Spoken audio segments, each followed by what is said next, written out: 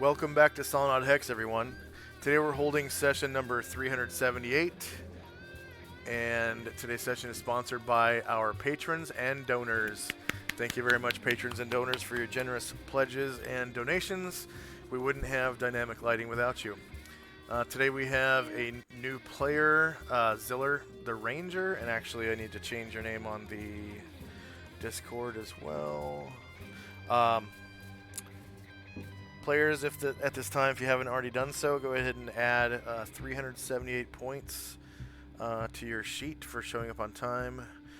And Ziller, I'll show you how to do that in just a second.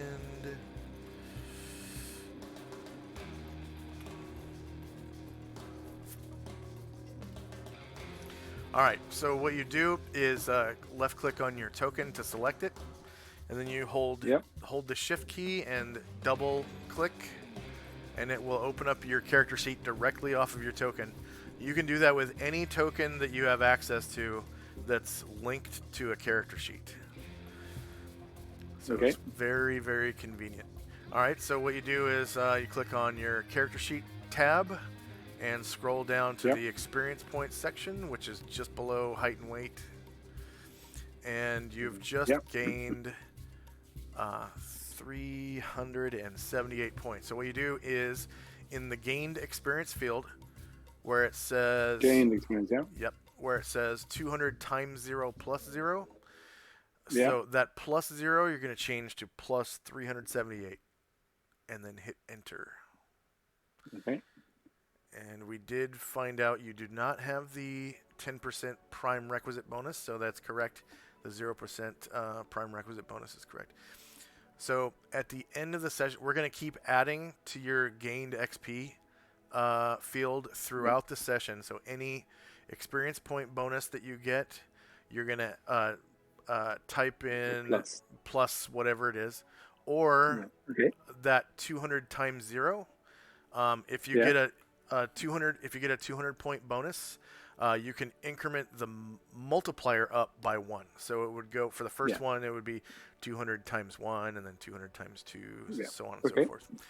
Which that's going to be a pretty common number for bonuses, because that is your role-playing bonus is 200 points.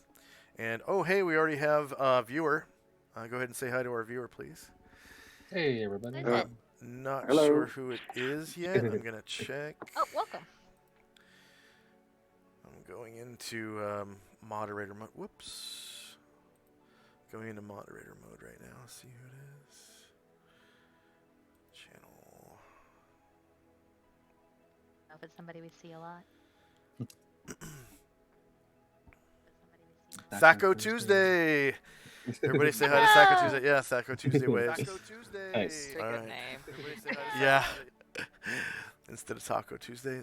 All right. So yeah, the 200 point bonus is going to be a really common bonus, so you can just increment that up by 1 every time you get one. And then at the end of the session is when we do level ups. And we use the Gygaxian method of leveling, which is you can only level up 1 level per class per session. So if you were multi-classed with 3 classes, each of your classes could go up by 1 level each per session. Since you only have 1 class, you can only gain 1 level in that class per session. And if you were to gain experience points in excess of a 2nd level, at the end of the session, what you'd do is you'd cut off at 1 experience point below the 2nd level.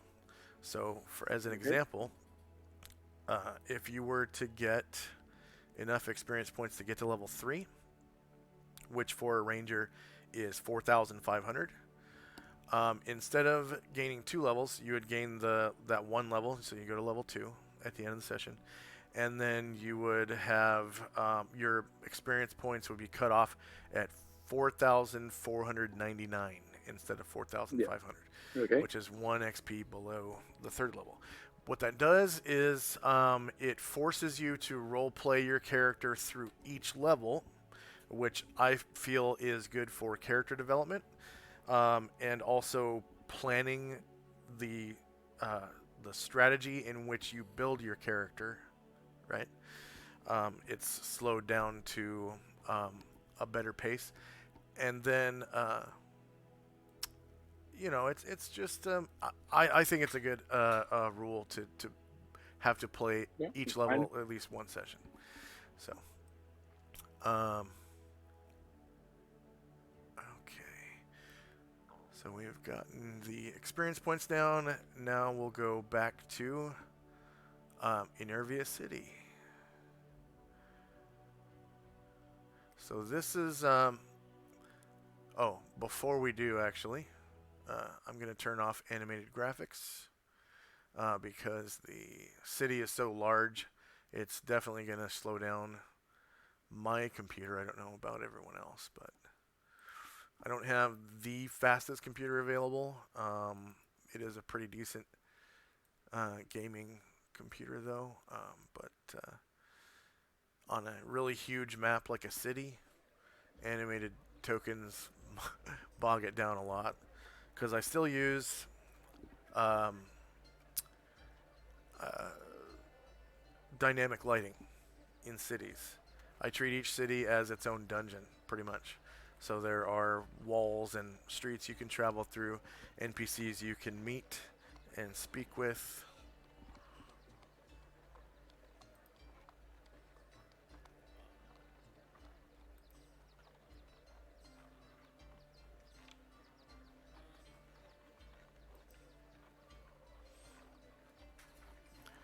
And the reason I do that is because there's actually an encounter system for towns and cities, and it's different for it's different depending on what time of day it is. So it's pretty detailed. I'm only seeing a black screen at the moment. I'm presuming I'm supposed to. Right, I haven't placed your token yet, so it's going to be black for a second. I had to refresh my tabletop. For some reason, every time I turn off or on animated tokens, it breaks my virtual tabletop. So I have to reload it or refresh it.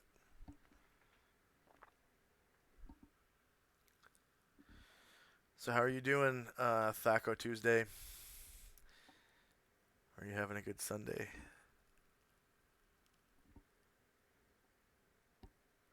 Thanks for stopping by the way.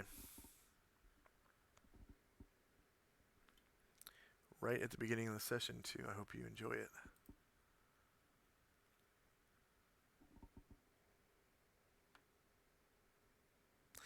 Doing great. Looking forward to the session. Yep. It's going to be interesting. We're introducing a new player, Ziller the Forest Ranger. Hello. Hey, hey.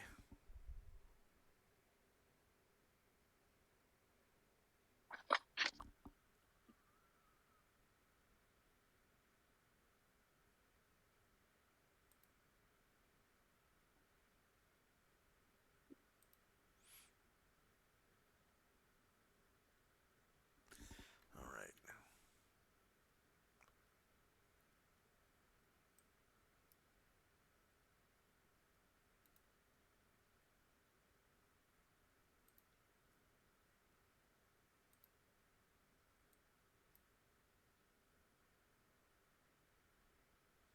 So while we're waiting, could people tell me who their characters are? Yeah.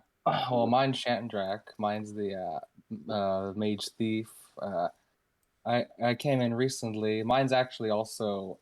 I'm not from this world, the Solynod Hex. I'm from the plains. I'm from Sigil. Okay. My name's Asher. Asher has been with the group for somewhere close to a year, and she is a gray elf from the Cilia City. Very good. I play Tenzi. He's a monk. One of his henchmen is his father, who has ascended to be a Movonic diva. So so he's got some celestial blood in him, Tenzi does. Okay. Okay, so everyone is here. And my music is breaking. My jukebox. I'm going to start it up again.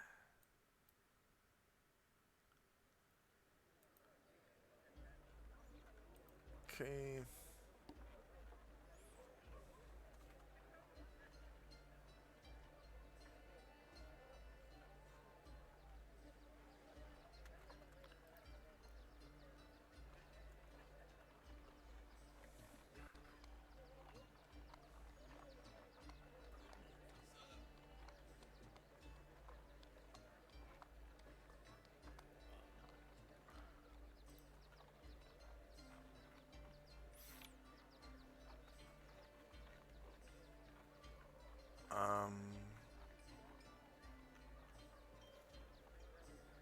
Weird. Where's my turn order tracker?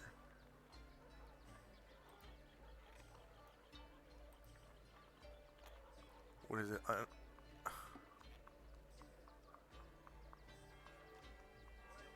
Oh my god, it's like they removed the turn order tracker from the game.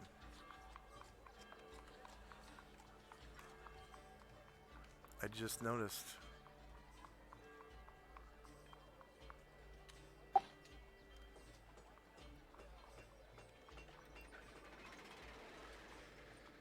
What am I in player mode? No, I can't possibly be in player mode. I have different layers and whatnot.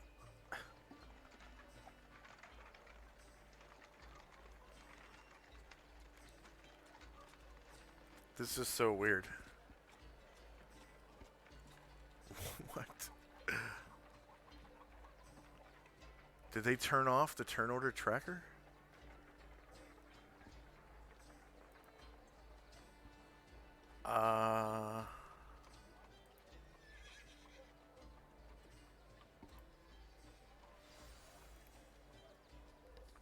Roll 20. Maybe they just changed the icon.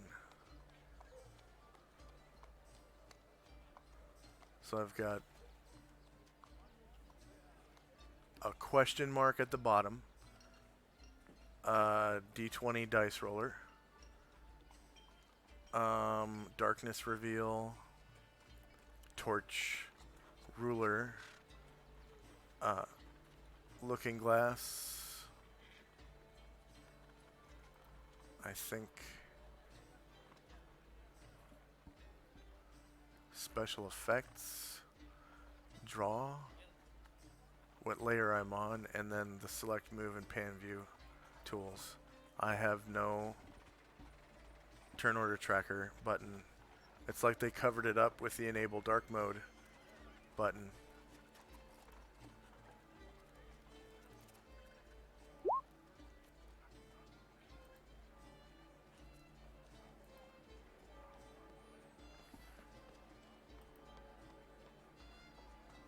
Want someone to roll initiative and see if anything happens? Yeah, I tried rolling initiative just now. Mm.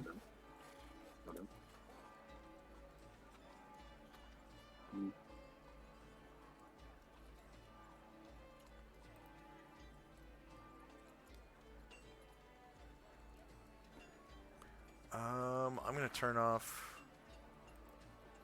roll 20 dark matter. There we go. Okay, that.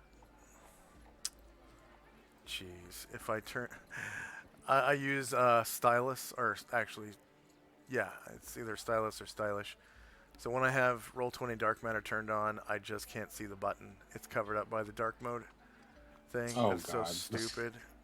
Okay. So I have to use roll 20 dark mode, and I hate it because it doesn't do the same stuff. Okay. All right.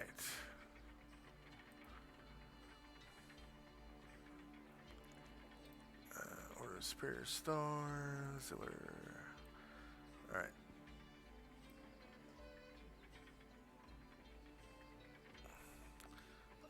Ziller, we're gonna say that you were sleeping at the inn, so we're gonna put you in an inn room. Okay. So your token is here. Can you see your token? Yeah. Okay. All right.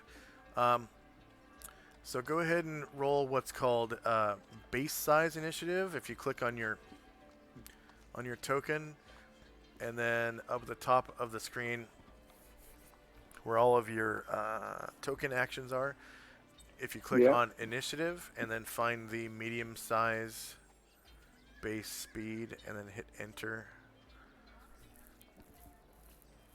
There's which action will you take? And then in the drop down, if you go down to medium size base speed.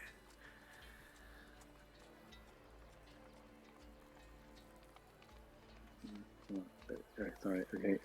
He suddenly got really slow. Yeah, there's going to be a little bit of lag being in a large city.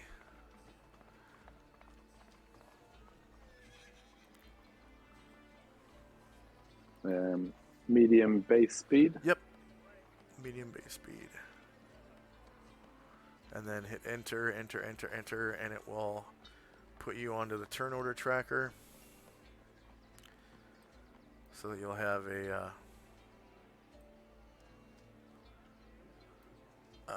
have a move. It's called moves.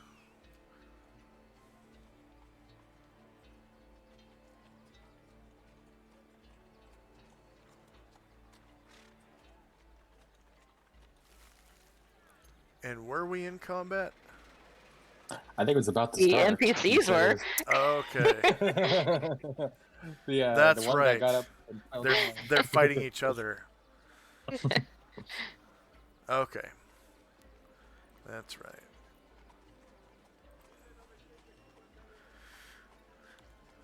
Okay, let's get some appropriate soundtrack then.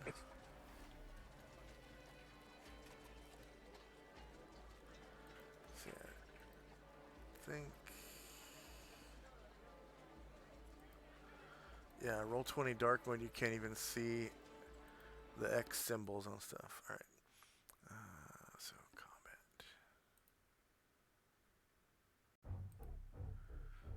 All right. So what we've got is some spell durations on here, and time now is 7:26 a.m.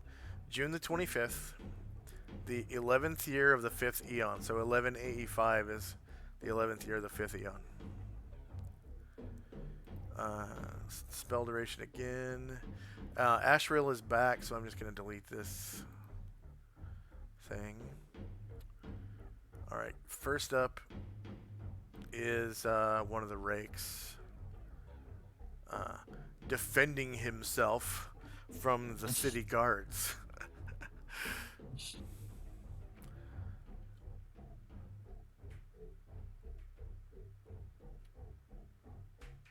Okay.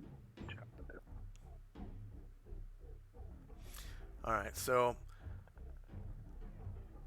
yeah, this rake at the bar is going to draw his rapier and full on sword fight with the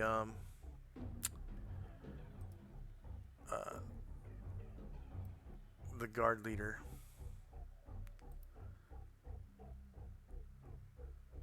So he's like, touche! Ha ha!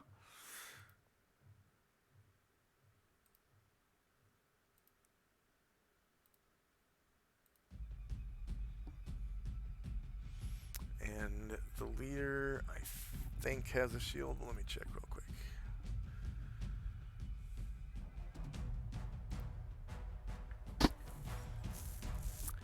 Yep, medium shield. So 10 versus AC2 is not gonna hit. Looks like he rolled a 6.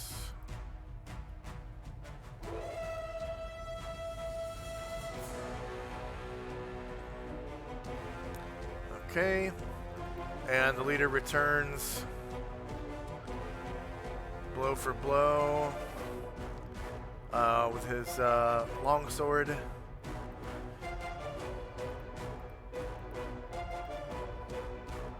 Not looking good for the rake. Uh-oh, does the rake have 3 armor classes? Gotta check that. Or the rake character sheet, that is. Does not. I'm gonna give them a pretty decent dexterity.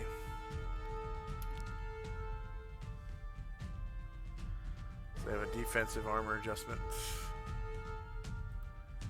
That's prize 10. She's just wearing regular clothes. There we go.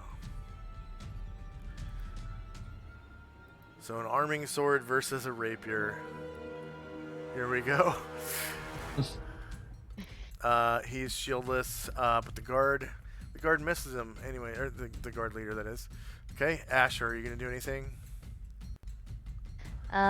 So Asher is going to hold on. Let me close this out. Asher is going to attempt to move silently back into this stable where she hears Karen Glor talking to somebody, and as her action, she is going to attempt to she's going to just will her armor of blending into like basically a merchant class gown.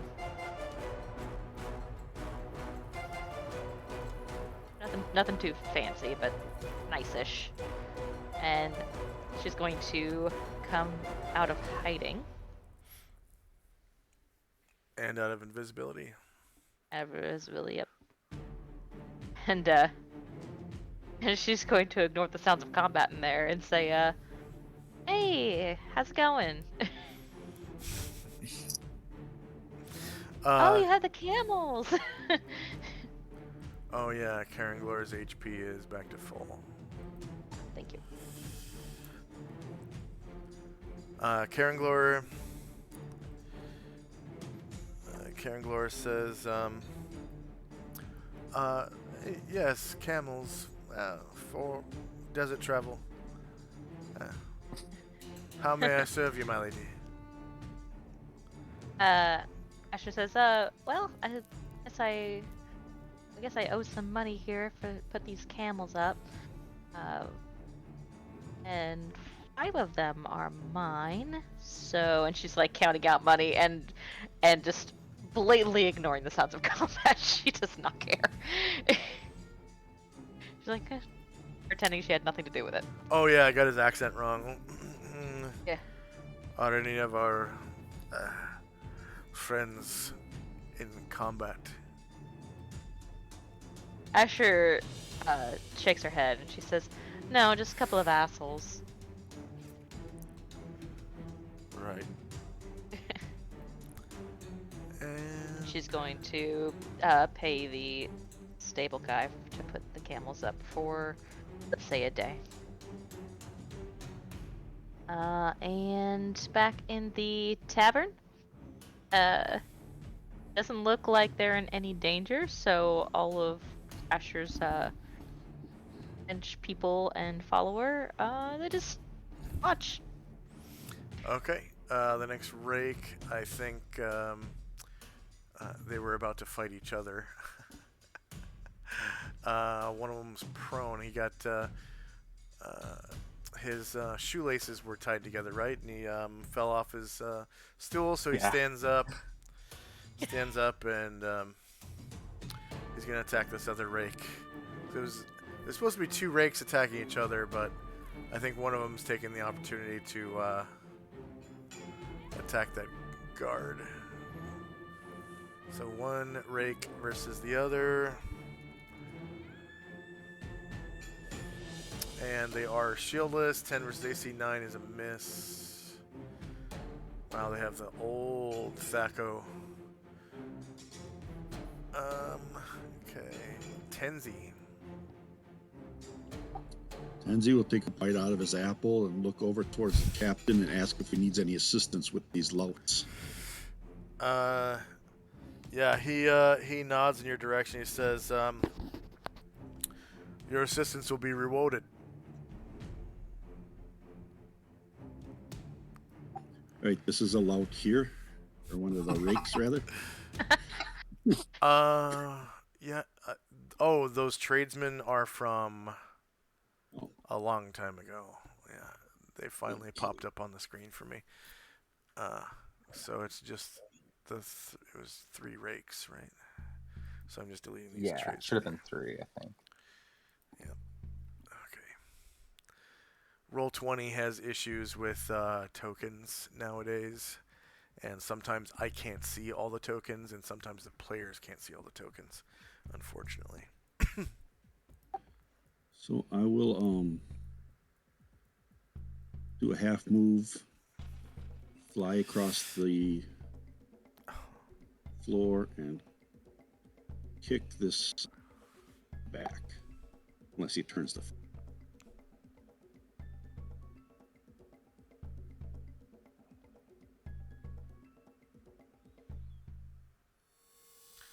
Yeah, he's definitely not going to turn around to face you.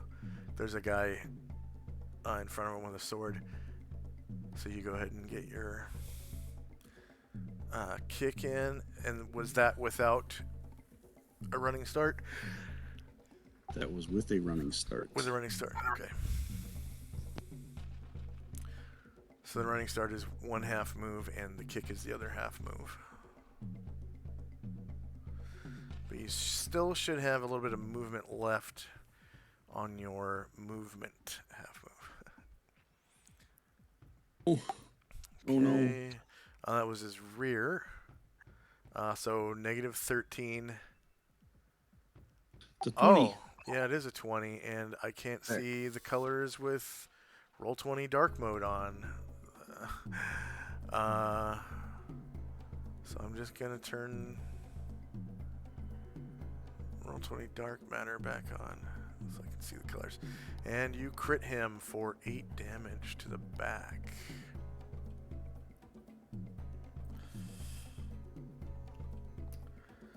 You get him in the kidney or something. Varen's in disguise. Does he want to do anything? Yeah. Once he sees Tenzi engage, he will get up and go toward this rake. And go. Oh, yeah. This one's no longer prone, but he is, I guess, held.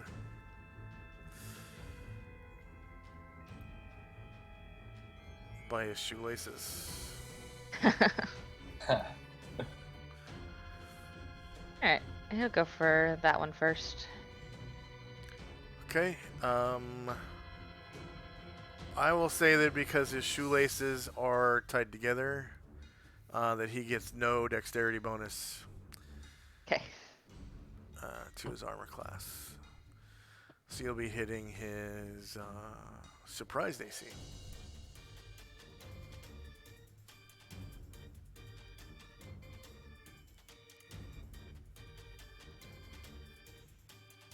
Oh yeah, you get him for 10 damage. Your longsword cuts him deep.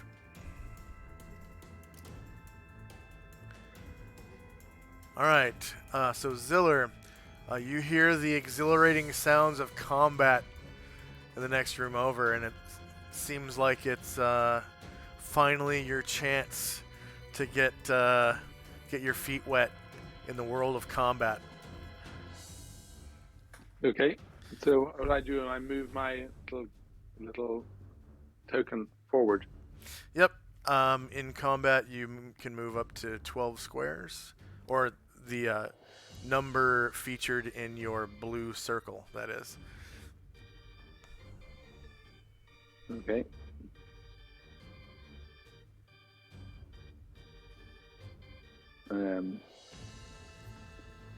I don't know who anybody is.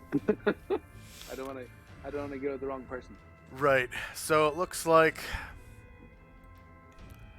there are some young rakes fighting each other here, and another fighting a guard captain. You can tell it's a guard captain. All of his guards are right here. Looks like all of his guards are loading crossbows right now, Oh. getting ready to start shooting next round. And there's some innocent bystanders. The bar wench over here making breakfast. The bartender behind the bar. It looks like some people have joined in the fight. There's some sort of martial artist who just kicked this guy in the back with a flying dragon kick. And then this guy's wielding this beautiful longsword that seems to be like glowing with magical light. And he just struck this guy across the chest, making him bleed all over the place. Like there was a blood splatter as he drew the sword back again. And this guy has his shoelaces tied. And he's trying to fight this guy and this guy now. Okay. I'll draw my swords, but wait and see what happens. Okay. Shandrak. Shandrak will scoot over his chair, so he's just sitting all the way at the very corner of the inn, and then he'll continue eating his bacon and watch. Okay. Ziller, do you want to use your action now? It's the end of the round. No. Oh, okay. I All right, really so you don't just- know what's going on. I think I'm going to observe for a bit longer. All right. So end of round. Go ahead and roll initiative for what you want to do. You can roll initiative for your swords if you want, and then not take the attack and do precisely what you just did. Wait through the combat to see what's going on if you wish. Looks like these rakes are still fighting each other. They are straight up fighting with their rapiers, trying to kill each other. Tenzi will need a second attack, and then my other people are just going to sit and watch. Baron's going to need a second and third attack because he has Kung Fu. And he is a level 9 longsword specialist. And I'll be saving some blocks, so I got 3 blocks in my 2 attacks. Okay.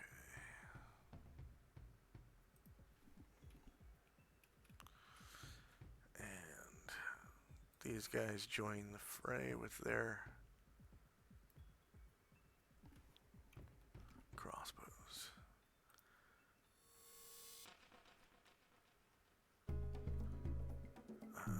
Whoops, I added pictures.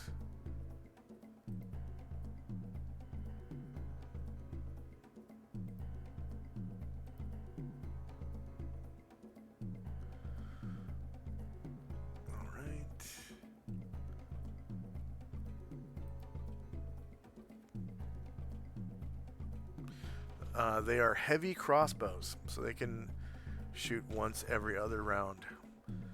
Straight up arbalests in a bar. It's like a dangerous thing to use in a confined space. Yeah.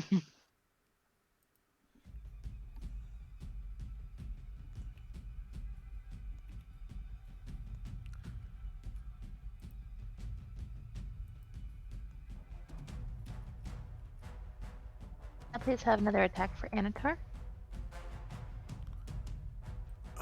Yes. Yeah.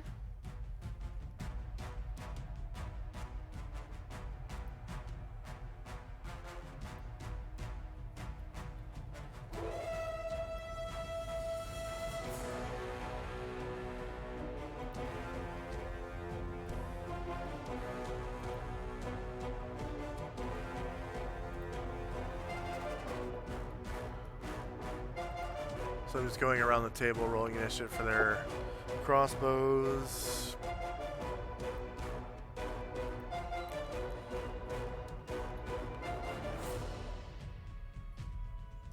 Okay. Is there anyone that's still rolling initiative? Yeah, 1 second.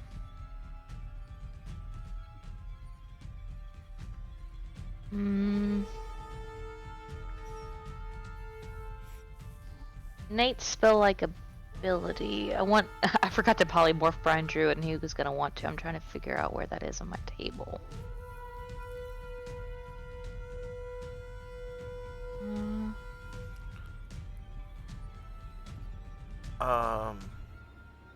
I think polymorph self is like a level 4 or 5 wizard spell. Is that what you're trying You're to right, figure there it is. Thank you. out? But the innate spell-like ability has its own initiative on the initiative Okay. tool. Oh, you're right. It's on there. Yep. Not bad. You. Now I'm done. Okay. Oh wait. Oh, sorry. Forgot to put Antar's second initiative.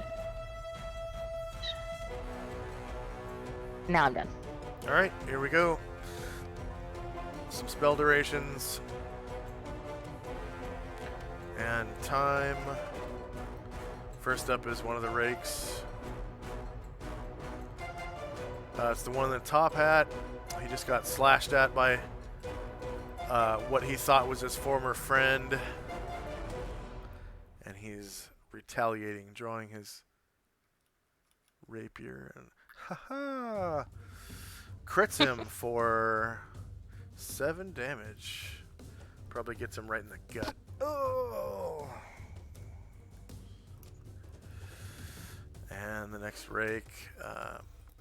So this one getting stuck in the belly strikes back with his rapier. Haha! 7 versus AC 9 hits for 1 damage. Maybe just grazes the side of the guy's head. Trying to cut off the top of that top hat or something.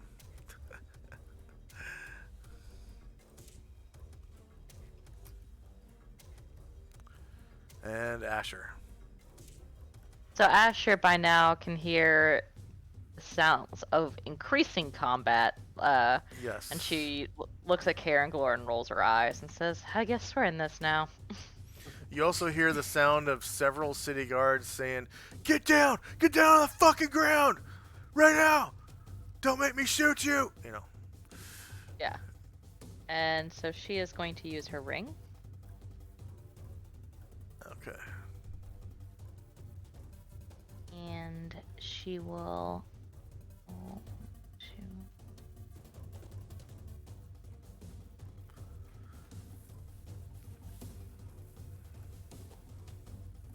She'll end up here. She is going to attempt to backstab this rake.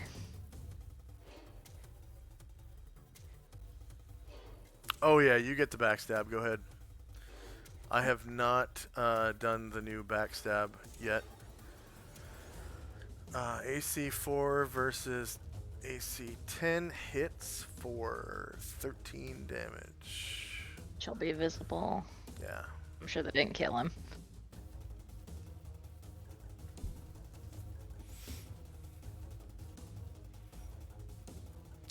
But he's like, because you get him in the spleen or something.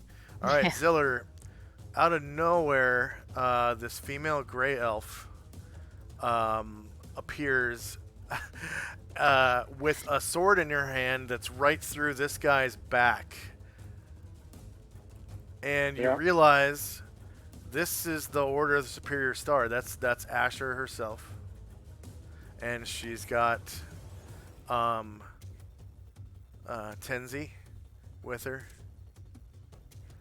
And Chandrak. These are good guys. Yeah, and Chandrak is over here just eating bacon, watching it, people. Like, maybe, is he smiling or... Oh, yeah. Okay. He's having a great time. All right. Ziller, go ahead and read your appearance off of your character sheet so everyone can see or imagine in their mind's eye. Okay. No, I've looked to Jeepers with something now. Oh yeah, your character sheet. So just click on your token, hold the shift key, and then double click on your token, and it'll open your sheet again. So a young man dressed in frontiersman clothes with a long face. He looks very athletic and well built. He's quiet. The long sword and short sword now at the side and a short bow over his shoulder. He wears a rather lumpy backpack on his back, which seems to bear all that he owns. And then Shandrak, go ahead and read yours as well. So this is this guy over here in this corner.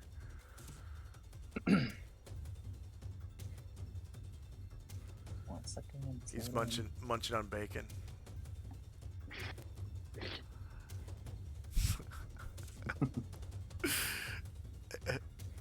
Like Michael Jackson in a movie theater munching on popcorn. Yeah. Shandrak is a tiefling of middling height. His dark blue cloak flows over his dark, nearly purple skin. In the center of the cloak lies the symbol of a red star encircling a yellow eye. Upon his right hip hangs a quiver of arrows, his left a sheathed sword. On his back he carries a heavy, bulging brown backpack and a bow. The fletchling of a second quiver pokes just above his pack. His eyes are yellow and wide, filled with fear as much as wonder and excitement. His long black hair juxtaposes a shock of white by his right temple. Also, curiously, the ends of his hair fray subtly upward, as though from static electricity or humidity. And then Asher, your appearance, please. This is the female gray elf that just stabbed this guy. Oh, she's wearing a nightgown. Not a nightgown, but a gown. Yeah, so that part's different. All right, but she is. Asher's gray skin and spindly frame are framed by now a somewhat middle class style of gown. At her hip is a high quality sword, and on her arm is a well crafted shield. One hand bears a curious looking ring on one finger and a signet on the next. The other hand bears a ring that seems a little bulky for her. Her amber eyes, now golden, I guess I should change that, dart around the room whenever she enters. Her tread is always a little soft. The back of her boot heels never seem to make contact with the floor. And her eyes seem rather bird-like. Yeah. Which is strange for a gray elf. And then Tenzi. Tenzi's a male standing about 6 foot tall with a worn brown cloak with brown breeches. His features are hidden by a hood, but you can see his piercing blue eyes and perhaps a hint of blonde hair. He is wiry, not well built. His feet are unshod except for cloth wraps, and you see no weapon on him. He has a backpack with a rope hanging off of the bottom. The sash around his waist appears to have several small pouches. All right, go ahead, Ziller, with your move. Okay. Well, presumably I know that these guys are on the good side. So, I move to attack this person. Is this the person? How do I make that happen? Can I move over here to attack this person? Yeah, you can move. You can move anywhere within 12 squares. This person with red hair. Yep. And then I don't want to attack the wrong person. Right, the guy that just got stabbed in the back. So what you do is you click on your token, and then at the top of the screen, you click on that hashtag attack macro, and in chat it's gonna have a list of your weapons. Yeah. And then you click on sword and short sword. Yep. So the way your attack routine goes is if you chose to be an expert with your longsword, right now you would have 3 attacks per 2 rounds. So the first round you'd have 1 attack with your longsword. The second round you'd have 2. Anytime you have a true multiple attack like that, you need at least 2 lines on the turn order tracker. because the second attack goes after everyone else attacks. Okay. But since you're dual wielding, you can use both of those weapons back to back as long as you lead with your main hand, because you're not ambidextrous. So you would roll initiative for your main hand weapon, and then your offhand weapon, since you only have one level in or one slot in 2-weapon fighting, your offhand weapon has to be smaller than your main hand weapon. That's the only Okay. rule to that. Well, that's what I have, I think. Yep. And so you can attack with both of those back to back, longsword and then short sword at the same time, because they're not.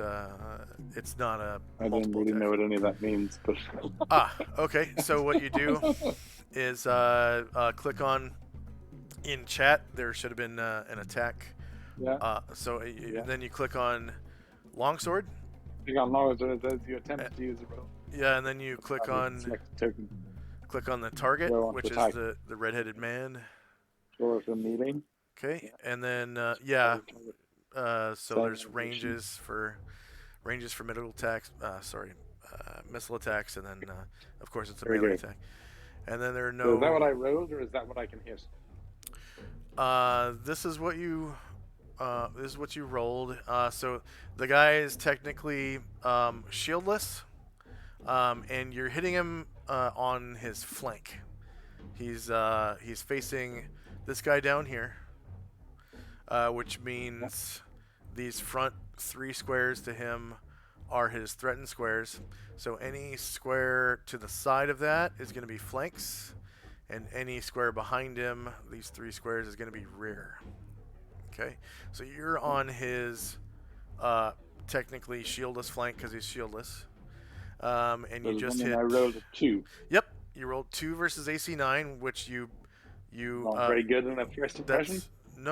That's not the actual die roll. That's what you hit. So if you hover over the 2, down at the bottom in the large group of parentheses, it shows that you rolled a 17. And because it's a flank, you got +1 to hit. And your THAC0 currently is 20, so 20. So he is normal class 2, is that what that means? Yep, because 17 plus 1 is 18, and then 20 minus 18 is 2. So that is better than hitting AC 9, which means you cause damage. You find purchase, and he is a medium creature, therefore you do 2 damage. So in that damage line, small, medium, 2. Okay. So I'm going to subtract 2 from his health. Good job. As soon as I am able to select his token, there we go. So you should see his health bar decrease ever so slightly.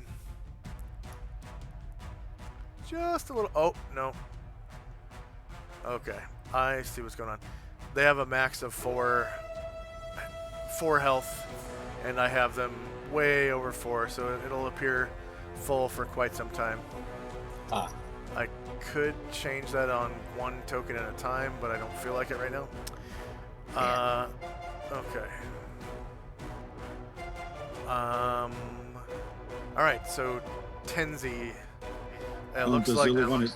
Ziller want to do his short sword attack? Oh, that's right, Ziller. You got a short sword as well. Okay, attack again.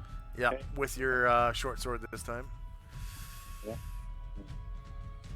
Oh, sorry. Hang on.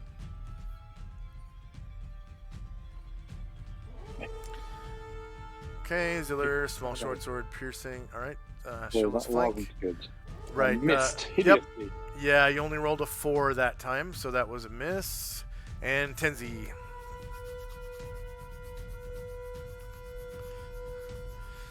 Thaco Tuesday says, nice way to welcome Ziller. I know, great timing. Yeah. Tenzi will try to kick at this guy's behind again. All right. Yeah, he doesn't turn his attention off of the guard.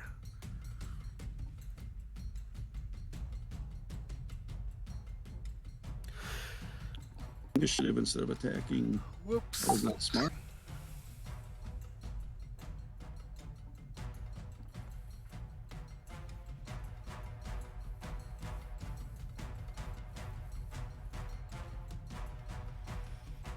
Okay, rear. -4, so you hit, causing 6 damage.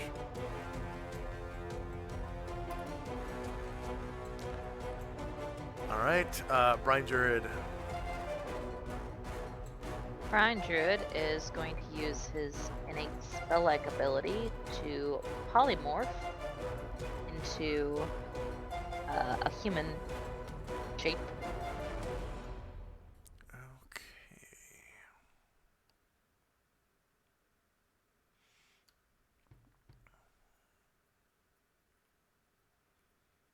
And is he out in the parking lot? Yeah. Okay. He's near the eastern edge of what we can see.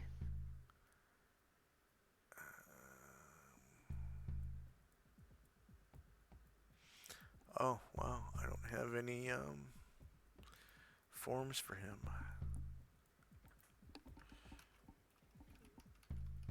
I don't think we ever tried to them incognito in the city. We're just like, yeah, it's a dragon, whatever. Well, he was Interesting. incognito himself for a while. Yeah. You're carrying him in a sack. Oh, poor baby. Wow, it looks like once upon a time he had other forms. So you're just turning into a human? Yeah, just generic human. Alright. Token. Yeah, Ziller, there was a minute when the dragon character got level drained, so they became like an embryonic, like baby dragon.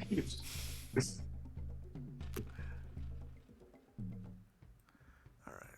So, Brendred turns into a man with blonde hair. Golden hair. Cool. And so he's just going to Vertical. Flip horizontal. Come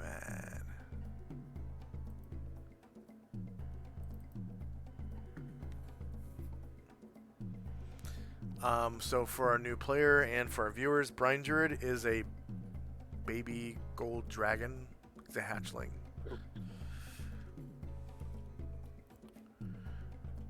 Brine Druid, Balasar's son. Balasar the Bold is a very important dragon from of old. During the Great War or the a Dragon follower of War. Asher. it's a henchman of mine, yes. Yeah, henchman, yeah. And 60 feet of inversion, there you go. Thank you. I'll delete the dragon. Oh, there it is. Okay. So Brian Druid is just going to grab Lumpy's reins and say to Arahil. He kind of chokes as he talks because he's used to like. He expects to say something like, "Let's go to the stables." Instead, he's like, "Let's go to the stables," because Yeah. his vocal box is entirely different. Yep.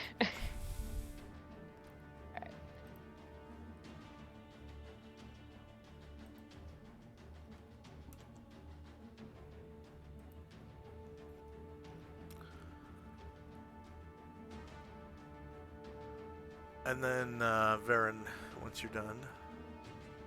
I didn't get that far. Aaron is so I can't see his health bar having dwindled at all. The one he hit last time, is he close, pretty bad off, or? You know what? I will just change that so it was.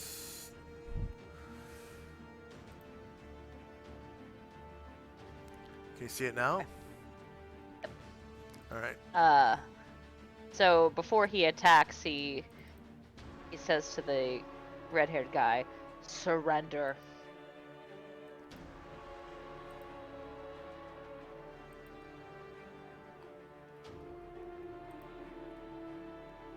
He waits a moment, and I guess gets no response.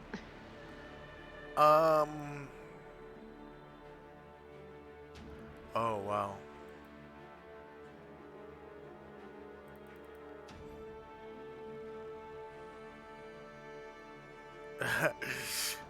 Yeah, he thinks about it for a second. I just want to give him, make sure he's got a morale score. Okay.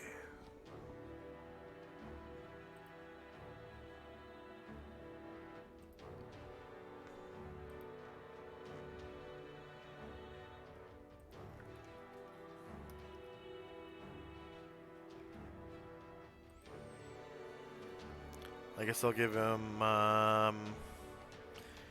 Gentry morale.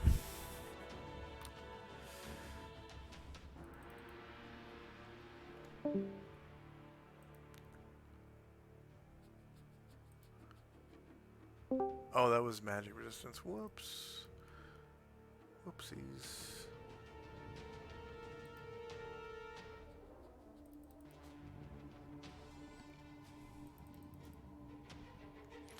Gentry morale sucks.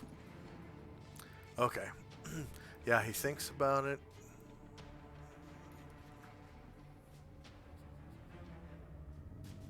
Yeah, he drops his sword All right, so then and puts his hands up. then Varen turns to the other one, takes a step forward, and he will attack him.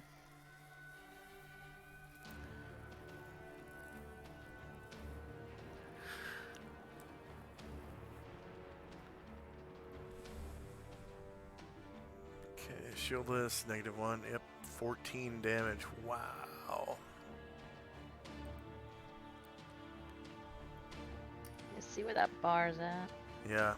And he says to that guy, surrender. Yeah, he thinks about it as well. And he drops his rapier as well. For Varen.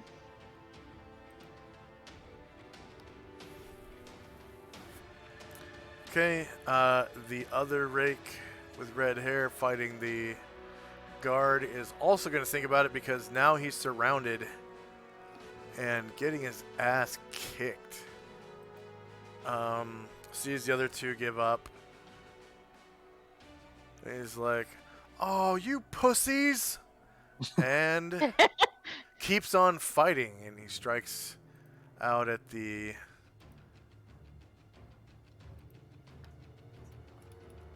guard leader. AC2, that's exactly the guard leader's AC. Damaging him for 2 damage. 2 piercing. Jim. Jim is going to cast Hold Person on the last rake fighting. Okay, go ahead and roll the... Oh, was that an innate spell-like ability?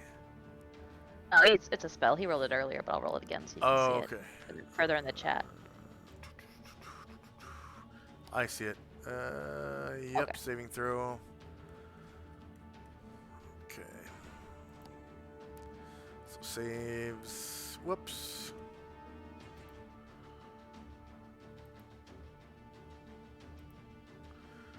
Spell.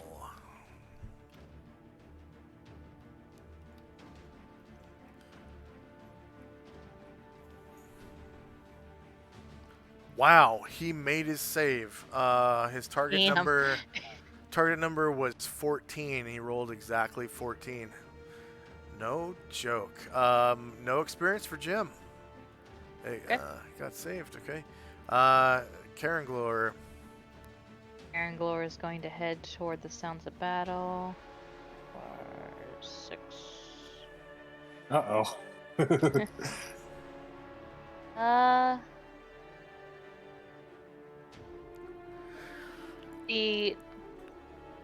I need a dex check to step on this table and surround him. Yes. Yeah. If you want to step up onto it. You're going to get a height advantage And it's going to be from flank, too. Succeeds. Oh, yeah. You get up there. Alright. So, Ziller, this guy, he is an elf with red hair, sort of dances his way in to the room, dances up on top of the table, draws his longsword, and strikes at this guy while dancing. Okay. I forgot he dances now. A red-haired elf. Let's see. He looks Higher ground. like he has swarthy brown skin. He's got a tattoo of a lion on his neck. And he's using this pretty nice looking longsword. Probably even more beautiful than this guy's longsword, yeah. Yeah, it's definitely glowing with magic, has runes all over it. Disgustingly beautiful longsword. So that is from his, it's on his shieldless flank. Yeah, 9 versus AC 9 hits, 5 damage. Slashing. That's fine. Anatar. Anatar will step off the bench, and then he will head toward the fray, kind of knock this chair out of his way. It's another elf. This one's a high elf, so he's got black hair and green eyes, dark hair, green eyes. Looks like he's about to attack this guy. This elf looks really buff, like a professional wrestler. All right, so you get his you get his rear for 12 damage, and go ahead and describe how you slay this rage. So, yeah, this guy is surrounded on all sides, and so he's kind of like looking around, and before he can look back to Anatar just puts the sword like right through his neck, and you could like it's it's almost like level with Karen Ward's belt button. The end. And it's shooting all over our new friend's breakfast table. All right, and yeah, he drops to the ground, dead as dreams, and that is the end of combat. And the the guards, they had just loaded their arbalest, and they start shouting, get on the fucking grip. Oh, and lower their crossbows, and the leader's like, don't loose, don't shoot. And yeah, these other two are submitting. They sort of sit down on the floor. The old dragon. Shandrak and company's move. Is that the old dragon outside, is it? He actually turned into a human person with blonde hair. So the gold dragon that you saw turned into this guy. You could see him out the front door, but he turned into that guy right before your eyes. Okay. So Shandrak and company. Shandrak will finish the last bite of his bacon, and then he will take off his helm of telepathy and put it back into his backpack. And then he will get up, walk a little towards the group.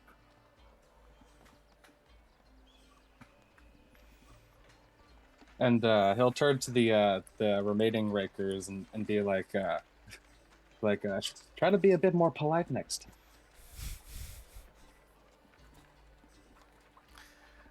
They kind of grumble and look at you with a with nasty looks.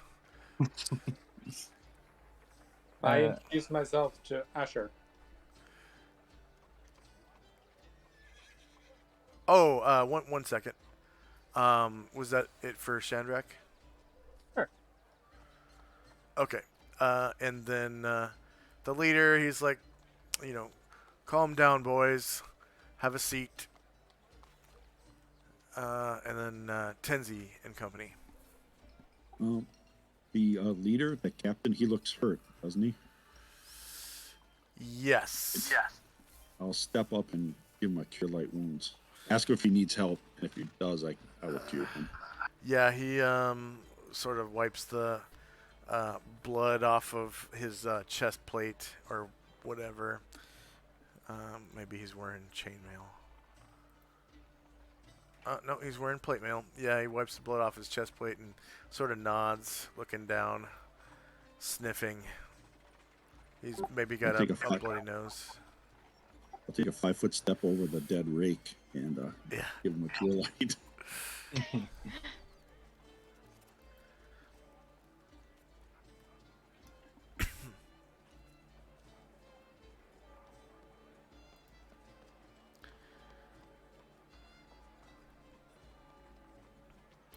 And he sort of responds with, I said you'd be rewarded.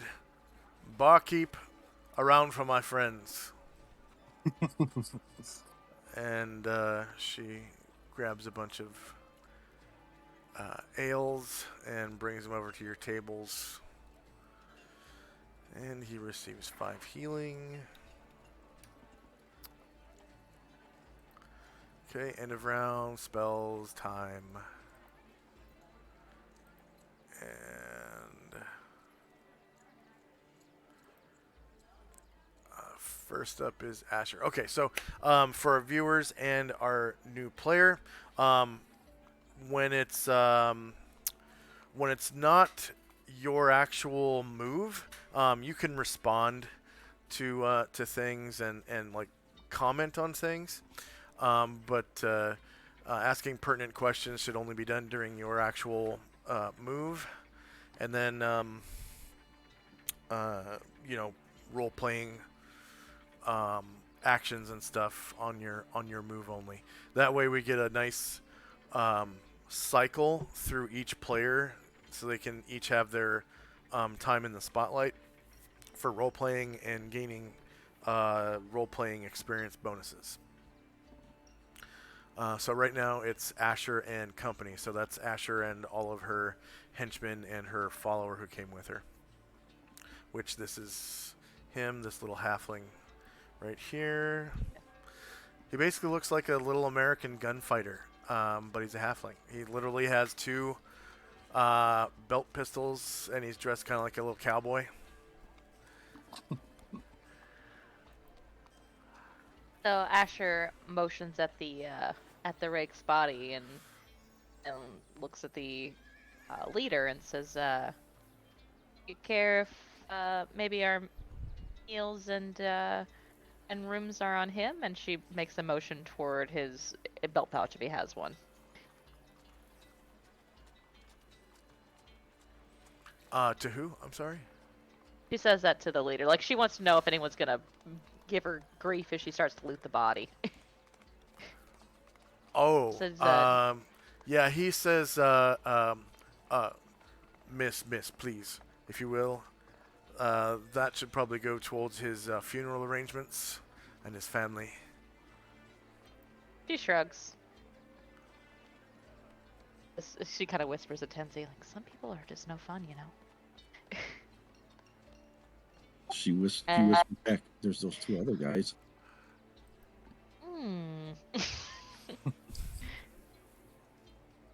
So she is going to sidle up next to them, take a bar stool, and before she sits down, she does like a twirl and says, "Do I look better now?" And this rake kind of looks over at you, and he literally pisses himself and like he's shaking. He's like, yeah. She winks at him and says, "It's great that we're getting beers, but maybe you could buy a girl a plate of food too." Oh shit. Okay. Let's see. Mm, Asher's petty, y'all. yeah.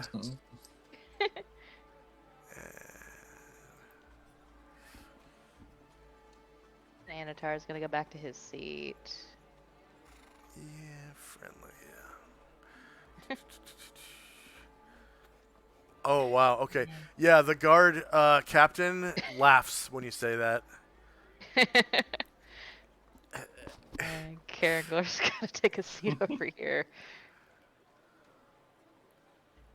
And Aaron's gonna take a seat back here. And this rake actually produces his purse. Asher smiles and takes it and says, "Thank you." And she hands it to the barkeep without looking in it. It's wet. So she grabs it between two fingers and, and says, "Whatever this will cover, please." In the meanwhile, Brian Druid has gotten Ara Hill and Lumpy into the stables. Okay. Well, I will adjust what Asher's paying to accommodate those two as well. Thank you. Yeah. So as you put the coin purse down, silvers spill out of it. Looks like there's literally hundreds of silvers in it, and the barkeep gets this big old smile on her face and picks up the. It's got piss on it. He actually pissed his pants. It came through his pants and got on his purse, and as he handed it to you, it was kind of dripping. And you know, you got the dry spot between the fingers. She pulls it off the bar, wipes the piss off of it, and you know, dumps the coins into like maybe a jar behind the counter. Yeah, she kind of motions to this bar wench with like the military symbol for rally, which is index finger straight up and then spun in a circle, which for most people means like hurry it up. You know, she kind of nods and just starts like cracking more eggs and throwing more bacon into the pan, and you know, cooking even more breakfast for everybody. And That'll be it for Asher. yeah. All right, so Ziller, you can see that this rake is now poor. And like a coward, he's pissed himself. This one sort of kept his composure a little bit better. And then this one is actually dead. And there's basically free food going around. This gal asks you, you know, are you hungry? Can I get you anything? It's on the heroes, apparently. Sure, meal would be lovely. And she grabs a plate off of the mantle and just dishes it right up for you. Gives you a fork. Okay. Can I walk over to there? Who's sitting over on the table over here? Who's this? Near Mushashi. Ah, this is an Adrian man. You've never seen an Adrian man before. So he's from the continent of Adria. He's about 5'10", so just a couple inches taller than your height. He's a young, well-groomed Adrian man with a top knot, which is his hair on the top of his head is sort of gathered into a knot. and is folded over the top of his head and tied together so that it lays flat across the top of his head. And so his hair is somewhat long for a man of Panoplian descent, but of course he's from a different culture. So Topknot is a typical tonsure of the samurai social class of Adria, which you've heard of. They are the somewhat noble class of Adria. And he seems to keep quiet most of the time unless spoken to. But then he does, when he does speak, his voice is surprisingly deep and broad, as though practiced. So, you know, he talks like that. He wears the typical splint mail of the samurai, with thick kote, which is metal sleeves that go down to the elbow, or armored sleeves. They seem to be made of like chainmail, and they're covered in 3 wide plates, and they're sort of attached to the chainmail by rivets. And so they're somewhat flexible. They serve as bucklers, one on each arm. So normally bucklers can only be used once per round to block one attack. Since he has 2 of them, he can use one for one attack and the other for another attack. But bucklers can only be used against attacks from the front. They don't count towards flanks or rear attacks. So they are the Adrian version of a shield, pretty much. The only other shield that really exists in that culture is the body shield, and even then, it's usually stationary. So go ahead. Maybe I'll go and sit beside the dancing elf. Ask him if I can join him to eat my food. And he silently And nods. talk to him about the what do you call it, Hans? The Order of the Superior Star. What do you say to him? Is it true that you have done all sorts of exciting things that I'm sure my character knows about? Karen Glor kind of like barely smiles, and he says, "This is the least of our accomplishments. My lady has led us through many adventures. Yes." Well, I'm looking for adventure. I feel trapped on this small island. So he Perhaps I can be of use to you all. motions his head in. My measuring tool. Motions his head in. Oh, that's not a measuring tool. Where's my measuring tool? It looks like a ruler now, or a crown. Oh yeah, they changed They it. changed it, yeah. They keep changing it. He motions his head in this direction, toward the gray elf at the bar, and says, "I follow my lady Asher, Captain Asher. Perhaps she might approve of taking you on." Okay. I'll go and try and talk to Asher once I've eaten my food.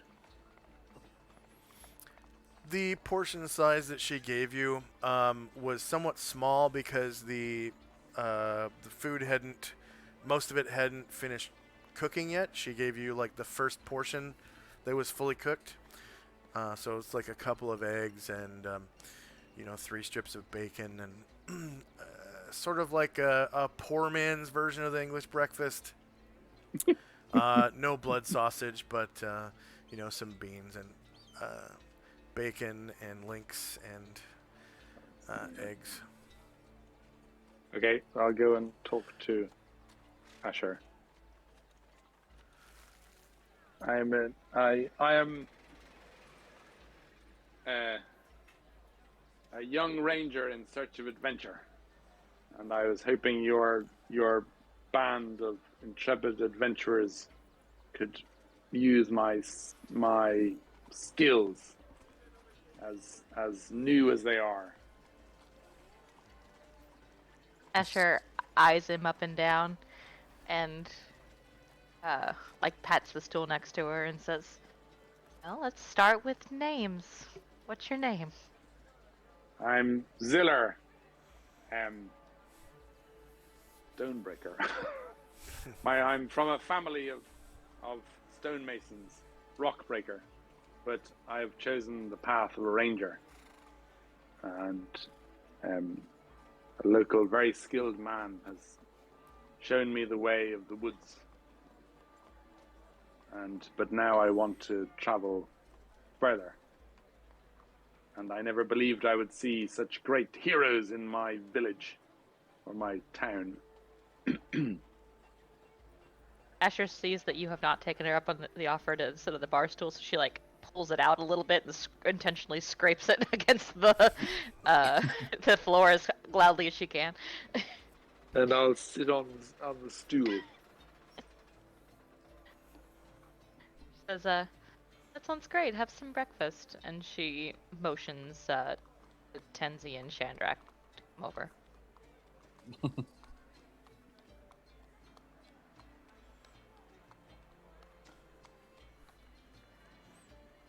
Chandrak will say, he's like, well, he certainly is brave. He jumped right into battle.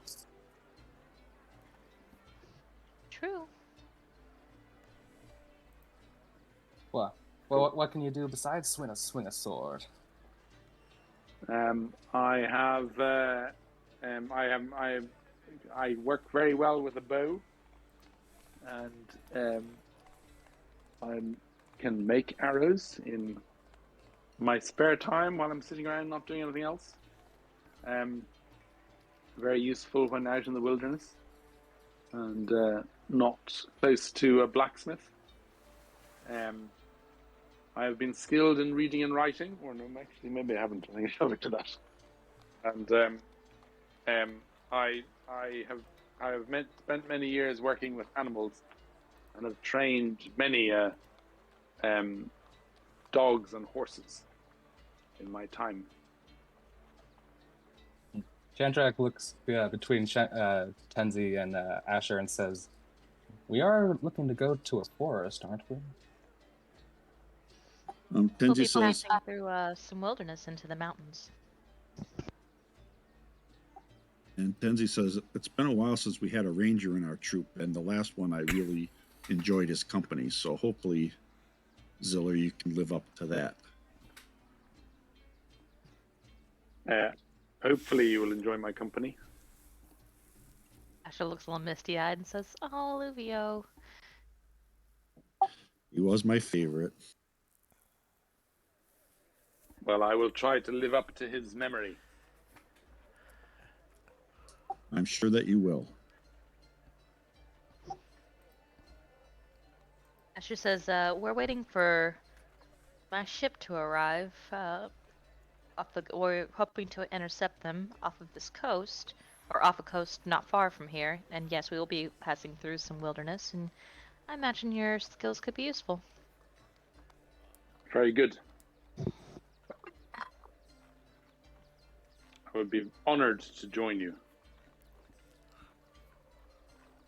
The more the merrier, I say. It seems like you have many followers and with you to help you. Asher looks over and says, "Yeah, we just sort of picked them up along the way."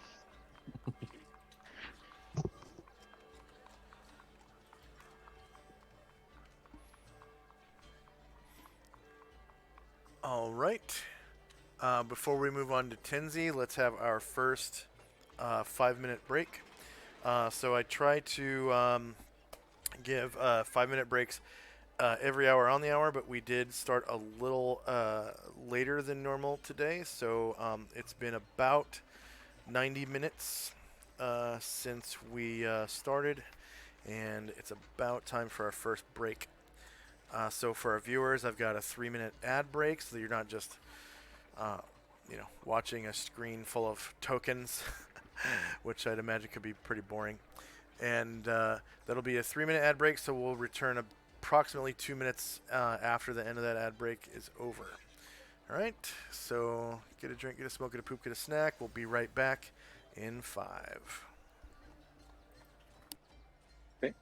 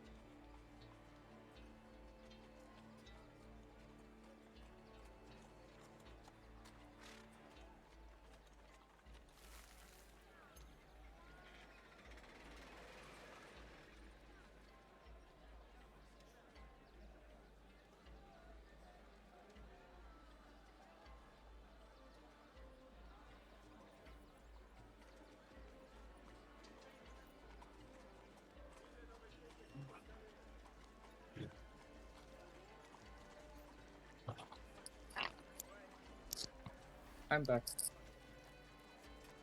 I'm back. I am back.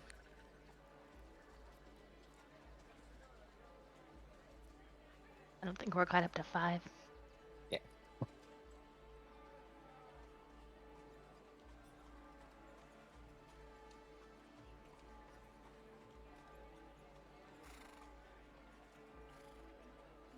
Ooh, guys, tonight I'm making fried rice. So fry Nice. up some jasmine rice, right? And you Ooh. fry up the bacon, and then you put it in the portions. You tear up the bacon, you put in the portions of bacon and some green onions and a couple scrambled eggs. Divine. And a little soy sauce up mixed in there. Okay. Yeah, you're going the whole hog fried rice. Yeah.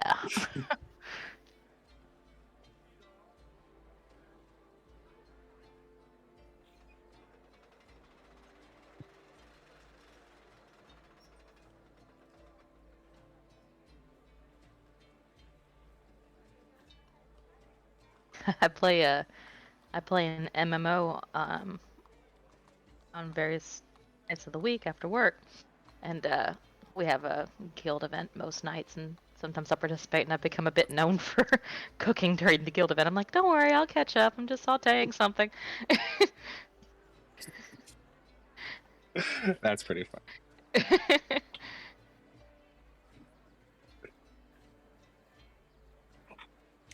What is it? FF14 or? ESO, Elder Scrolls Online. Oh, okay, nice.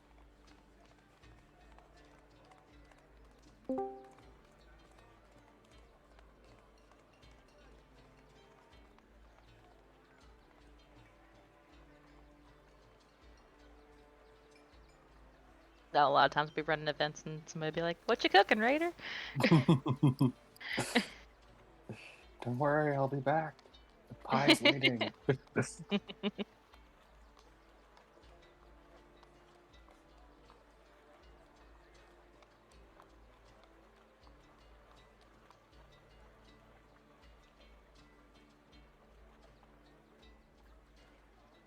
have a friend who also plays, and I forgot what we were talking about, but we were talking about, like our in-game names. He's like,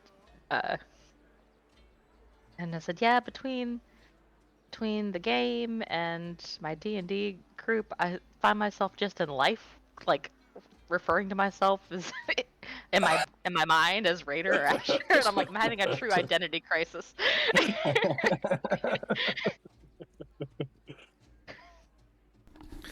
And I'm back. Okay. We're back. So we have next up is Tenzi and Company's move. Tenzi will look at the captain and ask if he's okay or if he needs some more healing. You can see his wounds are still there. All right, I'll give him another cure light. Okay. Oh, and you got 100 points for the first one as well. Okay. And for this one. For our new players and viewers, I give experience points to spellcasters. If it's part of their class experience point bonuses or whatever. Alright, 6 healing. And he looks like he is at full. As his, his wounds disappear. As do any scars he had before. And he says, "Thank you so much. You're really a great citizen." And he puts You're welcome. he puts his leather boot up on top of the dead gentryman at his feet, as he says that.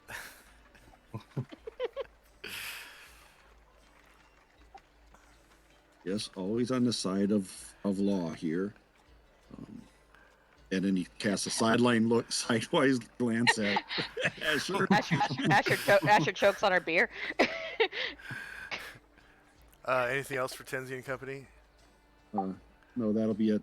Musashi is finishing up his biscuit and gravy, and Astriel's finishing up his breakfast as well. Okay. Shandrak and Company. So Shandrak will come over and he'll take a seat on the bar next to Ziller. Yeah. Hello. Hello, hey, Verk. How you doing? You were pretty good at that jerk down there. Had a good hit. Had a good hitting. Yes, I'm looking for adventure. Well, this is one of Group 4 that we just finished. One hell of adventure. Have you heard of the Red Desert by any chance? Yes. Well, it's not red anymore, thanks to us. Asher says, I don't know. I think we left some red behind us. True. Much smaller splotches of red. But so, what makes you want to come out on an adventure with us?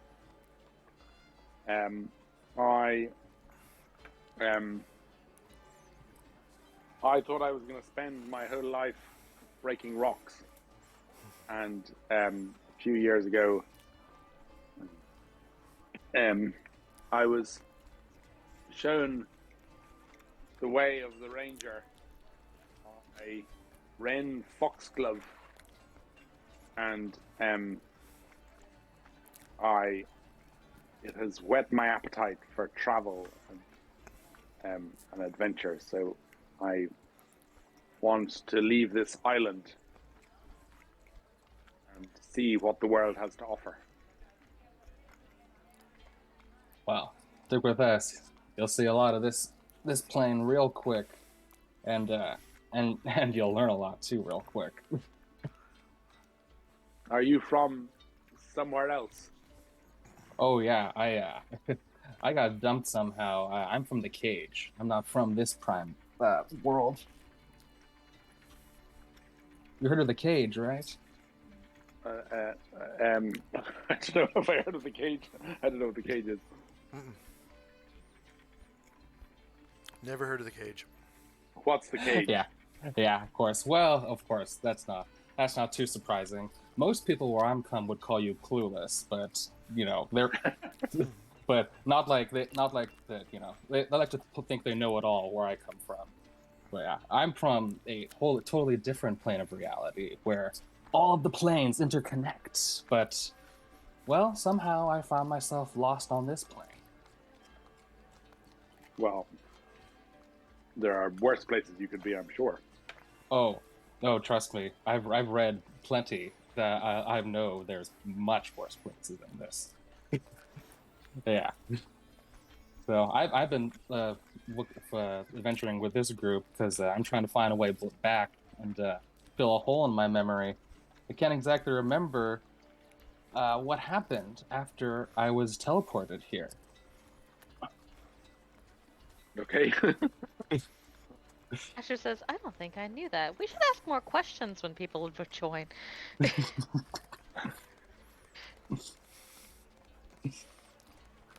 Well, you have a lot of spirit. I think you'd be a great member of our group.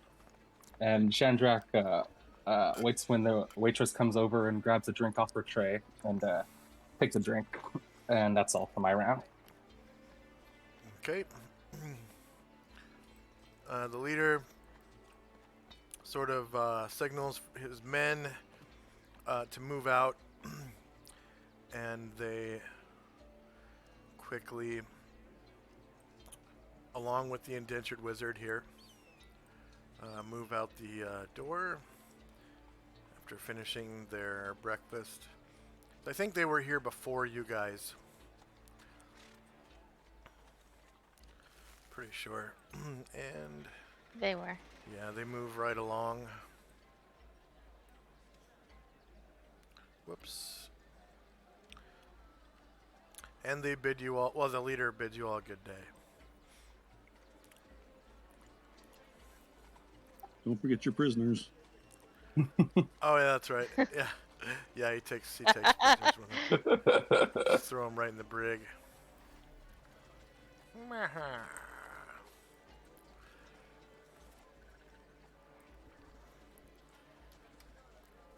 Well, the dungeon. Throw him in the dungeon. Okay. End of round. Spells. Time. Asher and company. Asher, Asher looks at Chandrak and looks at Ziller and says, guess we've all got a lot to accomplish. It's good to have you on board. She takes a drink of her, of her ale, thoughtfully and says, we should be leaving soon. You asked if we were from here, and I'm not. I'm from Lucilia City. It's east of here in the mountains, northeast, and we are going back there for the first time in, I would probably over a year. And I think my friend is in trouble. We're off to help him. Is Lucilia City, is that on this island? Oh yeah, you're in Lucilia City. Yeah, yeah. I'm sorry. I meant. I meant. Oh God. No, we're in. Forgot the name of my hotel. No, I'm sorry. Hold on. No, you're right. You're right. Really, all I'm asking is the city you're going to, is it on the island or is it on the mainland? You're in Enervia City. We're in Nervia City, okay? Yes. I was like, oh God, this ale is stronger than I thought. Yeah. Lucilia City is in central Panoplia. You guys are in western Panoplia. So it's literally like thousands of miles away. Okay, so it's on the mainland. Yeah. Yeah. I've always wanted to travel to the mainland.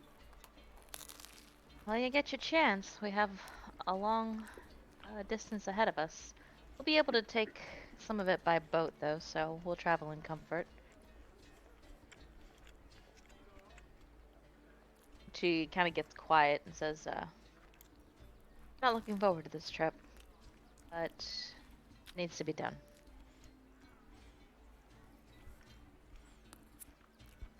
And she, grins and looks back at him and says, and slaps him on the back and says, "But hey, more about you. So, you're a ranger. You're apprenticed by this foxglove. Yes. That sounds interesting." Yeah, he taught me everything that I know.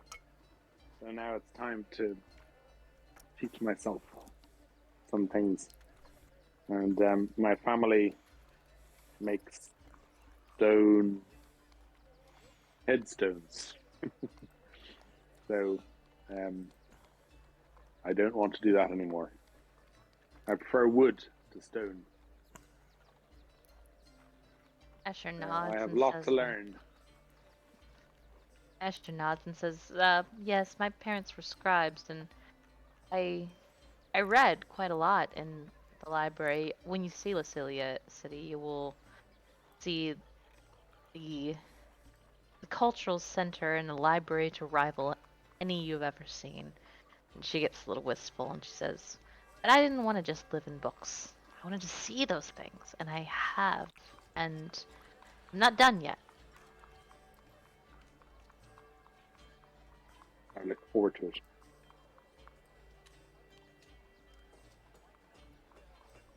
Let's see. That'll be it for now. Okay.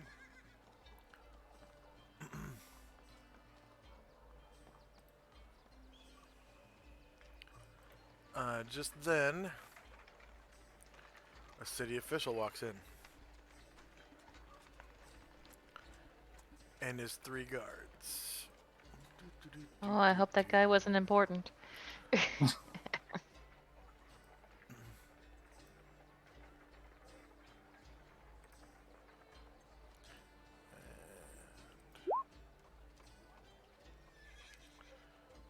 he's dressed like this. And he's like mumbling to himself, time, time, time. Where's the time gone? Hurry, hurry, hurry, hurry. Time, time, time, time.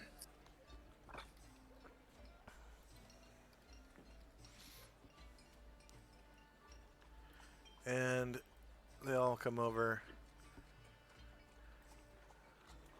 to this table right here and find some seats.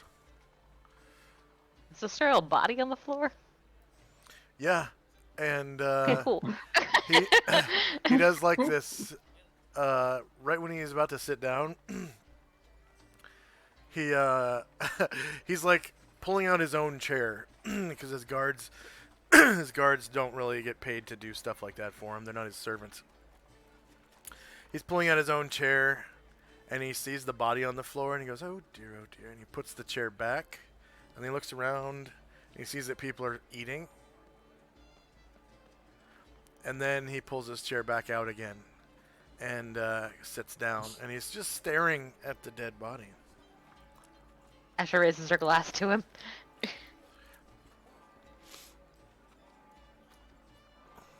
And yeah, he kind of smiles, and he says, "Well, good thing I'm this, I'm the coroner."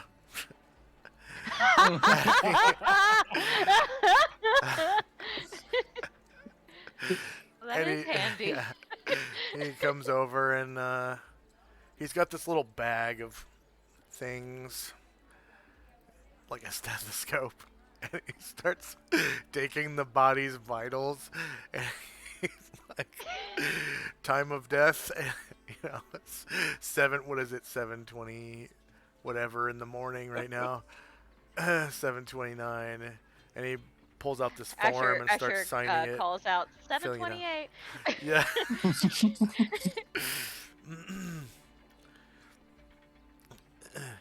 And his guards, they start ordering breakfast while he's working. Ziller and Company.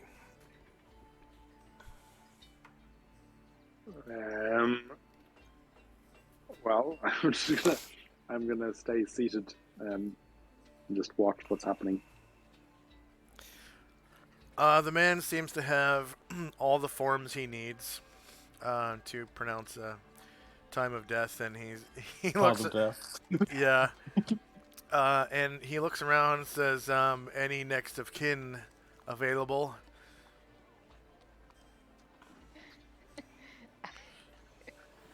None here. What was this man's name? Anyone know? Damn. I heard someone call him asshole. Another I'm not sure. Not another John Doe. Preposterous. And he just kind of comes over and sits at the table, throws his bag down, his little inkwell, quill, and his official sheet of, you know, death certificate or whatever, and puts the cap or the cork back into his inkwell, or his vial, I guess, ink vial, and slowly puts his things back in his bag and sits down. And he orders breakfast. Anything else from Ziller? No. Just gonna sit and observe. Okay. Tenzi and Company. So Tenzi's like a little perplexed. He looks out the courtyard and sees that the city guard is left. Looks down at the body. He looks over at the corner. Looks down at the body again. So he goes to the corner. Excuse me. Will someone take care of this? The coroner looks up at you and says, "Yes, eventually. I'm sure that The city guards will be along for breakfast one of these days.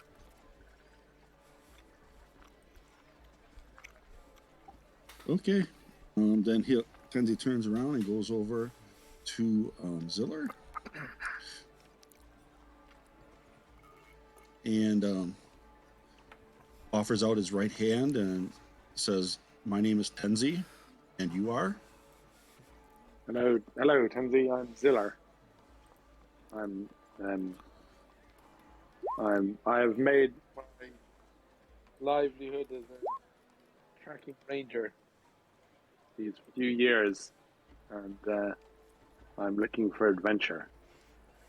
So your friends have said that I can join you on your next quest, or next bit of adventure. Yes, and a person with your skills will certainly come in handy, and I've missed having a ranger to talk to. So, so I'm glad that you have joined us. And then Do you like men?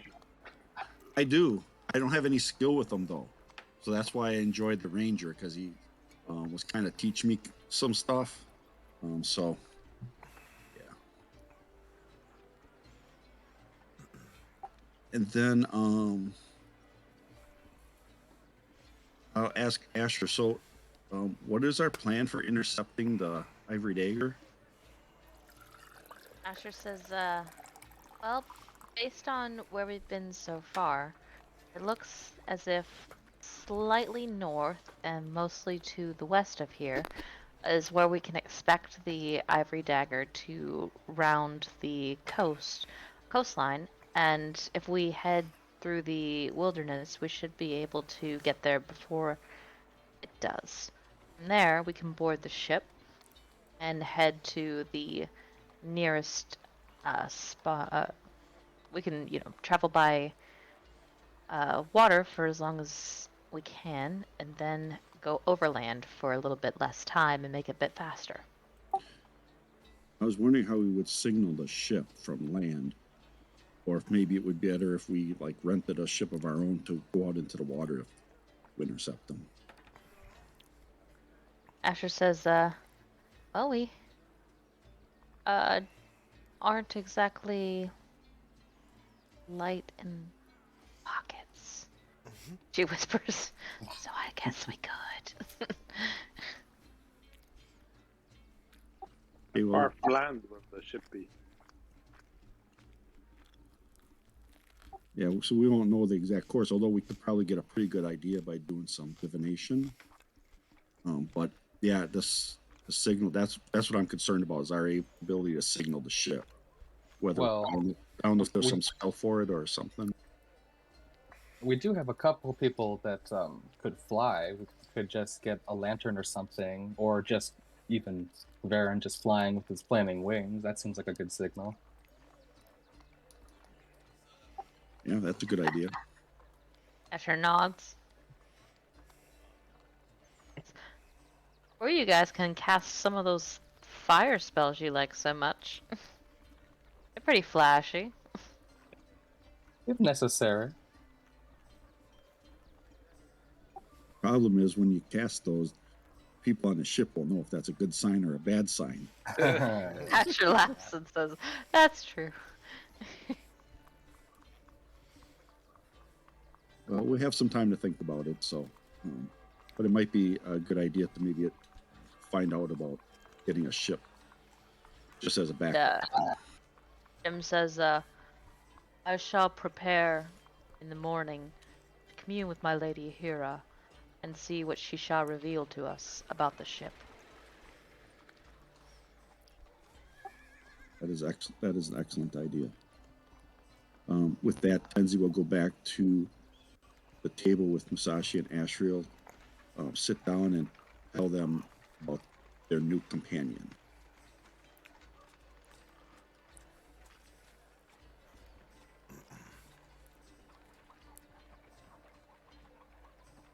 And that'll be the end of Tenzi's turn. Okay. Shandrak and company.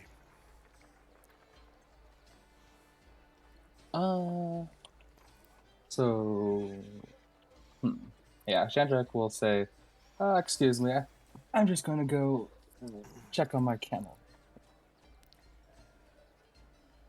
And then...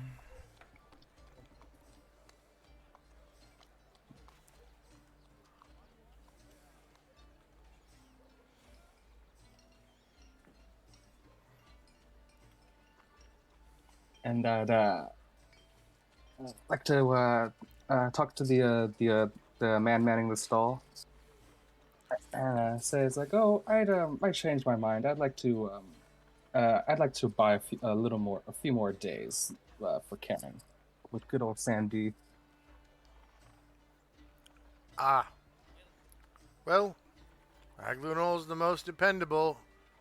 That is, unless you go to the stables at the Red Carpet Inn. But anyways, how many days? So Shandrak produces the Leoman's hidden chest, and then he hands him 150 silver. Whoa.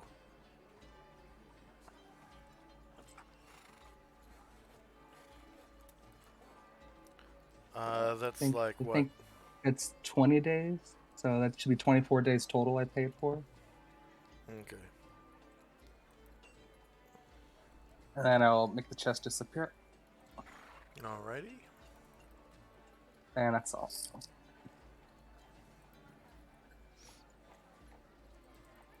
Thank you, thank you.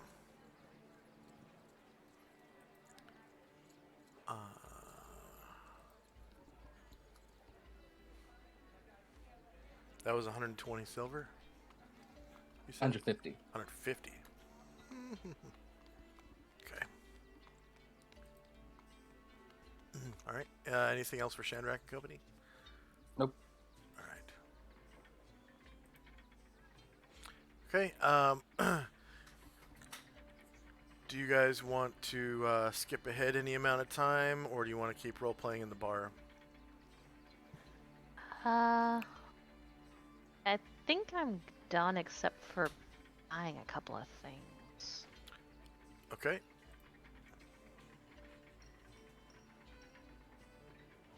Let's see. Asher company want to go on the town and they want to buy. Let's see. How many people are there all together? Including NPCs. Or...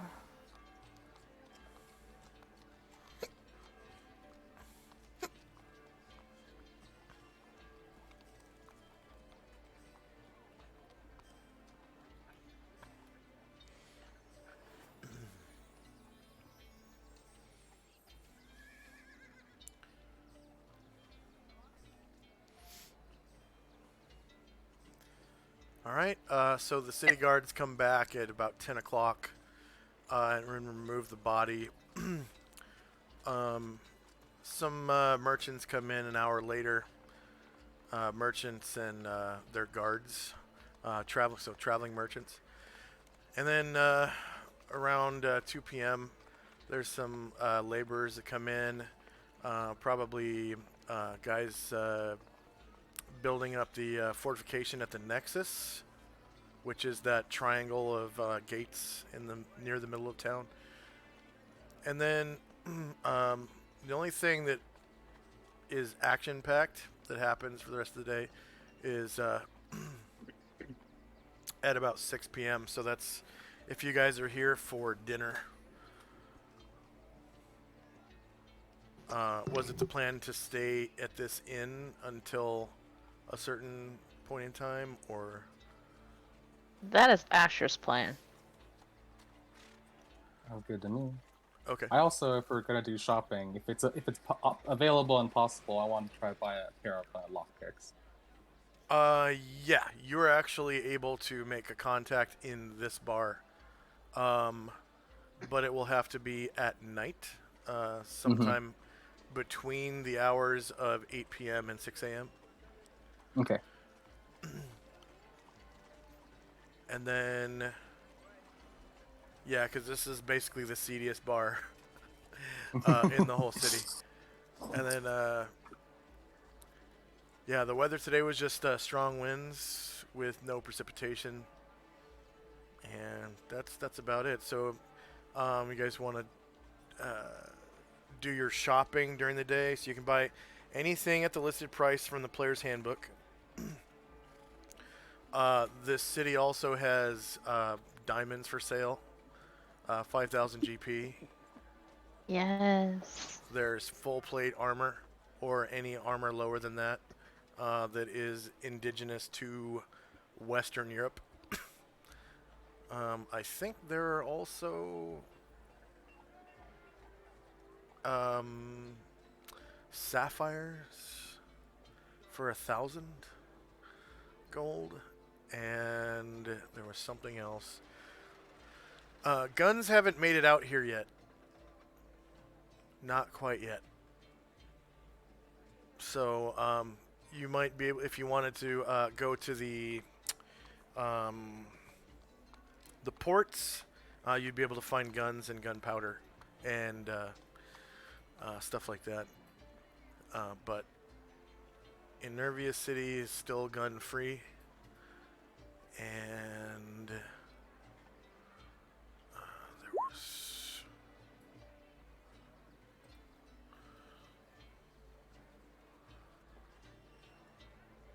I'll look up all those mounts if I'm approved to get them. If anybody's going shopping, I'll accompany them. Okay, one of those items you're gonna have to wait till nighttime to make contact. Yeah, that's fine.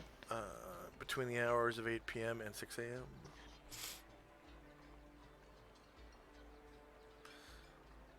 And yeah, the rest is good. And then, was there anything you wanted to shop for, Ziller? Did you just say you wanted to shop? Well, no, I just said I'd accompany somebody else if they were going shopping. Oh, okay. We were just gonna skip forward so that you guys don't have to roleplay shopping, but you're in No, that's fine. a part of the city No, called I don't. yeah, you're in the part of the city called the Arcade right now, and it is filled with freemen and merchants and stuff. So there's like capitalist economy here, and it's overseen by guilds, obviously.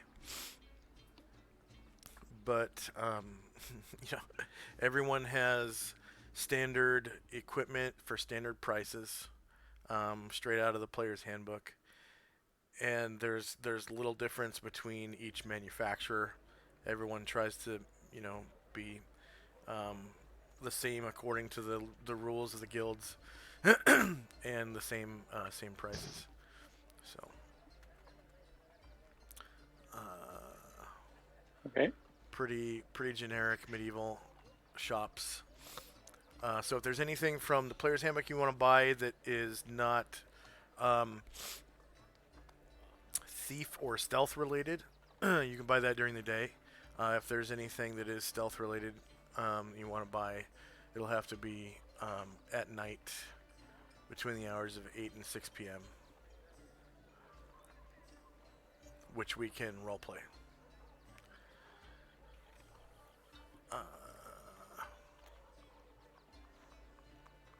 Nothing you wanted to buy, Ziller? No, I don't think so. No. Okay, all right. So just to narrate, Asher and Shandrak, around 8 p.m. I'm sorry. We're since you're gonna be here for 8 p.m., we might as well do the one at 6 p.m. So that's about dinner time.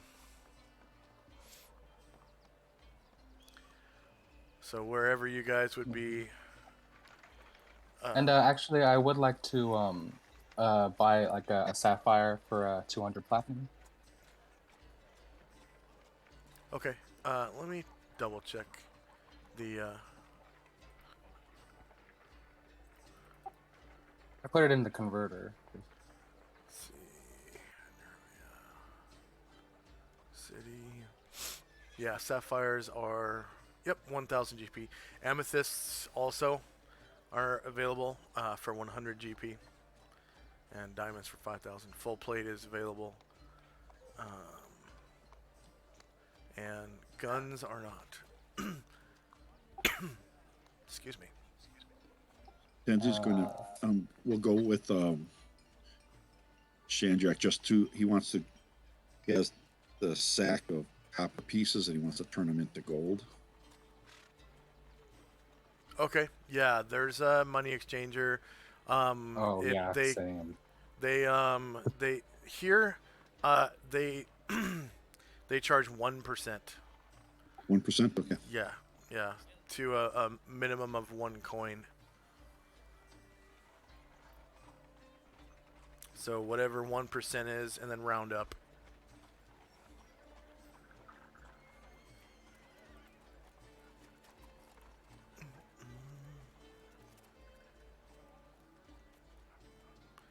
Yeah, money changers are a type of city official, I think. All right.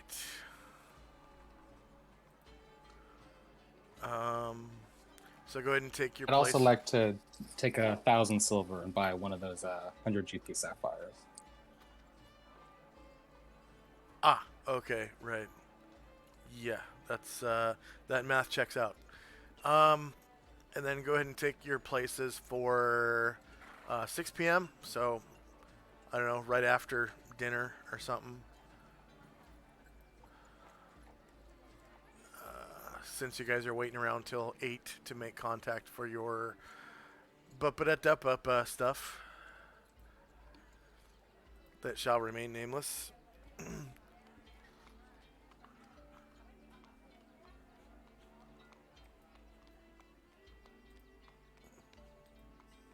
Yeah, Asher's gonna sit back here. Watching the door. Over a little bit more.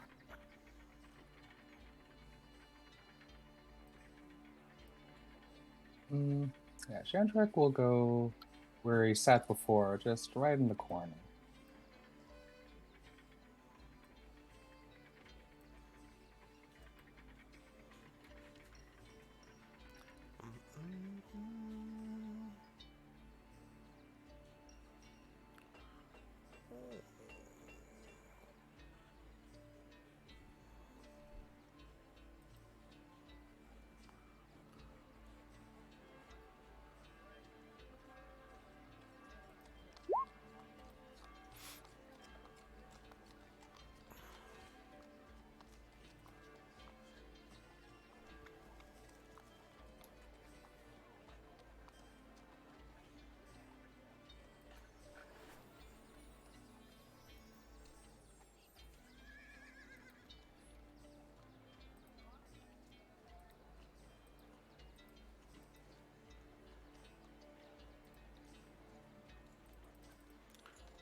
Okay.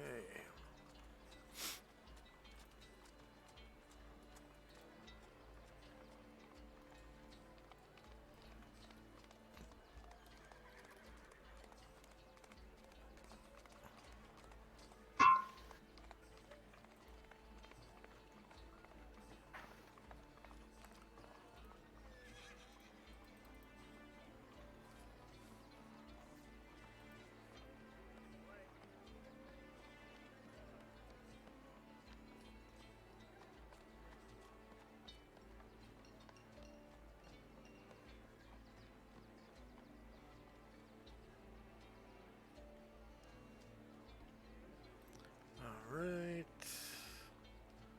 Bam, bam, bam. All right. So it is 6 p.m. It's right after dinner.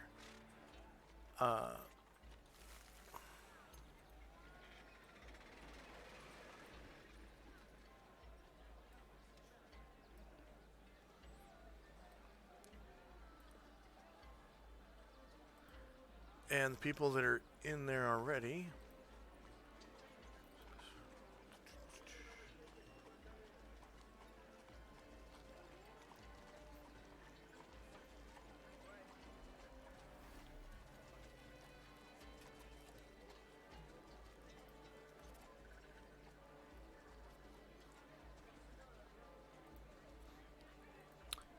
was a peddler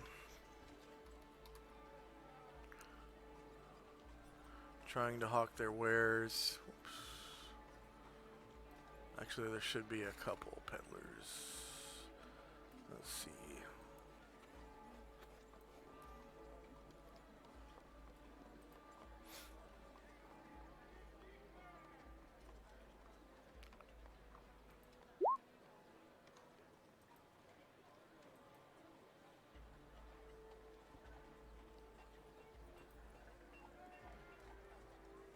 Yeah, 3 peddlers. Looks like they're selling belt pouches and heavy chains. And they take this table over here.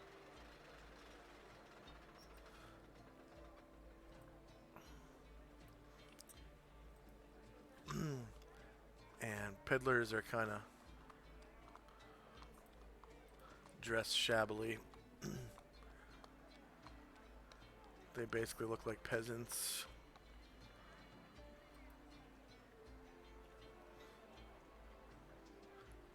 Peasants. And then in walk this small gang.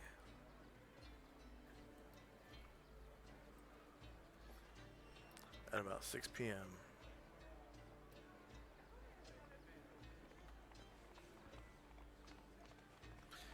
And they're led by this big, rough-looking dude with like a club or something. And he walks in and he's like, "Oi, dinner for me and my mates."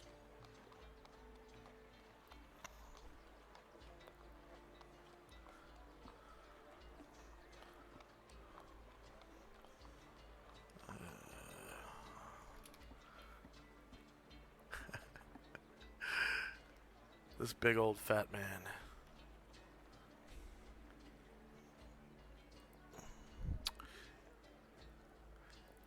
And they settle in at the bar. So he looks like this. Great big old fat guy with a tricorn hat. And they settle at the bar and this other table. There's a bunch of them. Gaggle. Let's see if I can. Yeah. Randomize their appearances. There we go.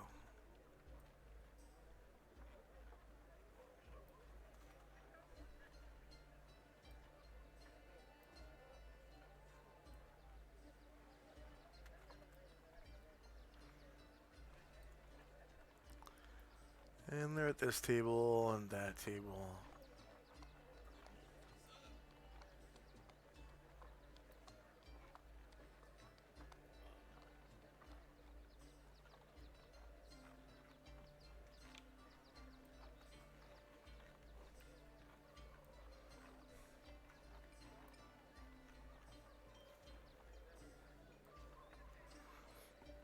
And one of them takes up like a guard position almost by the door. And another one comes over here to the other entrance to the room where the peddlers are at. And he starts kind of like fucking with the peddlers a little bit, like touching their hair and stuff. And like just kind of smacking them, you know. Or like coming close to smacking them. And then going, 2 for flinching. And socks him in the arm twice.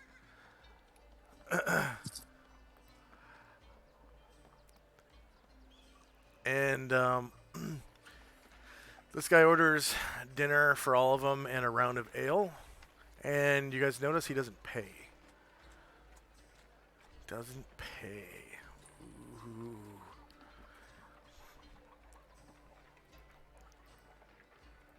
Okay, time now is, what was it, 6 p.m.?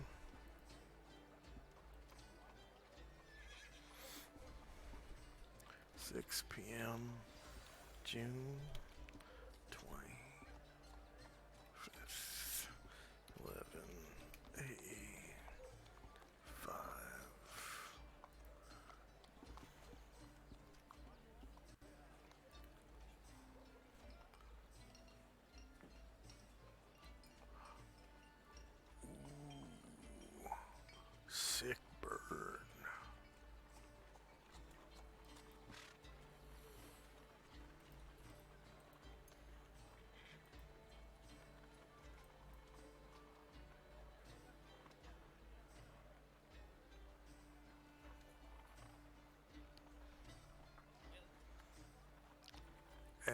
First up is Asher and Company. Oi. Dinner for 8. We're not paying.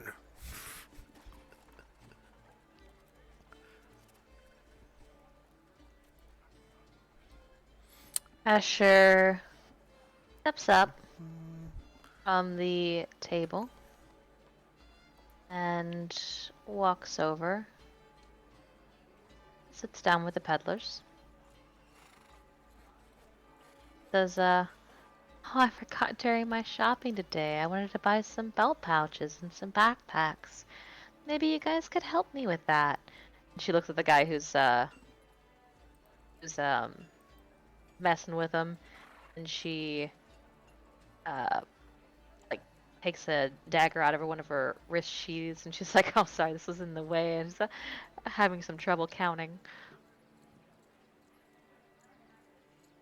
She sets it on the table directly in front of her, pointing at like if it was spin the bottle, it would be pointing at the guy who's fucking with them.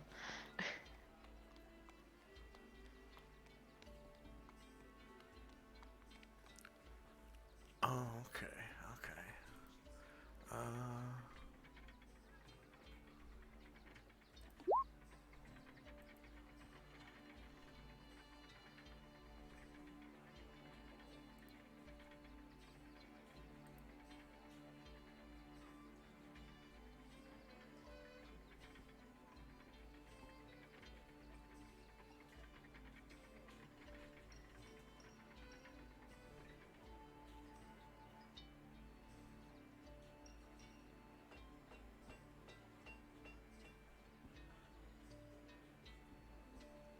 In the eye with her unsettling bird eyes, and says, "Sit down. Maybe I could.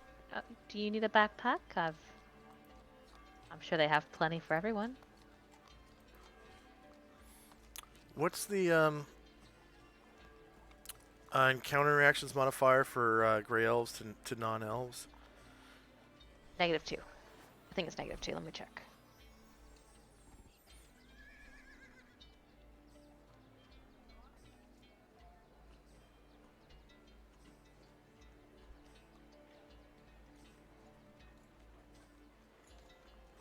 Oh, nope, -3.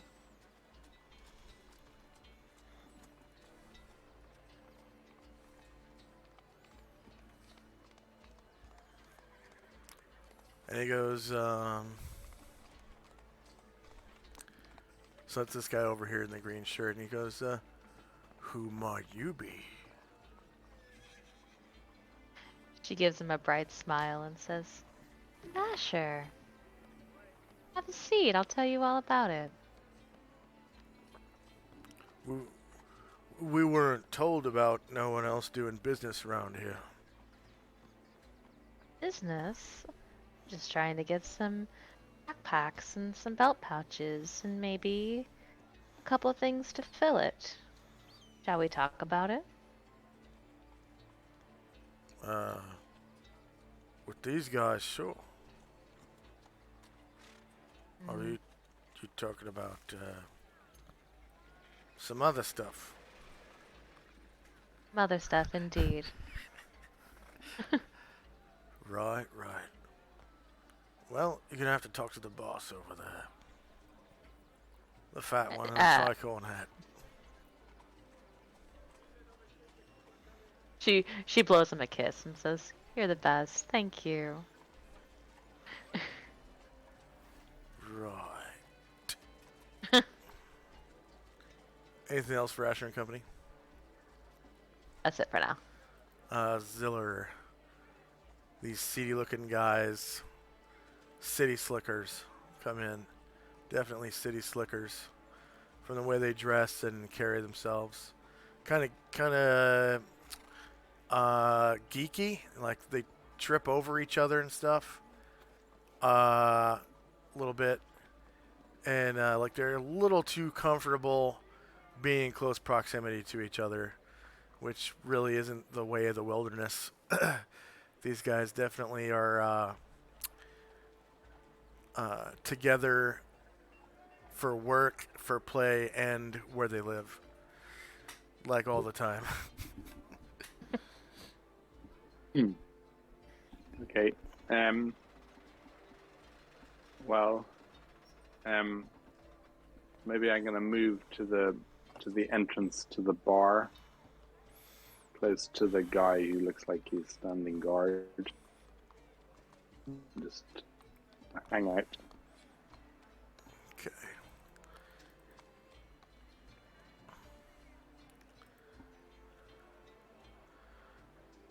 They're all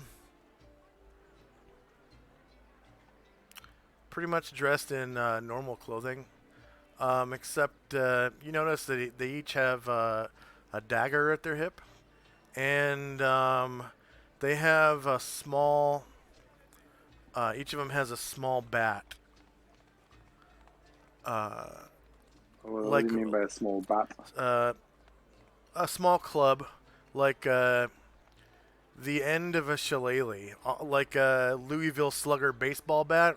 Probably don't know what that is, Yeah. but it's about maybe half a meter. Okay. So just like a really small club, almost like a belaying pin for a ship. About that size, maybe a little larger, but it would definitely count as a club. Okay, well maybe I'll ask the fellow at the door. And he's sort of got his bat, and he's got it in his right hand, and he's tapping the palm of his left hand with it, and he goes, "What?" Where have you guys come from? You look like you're new in town. "No, we come from right here, mate." And do you come to this bar often? Yeah, pretty much nightly. For dinner. And you never afters. pay? Sometimes we do. Sometimes we don't. We've got a good tab going. It's true. But tonight we're gonna run up the tab a little bit. Is that a problem? Oh, I'm just enjoying the evening. Right. Maybe we'll be able to pay him back. Clean up the tab a little bit. Maybe not. Depends on business tonight. If you know what I mean. What business are you in? We're in the business of a little bit of roughhousing. If you know what I mean.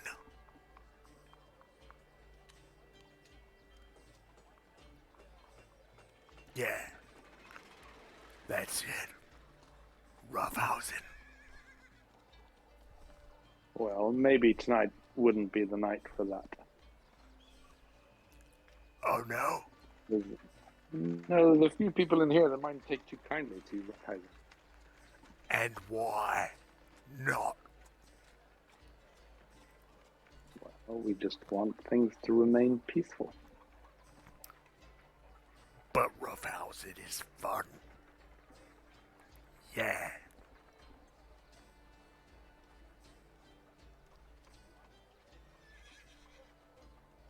Well, we will see what happens. And he kind of winks over at the the fat guy. And the fat guy winks right back and kind of mean mugs you a little bit. Okay. And avoid getting myself into a being surprised scenario.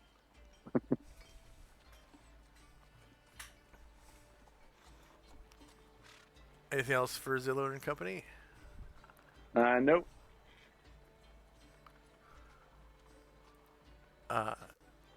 Tenzi.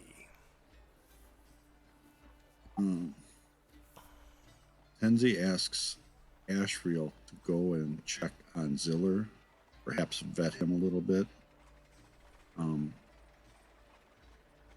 And while he just keeps an eye on Asher, and he asks Musashi to move over to the bar to be closer in case something happens. Okay.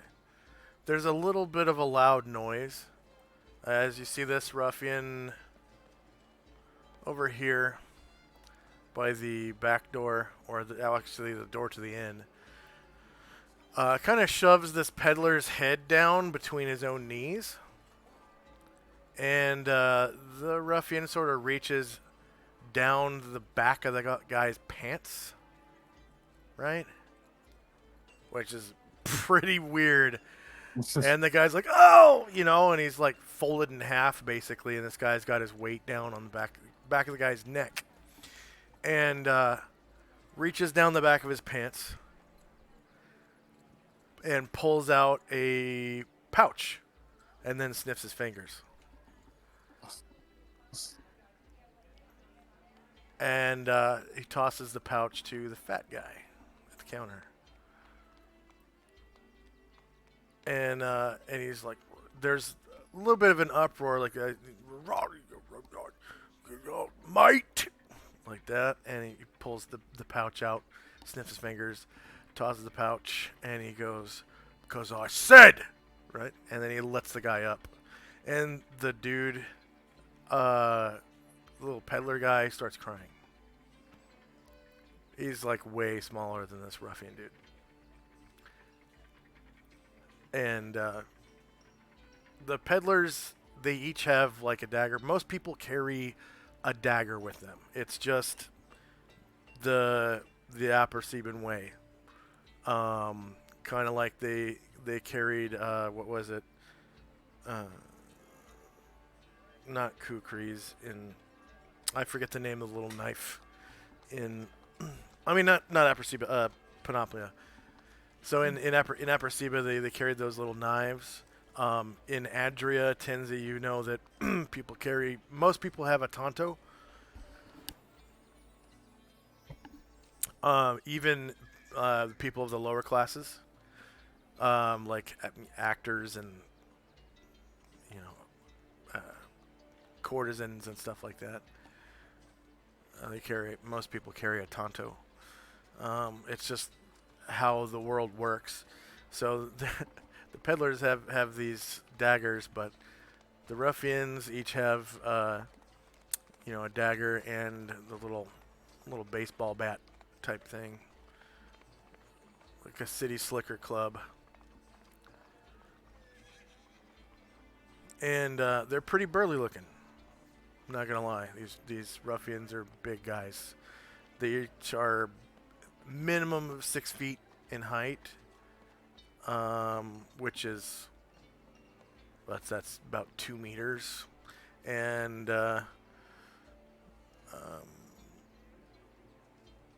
probably 220 pounds, mostly muscle, except for the fat guy's obviously fat, so he might be about 300 pounds. And 6.5 feet tall or whatever.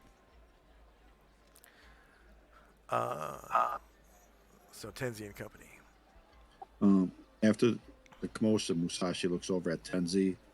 Tenzi looks at Asher and looks if she gives him any sign to intervene. And the fat guy goes, looks like we'll be able to pay our tab, mates. And he throws the pouch on the counter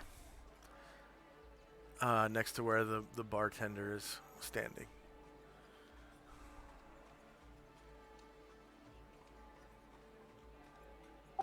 Okay, no signal from Asher, so we'll just stand down, except for Asher will go to Ziller, and he's going to detect evil on him. Speaking of Ashriel, Ashriel gets really creepy vibes from all these guys, especially the fat one. and Yeah, I'm afraid of what's going to be happening here. Yeah, puts him into a rage, and he stands up, and you can see almost like a fire burning in his eyes, and they look over at him, and they all do like a double take, like, how did I miss an angel sitting in the bar, right?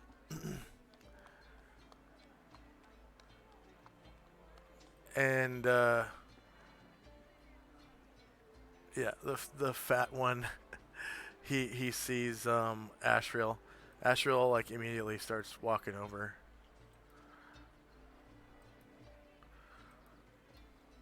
Okay, anything else from Tenzi and Company? Nope. All right. Ashriel walks right up to the fat guy and draws his sword and says,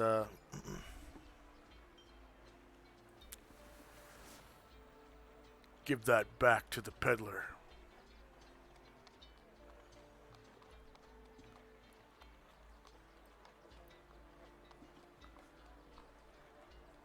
And the fat guy goes, "Whoa, whoa, what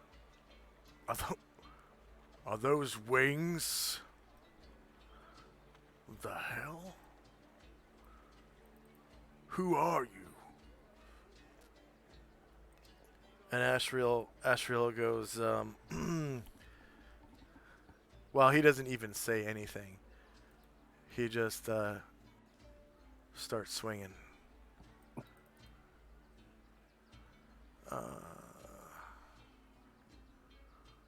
What does he have? A sword now?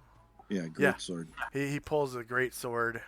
He pulls a great sword out of its scabbard and just lights it on fire and starts swinging away at the fat guy. And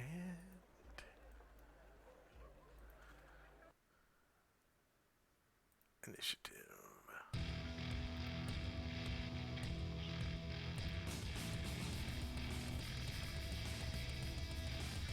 Oh boy.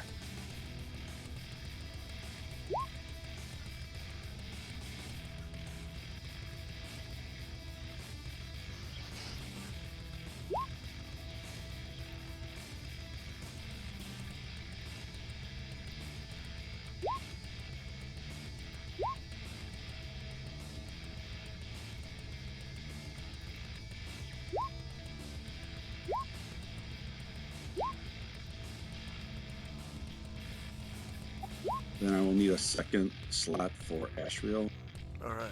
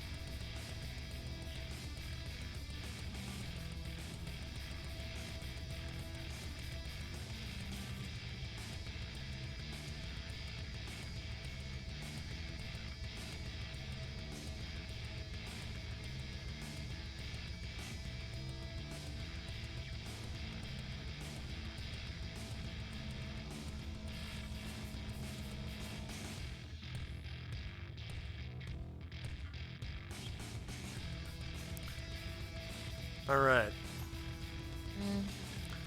So you guys notice something is a little off with this guy that sniffed his fingers after he had his hand down the back of the dude's pants. His eyes turn a burning red. Like on fire, burning red. Wait, we can all see that? You can all see it. It's plain as day.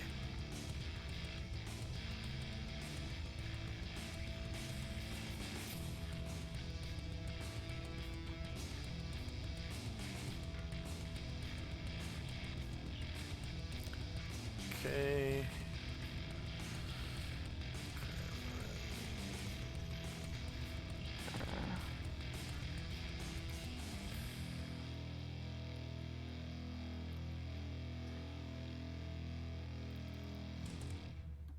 And then I'll need another slot for Musashi as well. Okay.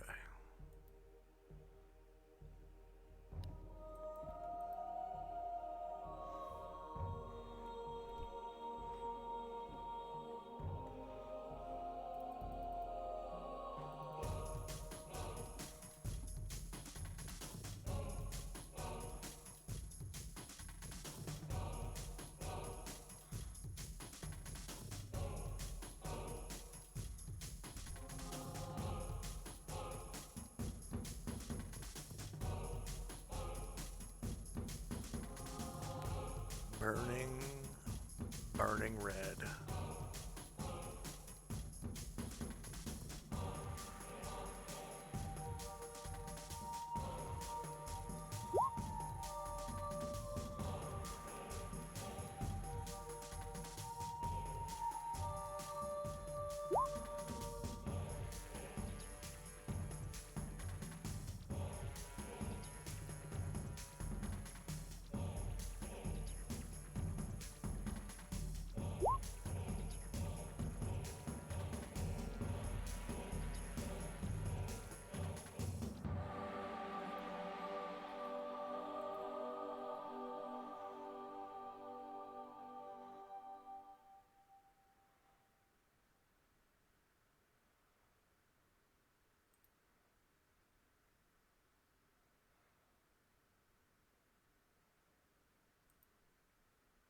Wait, hold on. Let me reroll that for Cotter Bill.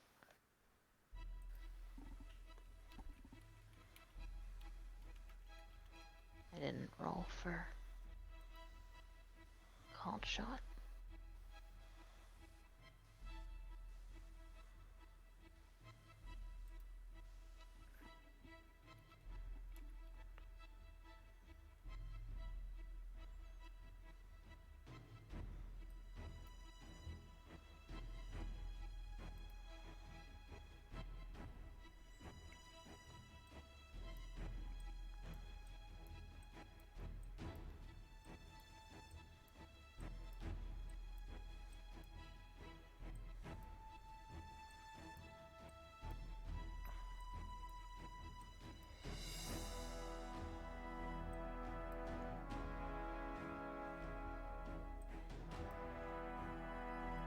Okay, is anyone still rolling?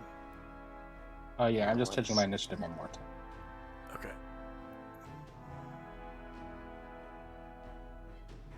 Ah.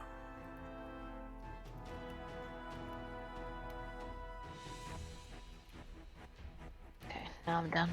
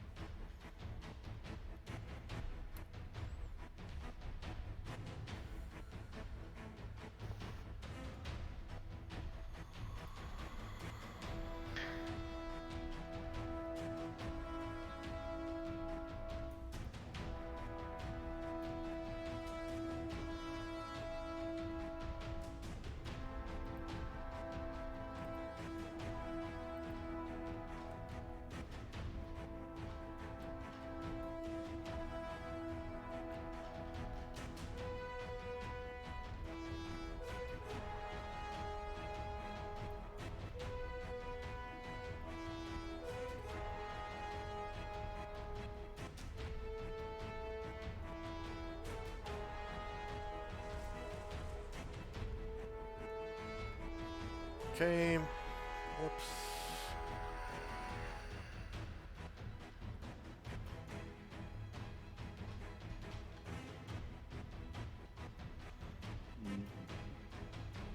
There we go.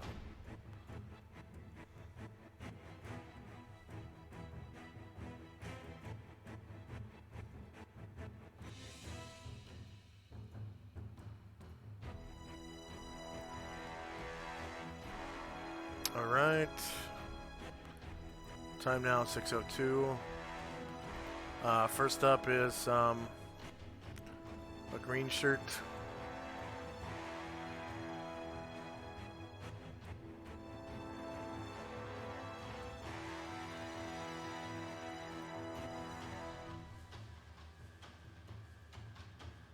Ah, it's the ruffian with the red eyes.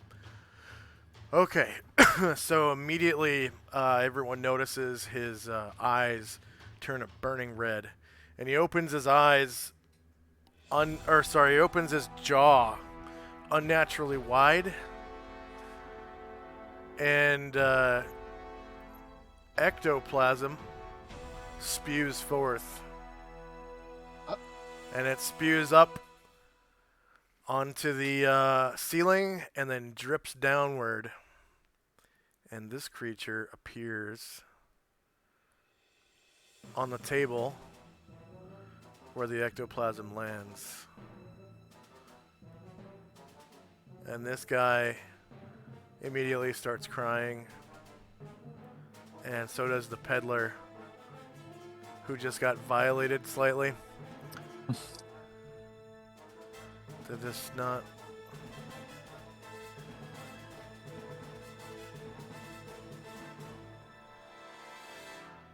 Okay. Come on.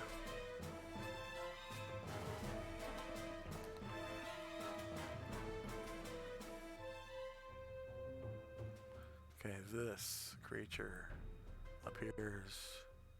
There we go.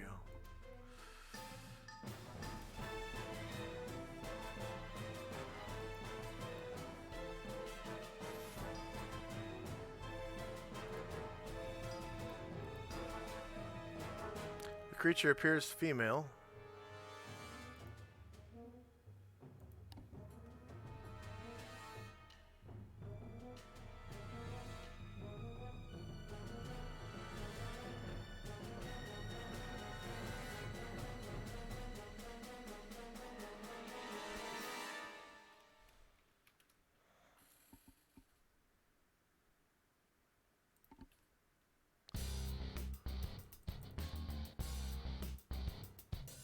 All right.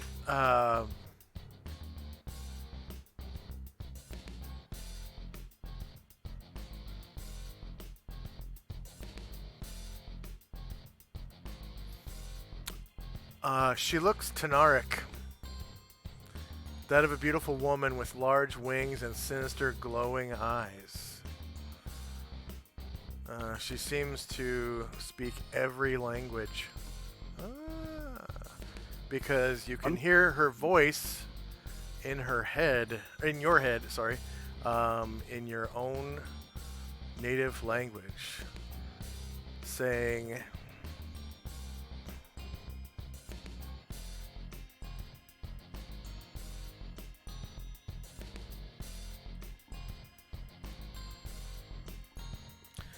"Lay down your arms, and I will not slay the lot of you."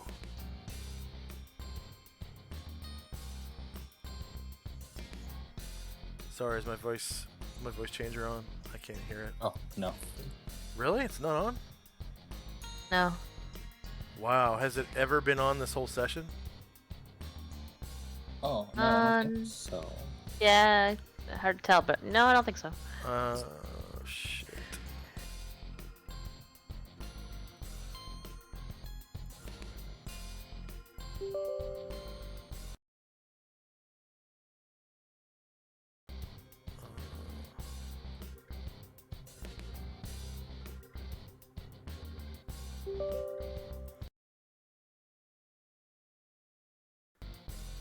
Okay, 1 second.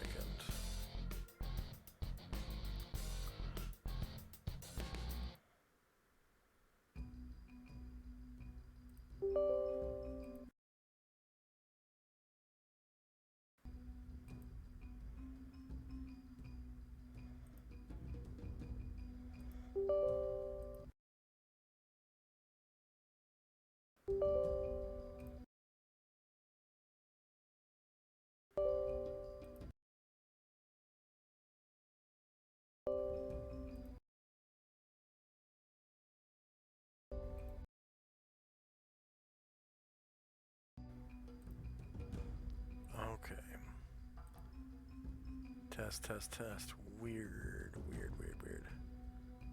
There we go. Jeez. Alright, she says...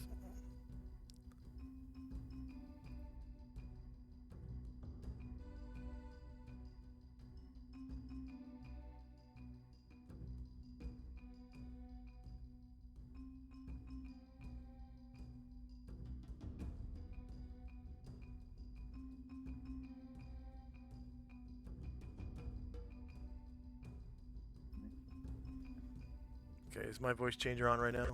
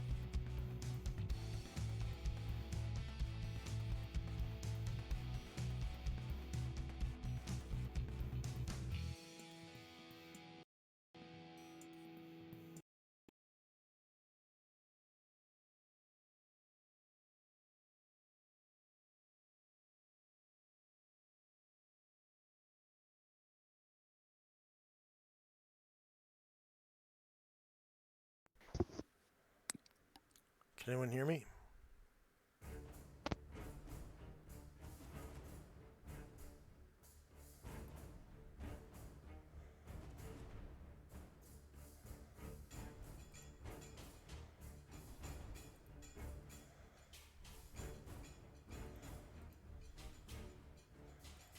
Okay, can anyone hear me now? Hello, hello. Okay, good. And test, test, test. Good, good, good.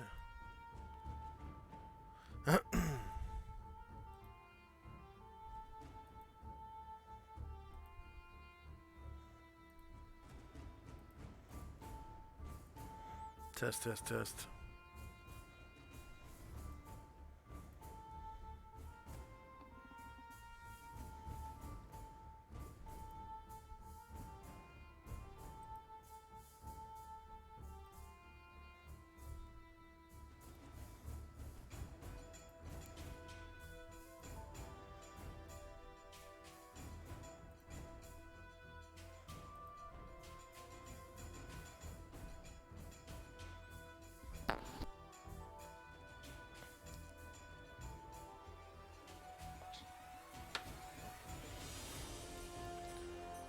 Is anyone still there?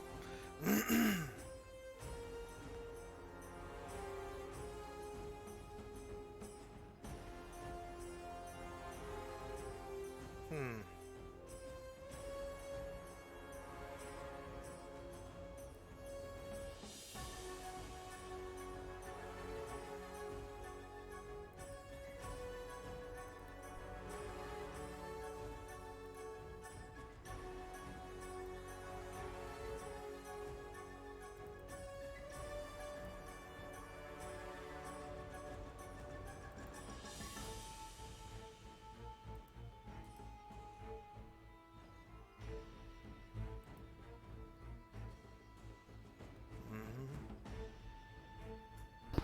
Test, test, test.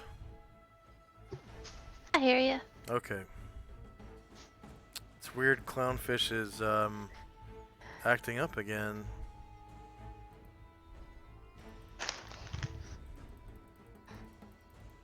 Just not opening now.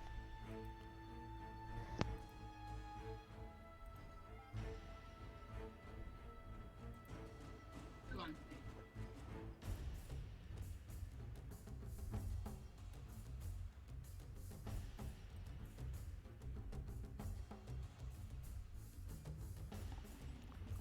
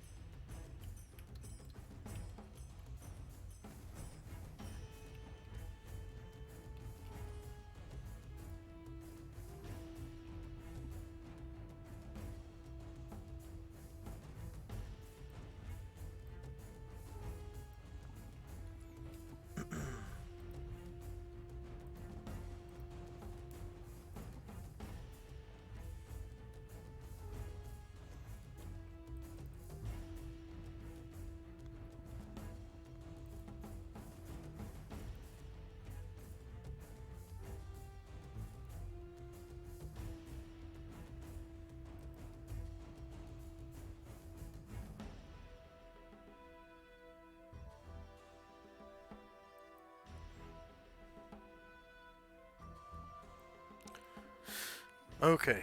I know Asher's back. Is Tinsy back? Yes. Shandrak?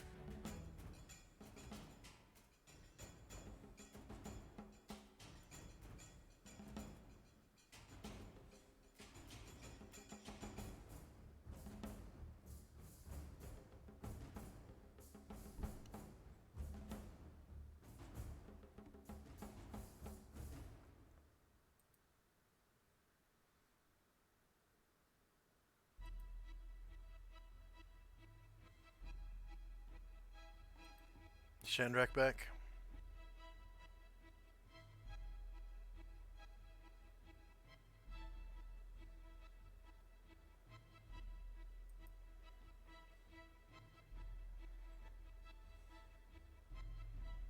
I think we've got about a minute left.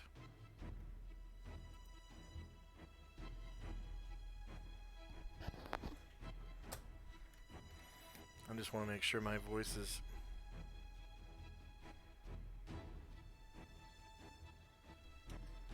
coming up on stream.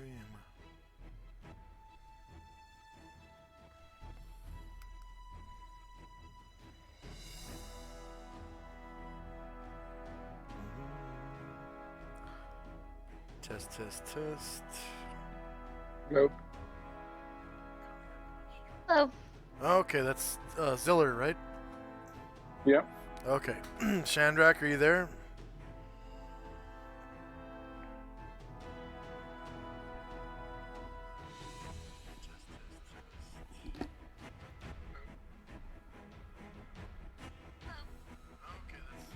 Alright, good.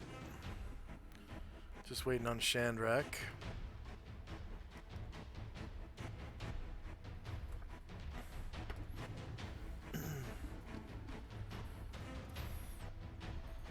But this woman, she looks like this.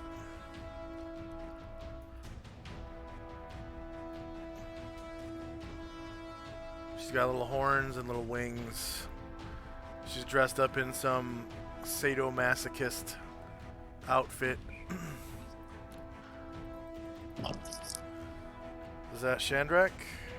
I'm back. All right. So Shandrak, you can see the woman looks like this. Mm-hmm.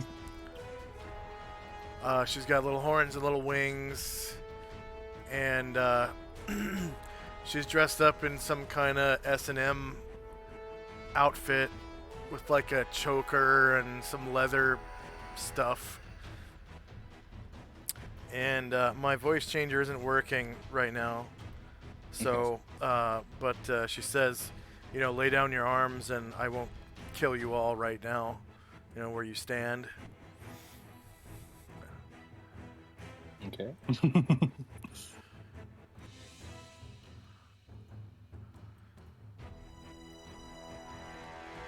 Does the sight of her cause Varen to hulk out? Yes, it does. And Anataria. Whoa. All right.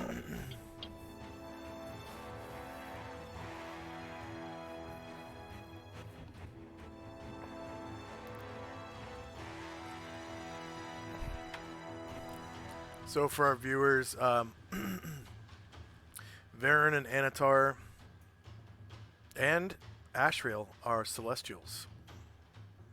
And they recognize this woman as a member of the Tanari race, which are fiends.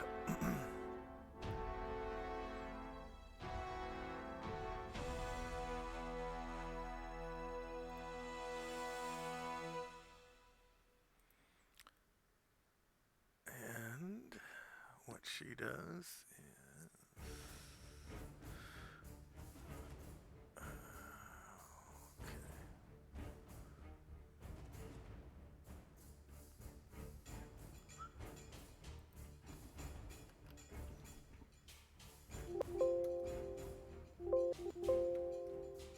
really.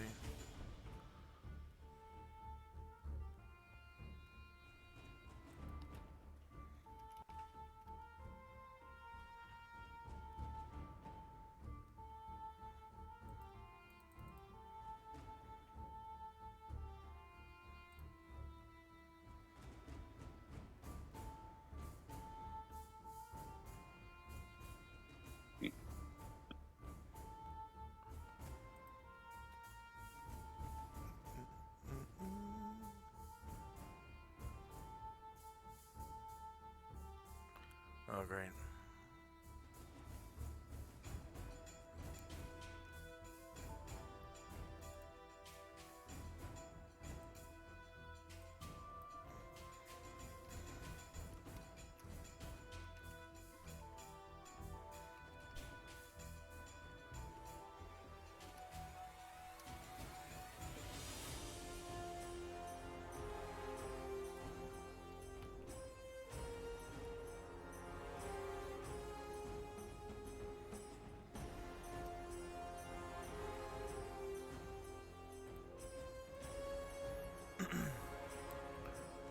Okay, come on, come on, come on, come on.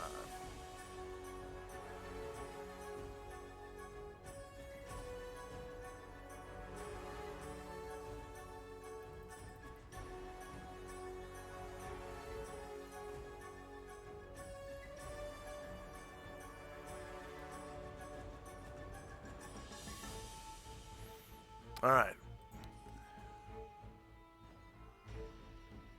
Well, there it is. Jesus.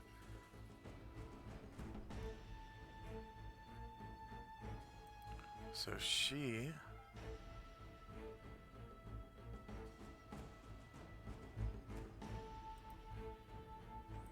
really.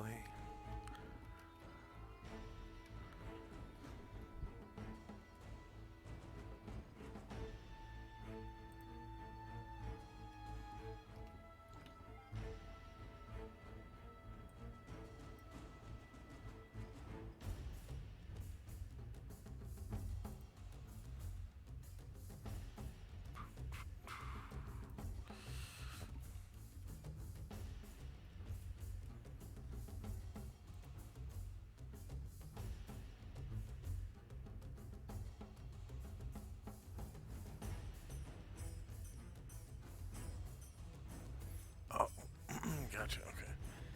There we go.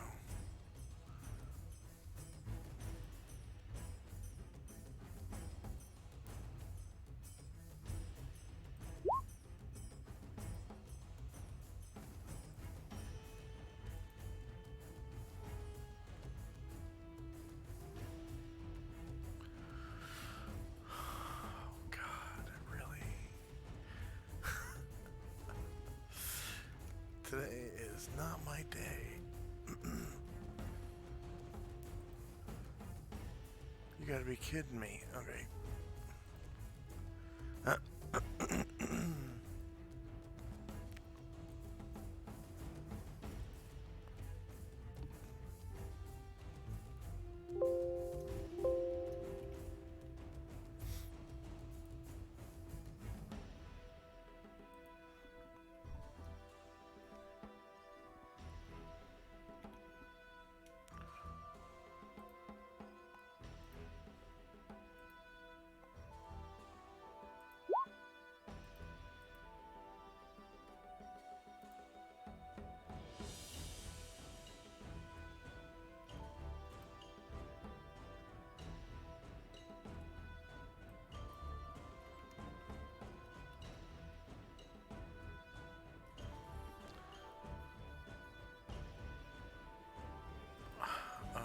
Okay. Wow, my fingers are going like 20 miles an hour here.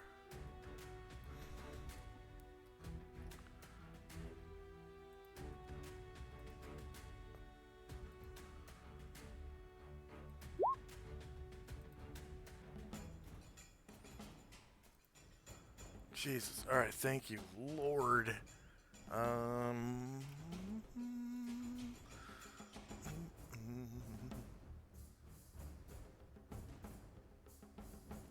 All right, so this like magical darkness. What the frick? All right.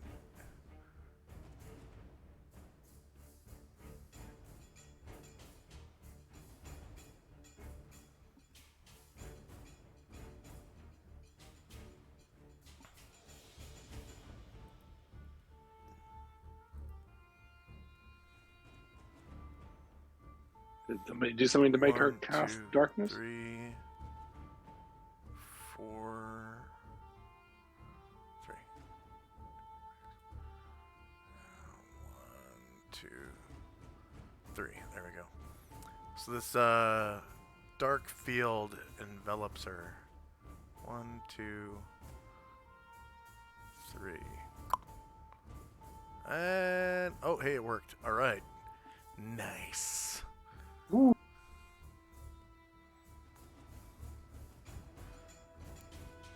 All right, next up is the orange shirt by the door. And he is going to walk up to you, Zeller. Do you want to turn to face him and fight him? He's coming up with a Yep. club to club you with. Attack. Club. Sort of melee, same elevation.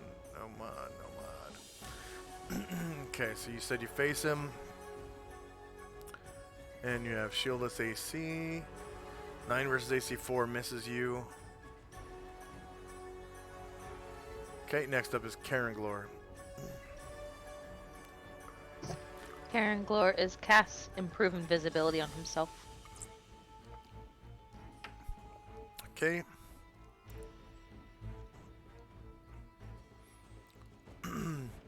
You can hear the fat guy go, "Oh, what?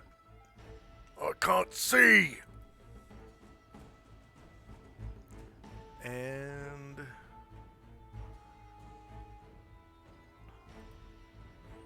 I guess I'll give him 10 strength, or sorry, 10 dexterity.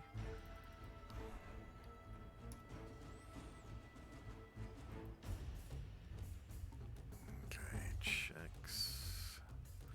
Ability score, dexterity. Okay, so he actually makes it out of the darkness without, like, tripping over a bar stool or anything. And he comes over to Musashi, tries to wail on him with a club.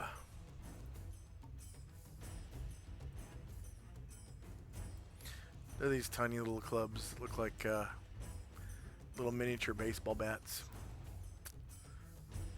This demon's obviously with these guys. They knew that she was coming.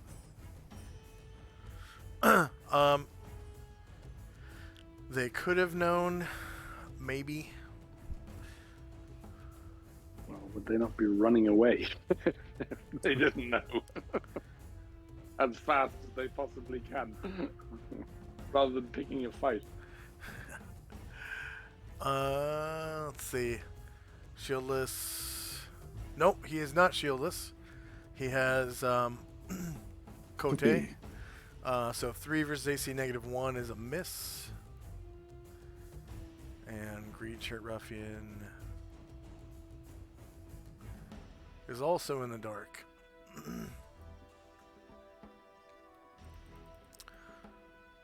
These ruffians are a little smaller than the big fat guy, so I'll give them 11 dex.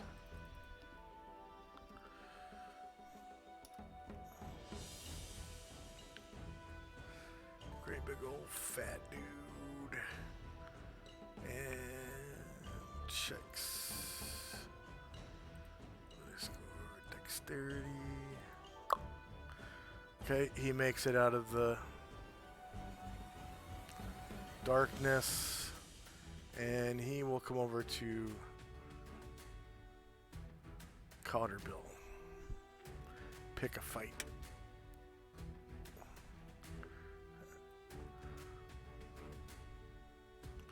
Oi, little man. Bill runs a hand over the front of his 10-gallon hat and squints his eyes at him.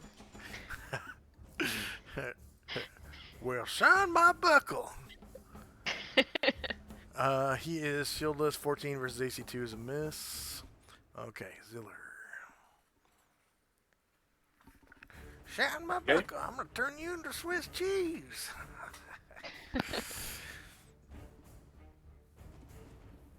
I'll attack the guy in front of me with my long sword and my short sword. Okay.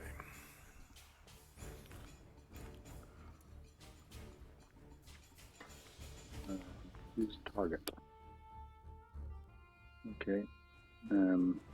Short. The orange shirt Elevation. ruffian. Okay. Okay, he's shieldless. You just confirm credit him for 10 Very good.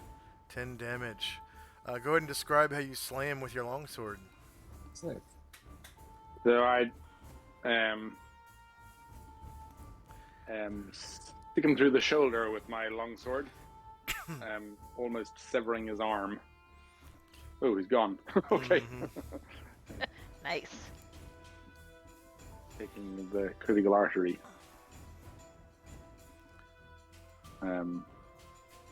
Okay. Nothing left to do with my short sword then. You still have up to 12 squares of movement and your short sword left. Okay. Well, I'll move to beside this chap here, who's looking like he's going to attack the fellow with the guns. And Oh, this is I'll make between my- me and him. And he just kind of he turns to so that he's facing both you and Cotterbill.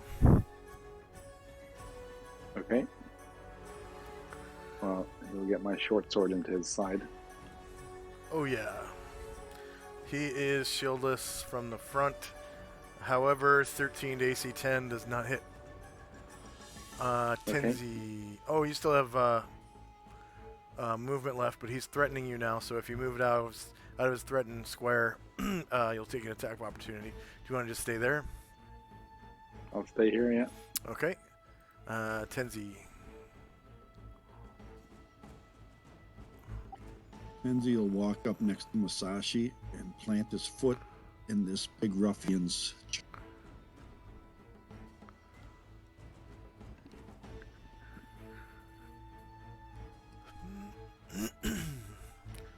Wacko.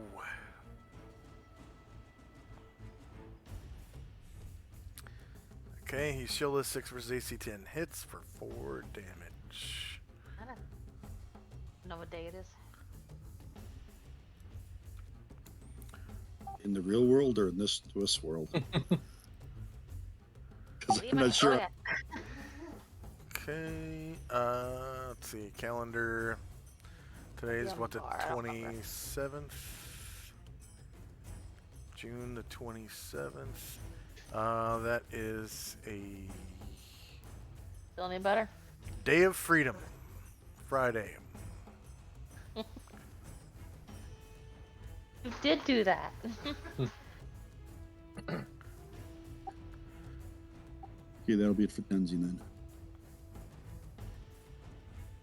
I got 3 blocks if he wants to try to swing at me. Okay.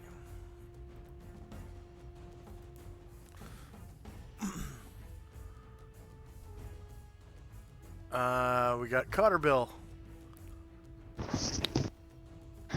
Alright, he is gonna take... Bang bang.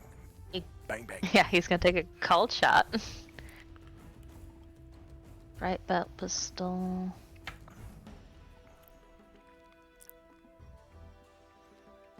Call shots are -4 to hit.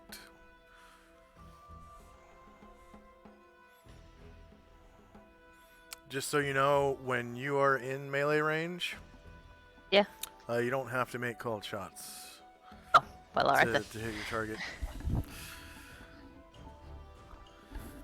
Okay, so he is shieldless. Looks like you rolled a natural 20.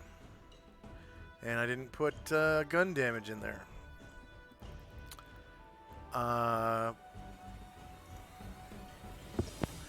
Whoopsies. Yeah.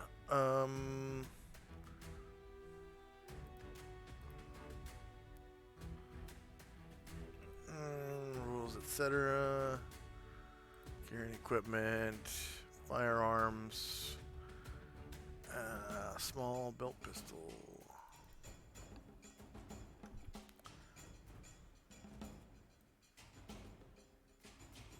Yeah, belt pistol.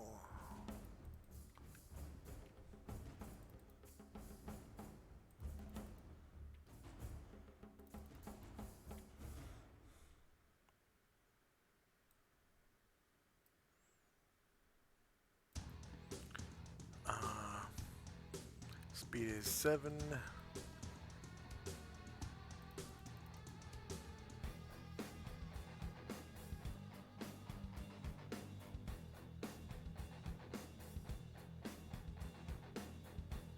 Mm-hmm.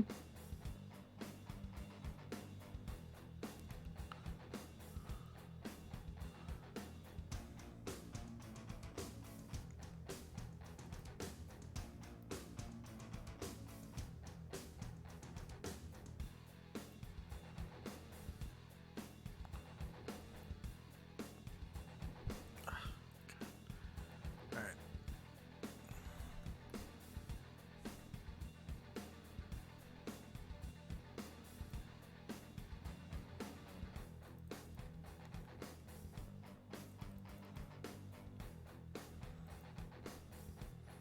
And the range is 4, 8, 12.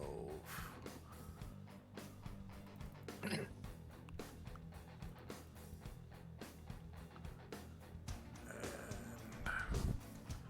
piercing.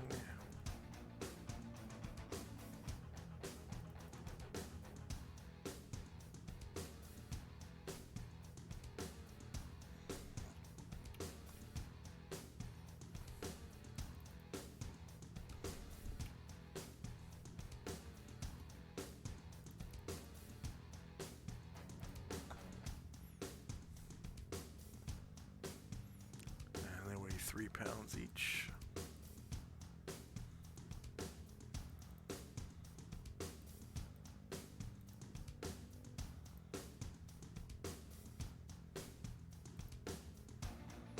Alright, go ahead and roll that again, but we're gonna consider it a, actually, you know what? You don't have to. You don't Okay. have to. What I'm gonna do is just, why did that happen?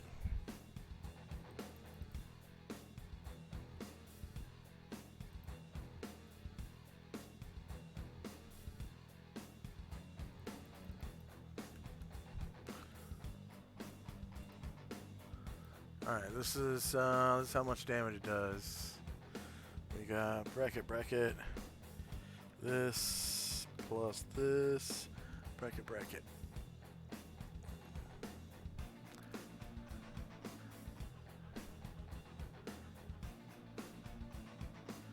I don't think that worked correctly, so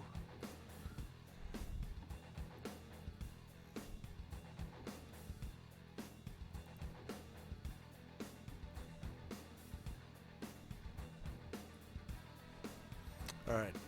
Yeah, you cause 15 damage to him with one shot. Go ahead and describe how you take him out with your pistol.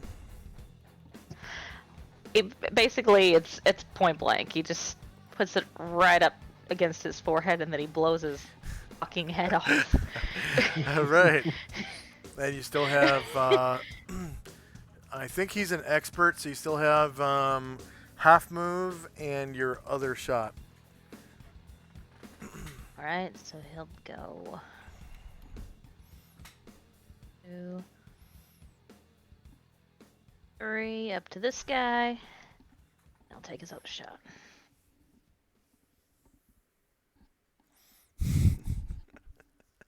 Point blank. Blows his head off. This guy will turn to face you in his chair. You get +2 to hit him because he's sitting down.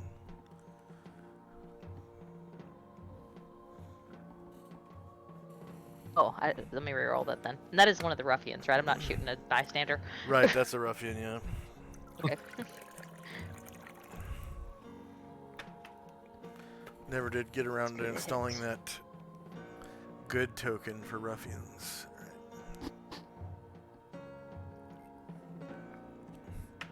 All right.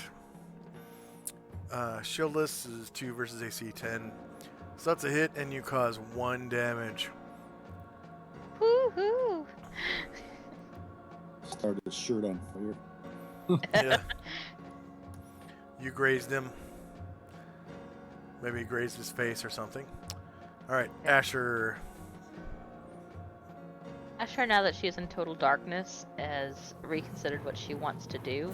Can she use her ring and then take action at the change her initiative for the end of the round, or does she need to do the ring after? The ring is almost like a free action, but it has Okay. to be at the end of the round during upkeep. All right, that's fine. All right, she will wait until the end of the round so she can change her initiative. Okay. Jim. Jim casts prayer. Actually, turns this direction. That's the- yeah, close.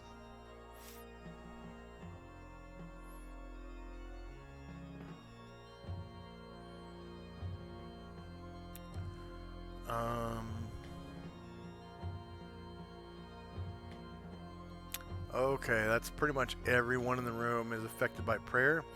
So if you click on your token, Ziller, down the symbol at the very bottom looks like a little lens or plate or saucer or something. If you click on that, it'll open up a little menu for token markers. And the prayer token marker, I think it looks like a little guy, a pink-faced guy with a halo around his head. Oh, that's Bless. What are we using? You're right. It's the blue shirt guy with his. Looks like he's praying. Yeah. Okay. I forgot about that. Yeah, there's a little guy sort of kneeling down, prostrate, in a blue shirt, and he's got three little tickers, little blue tickers above his head, the little blue lines, showing that he's intensely doing something. He's actually praying. Little blue shirted brunette man. He's got his hands underneath his chin, laying down, sort of bowing.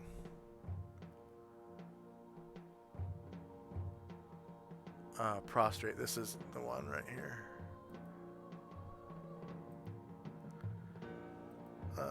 I forget what that other one is that you got. What is Was that? prone, right?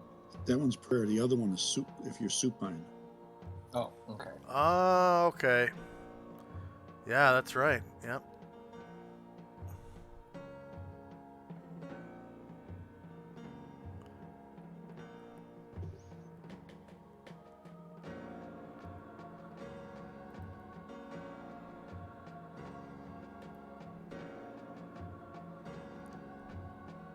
So this one is prayer. And prayer's already on the token or the turn order tracker, so we don't have to do anything with that. Jim gets what, 300 points. Yes. All right, Varen. Varen is going to cast Hold Person. Yeah, left the fat guy that I can see. Yeah, I'll go for the fat guy.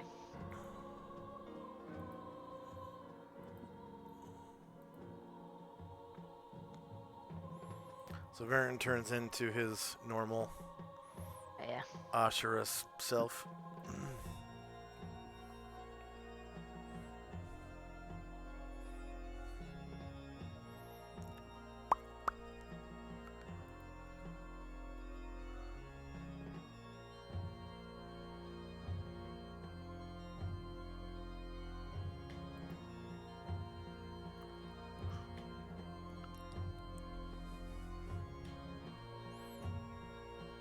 Okay, what's Varen doing? Sorry. He casts Hold Person on the fat guy. Okay.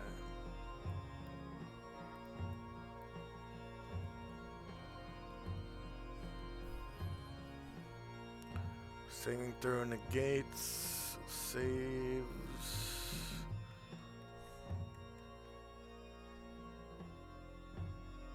He does save it negative because it's only one person, right?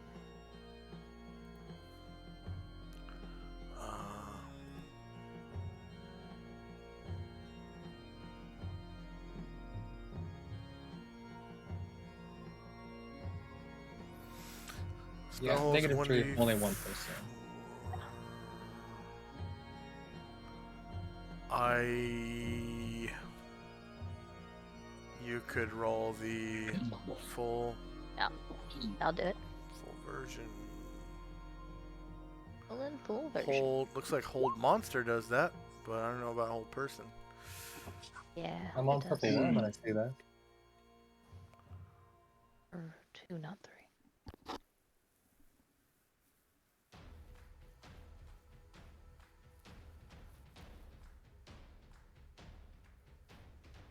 Full text, yes.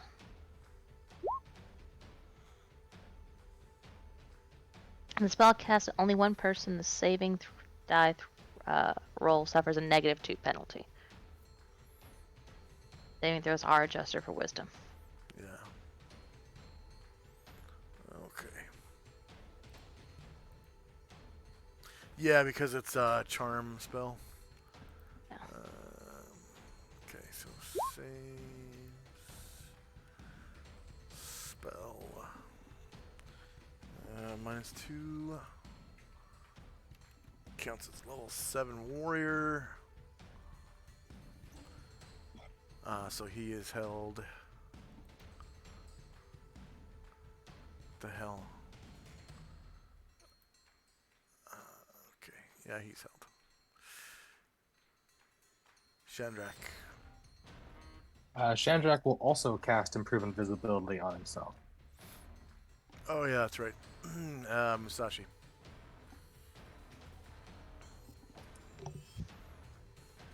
So that guy is held. Yeah, which means you can slay him at your leisure.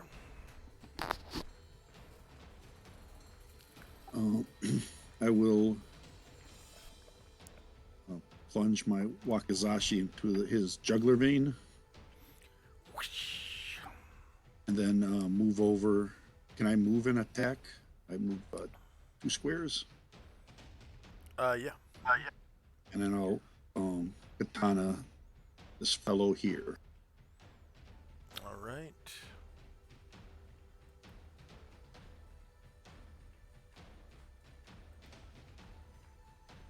Oh, I'm sorry. That's only if all combatants are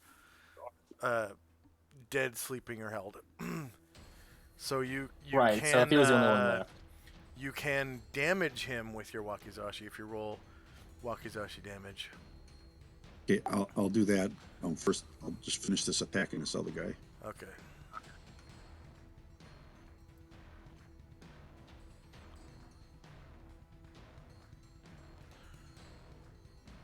He is shieldless. -4 versus AC 10 hits. 19 damage. Wouldn't it be an kills him. automatic crit? Oh, Okay. this is the It's an other. I'm doing the automatic hit. second attack first. Sorry. Okay, okay. Automatic hit, not crit. Oh, okay. And then I'll do damage. I'm sorry. You're Should I roll breaking the up. damage or should I do the damage or roll the template for the wakizashi? Just roll a template and we'll use the damage from it. Okay.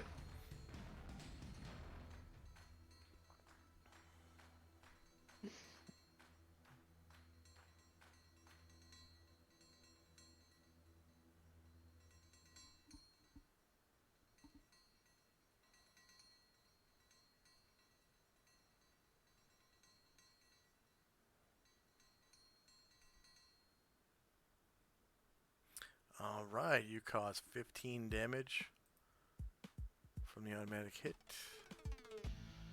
And he's still alive. But I killed the other guy. Yep, the orange shirt guy is dead, but the fat guy is not. So basically, Musashi walked away from the fat guy, walked over, and then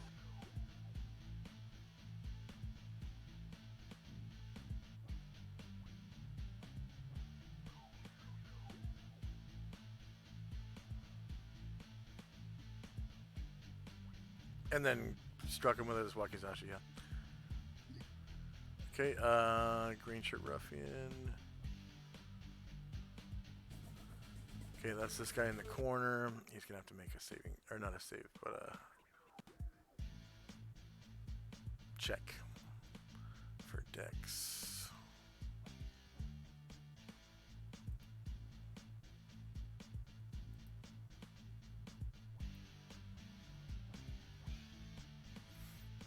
Alright, so this guy comes out of the darkness and lands on his face right in front of Musashi.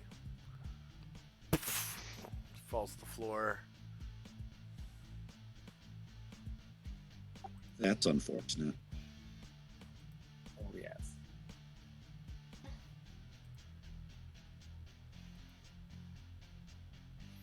Falls prone. Brian Druid. Ranger is going to use his innate ability to polymorph and turn back into his dragon form. He doesn't have to. He can dispel his own polymorph spell that he cast on himself earlier. Never mind, he'll wait till the end of the round and change his initiative. He would do that on the same initiative as casting it. Okay. Excuse me.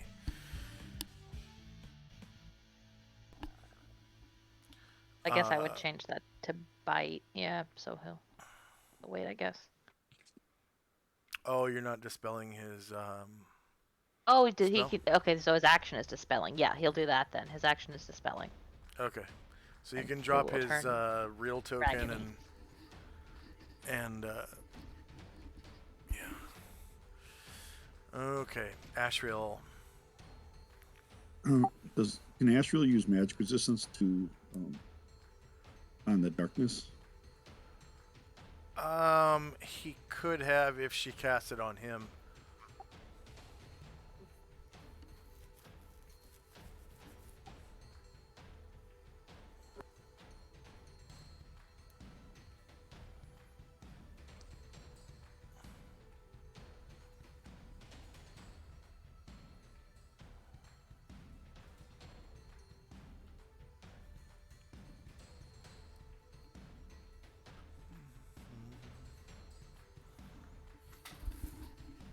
So, if someone cast a fireball at Ashriel, he could, but cast a fireball right next to Ashriel, he couldn't use magic resistance because it wasn't cast at him.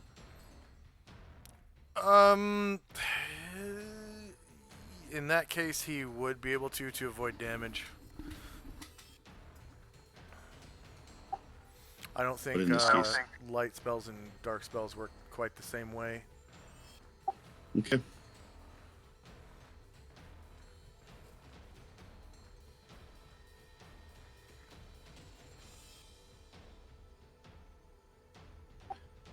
Then he'll just take a 5-foot step backwards.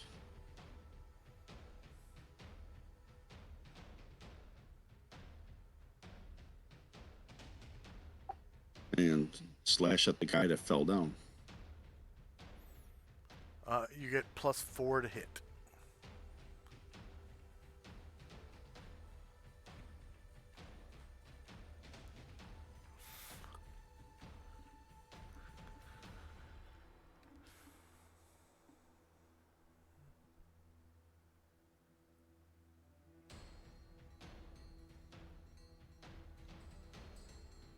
I assume this is a normal creature.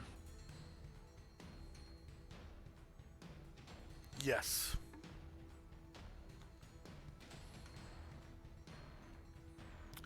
And it's rear. So yeah, -9 definitely beats AC 10, and you cause 5 damage. Yep, another one. Oh yeah, because it's on a D10 for small and medium. Okay, 5 damage.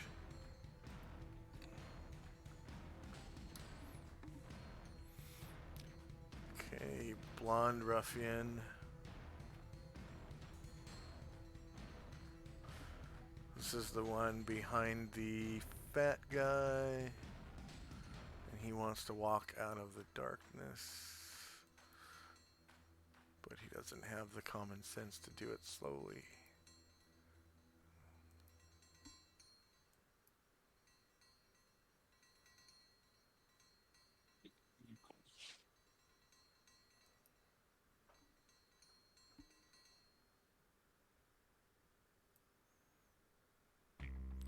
And he's going to, looks like flank Cotterbill. Okay. Does Cotterbill want to turn anywhere? He can't without taking. No, wait, the guy's Oh. prone. Yep. This guy He's has good. to He's gonna. He's prone. dexterity check. I forgot. Score, dexterity. He falls prone next to Cotterbill, Bill says, flanking him. "Looks like it ain't your day, Pilgrim."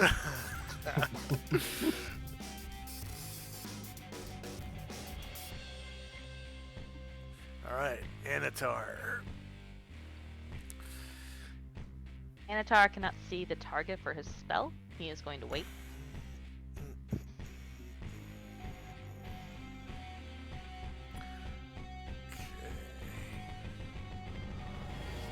A different blonde ruffian.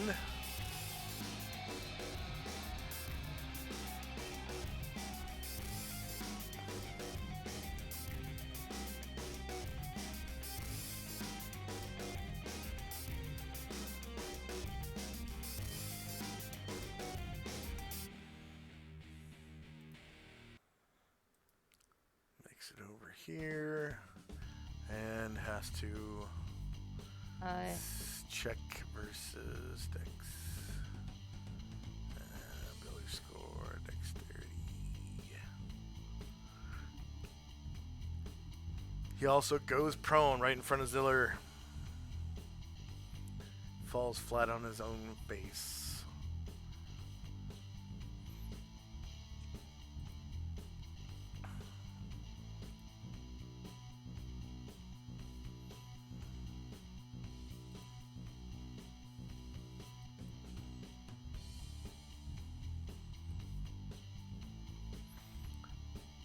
Asriel's second attack.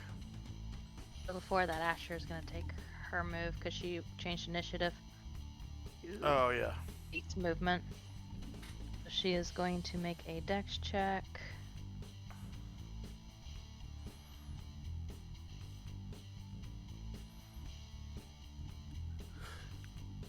And gracefully shimmy out.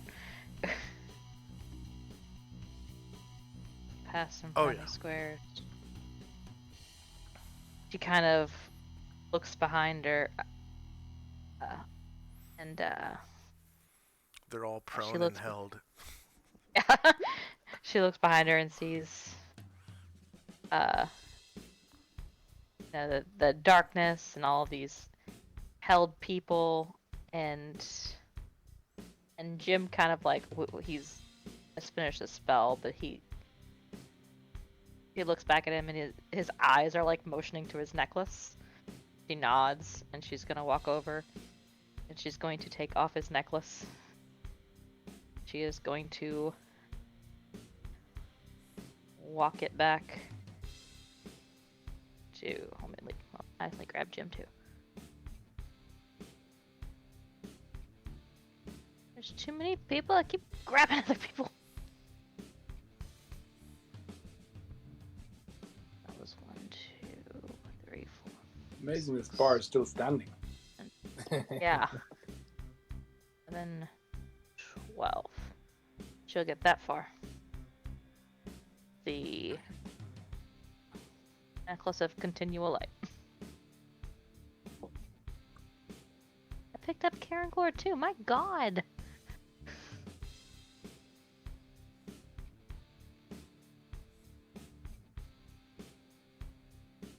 Karen Gore back.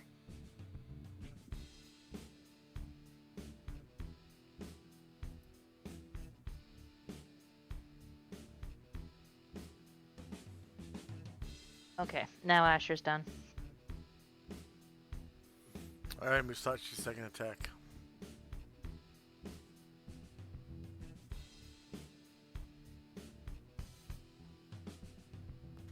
All right, he'll try to finish off the prone one.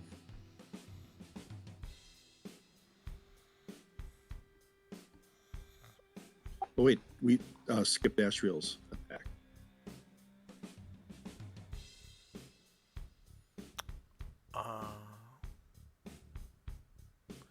I'll do Musashi real quick. Okay.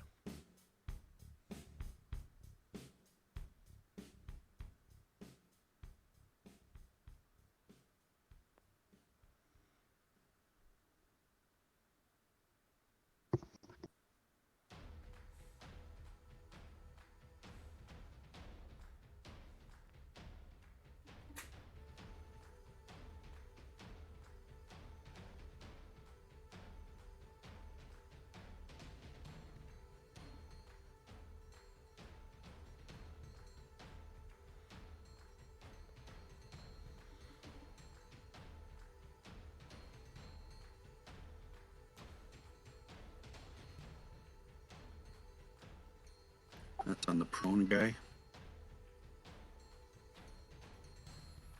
Okay, he's shieldless. That was from the front. 3 beats AC 10. You cause 18 damage. Go ahead and describe how you slay him.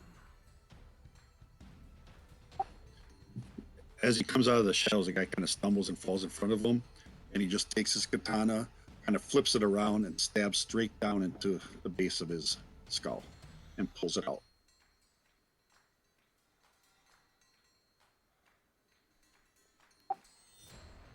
And Asriel will take, he'll step back and then turn to face this other prone guy.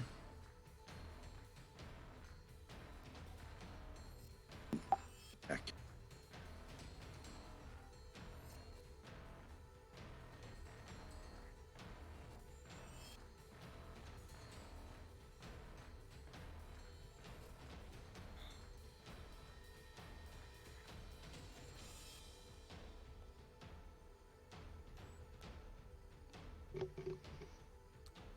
Okay, against Ruffian.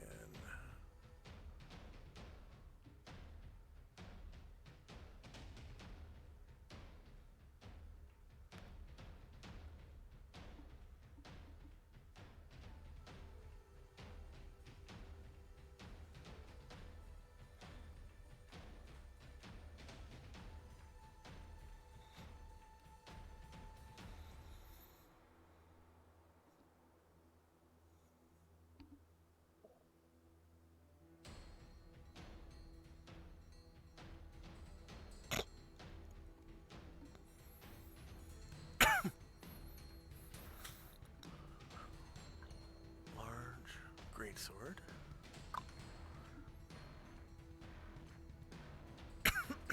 Excuse me.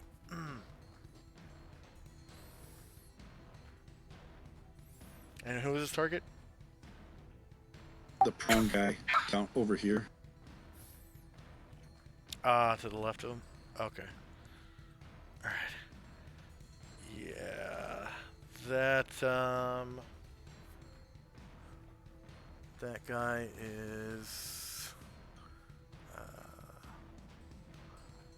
yeah, that's shieldless, because that's threatening. So that was the natural one. Whoopsie. Well, if you're going It's to the get one end at of- the end of the round, is the time to do it. End of the round, yeah. That's true. All right, and let's see. I'm gonna have these guys check for morale because obviously, yeah, their leader gives up.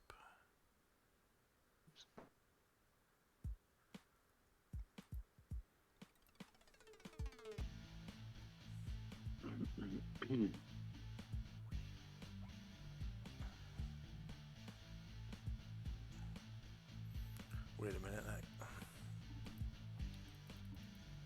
The necklace of continual light didn't make a dent in that darkness. Darn.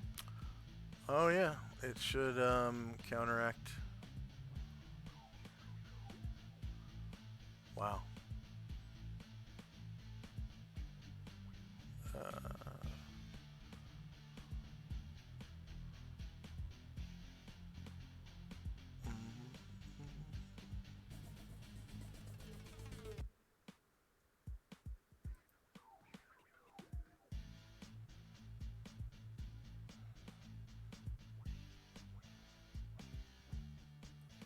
Jeez. Okay. Well, now that we know that, there is no magical darkness, because I think All right, so the field of continual light is larger than magical darkness can be. They're not. in that They're case, not like equal. Anatar's gonna shoot the spell he was holding, which is Hold Monster. Oh, on the succubus. Yeah. Okay. Okay, hold monster.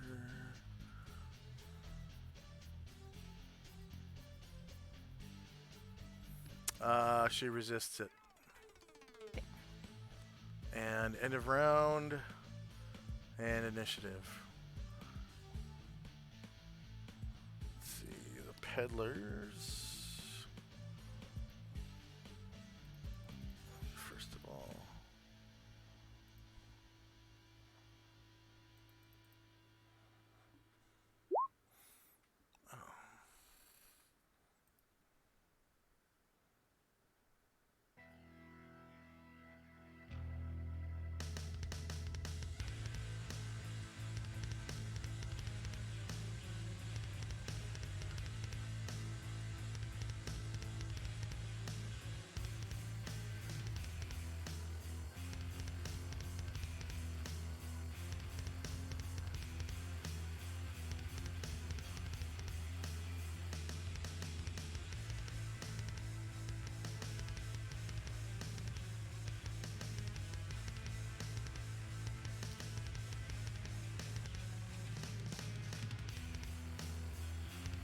So the demon eating all the peddlers.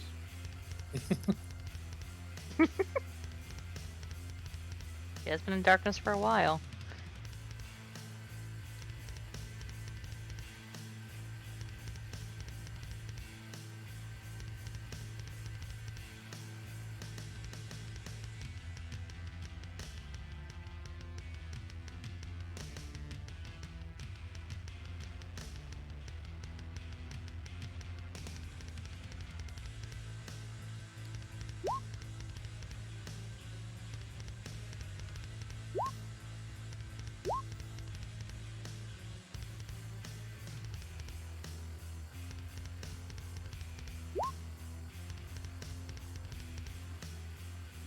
And Penzi will need a second slot this turn.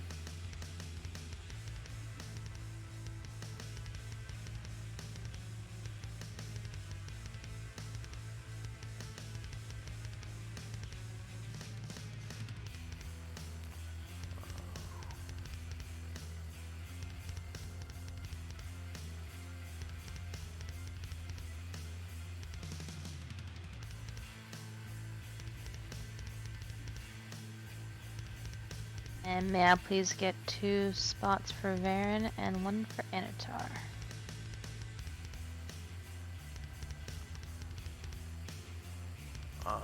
Where's Anatar? Is a measuring tool right next to the door right here. Okay.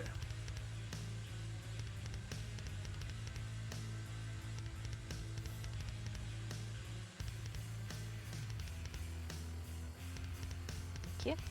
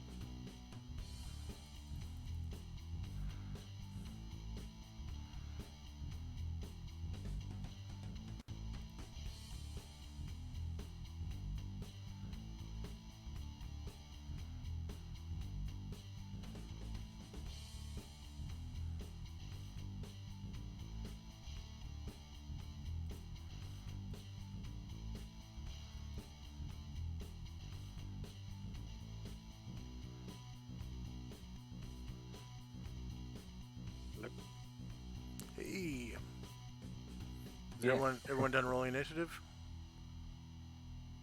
I'm done. Okay. Is there anyone who's still rolling?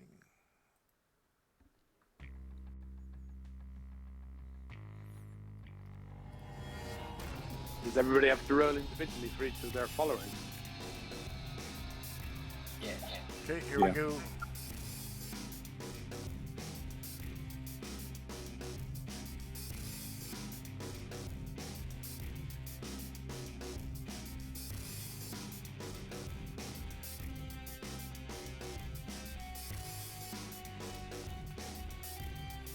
Okay, first up is Musashi twice.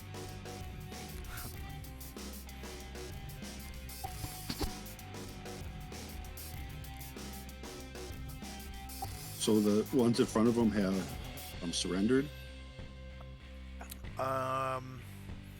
Yes, the ones down here have not.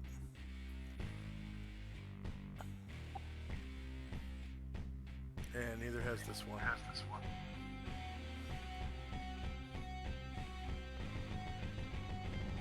The one that actually had the succubus inside of him.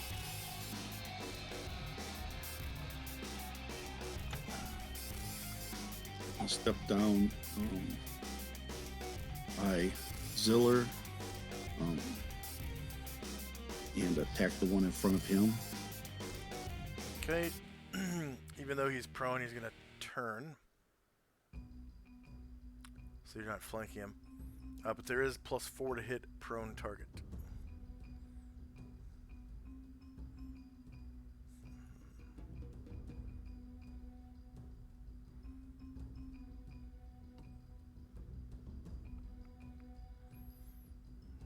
Okay. And he is shieldless. Man, it looks like, yeah, Musashi got a 1. Damn. Okay, so there goes the rest of Musashi's attacks. Tenzi.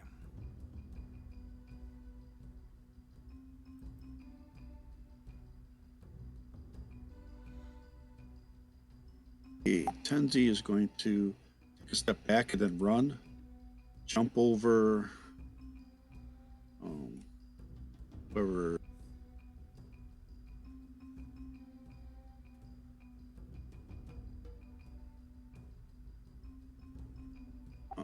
So he's going to step back, run, jump up, and then kick this guy and land here. So flying kick with movement, with a half move.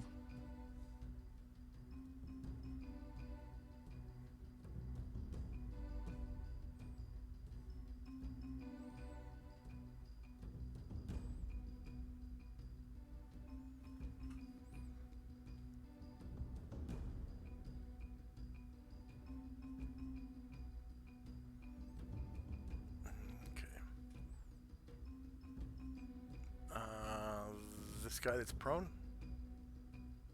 Yep. Okay, so that's rear. And you beat his AC by 9. 15 damage kills him. Go ahead and describe how you take him out. By basically curb stomping. I just kind of step back, run a few feet, jump up in the air, somersault, and when I land, one foot hits him in the head, the other one braces me for the fall, and I spin around, and he's gone. Okay.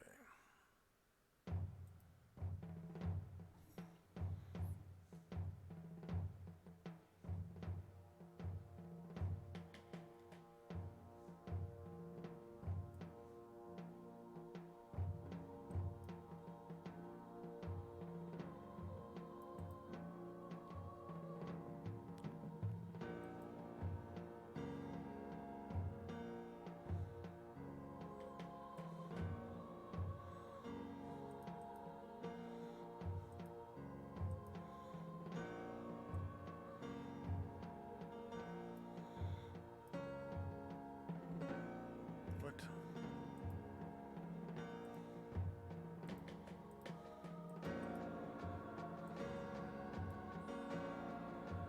Okay, the succubus comes up to Tenzi. Does he want to turn?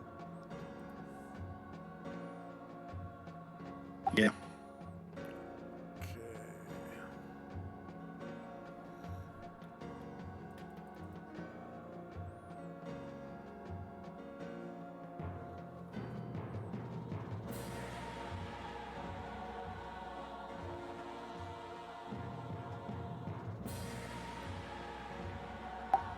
If she's gonna try to like attack me, I'm gonna block it. Okay, go ahead and roll your block. She's actually trying to kiss you. No means no.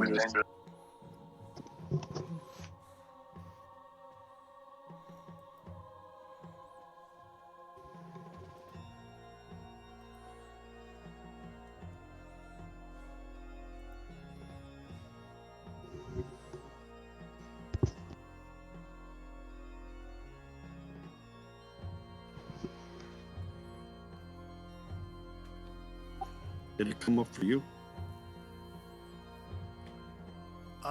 Yes. You hit -3. So that's you only had to beat 4, right? Yeah. Oh wait, that was the kick. No, it didn't come so up. I'll do it again because it's not coming up for me either.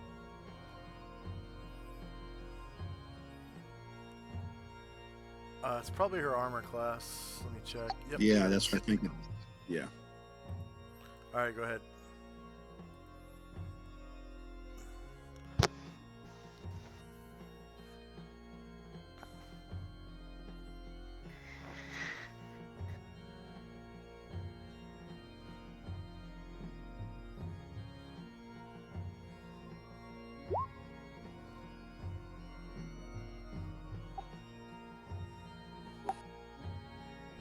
Most of those look good. Mm-hmm. Yeah, she's shieldless. And you beat her AC of 0. So she's Sorry. reaching in, and I kind of slap her face our way. None of that. Yeah. Not on the first date. Not on the it's, first date. We're not doing none of that. all you had to do is beat AC 4, and you definitely got it. So you're like, talk to the hand. Right. And she's like, mwah, mwah, mwah. Green shirt ruffian.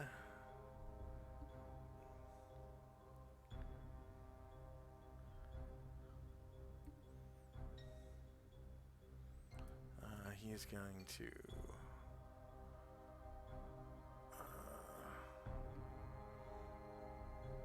actually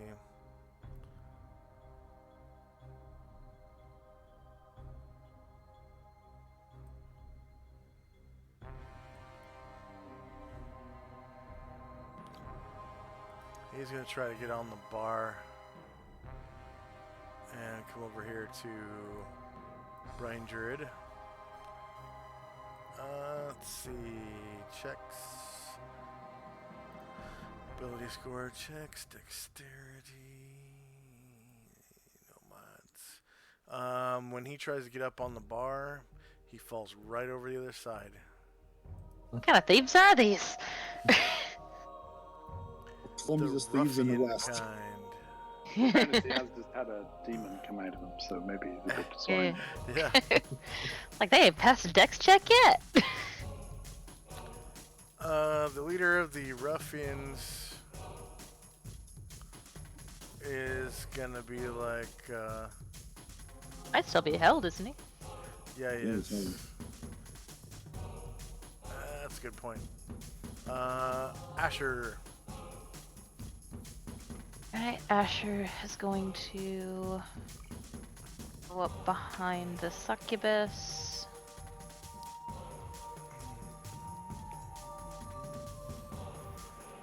And attempt to backstab. You defo get a backstab. Sweet. She's a medium creature. I move this damn necklace. Actually, she has to drop the necklace because she wasn't wearing it, so in order to use her. Or she just dropped it on the ground. I threw it on the ground. Because I'm an adult.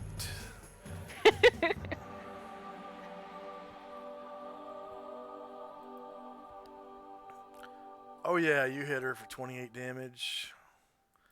She'll be visible. Yeah, you're visible now, and her bar goes. Beep, beep, beep, beep, beep, beep, beep, beep, beep, beep.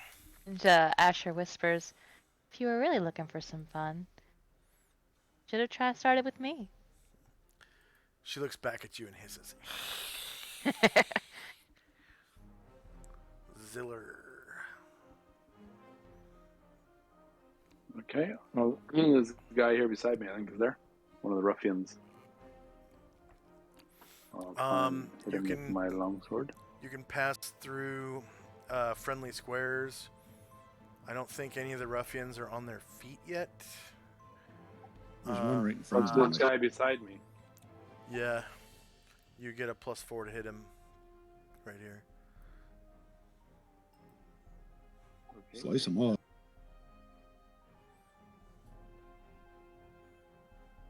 And you get a plus from the prayer too, How do right? I select the? Yeah, +5.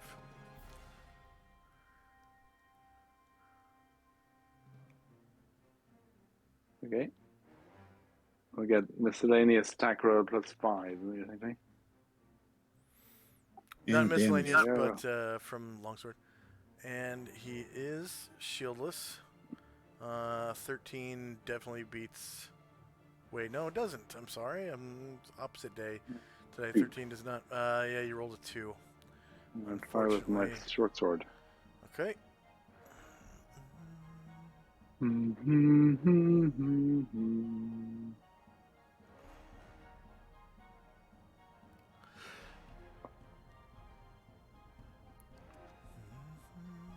Does it get a +1 because of your prayer?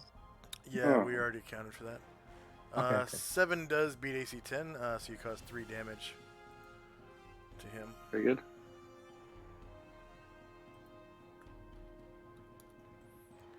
Anatar. Alright, he will come over. Anatar the Manatar. Come over in front of the succubus and try to finish her off. Lop off one of them wings. Going for it.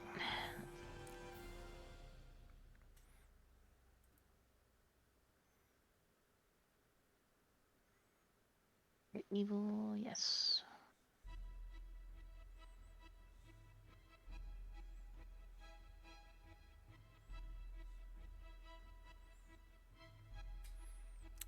Okay, she technically is shieldless, and you roll a natural 20. That is a sharpness weapon. So go ahead and roll a d4, and you cause 32 damage by cutting off her Head. left arm, and she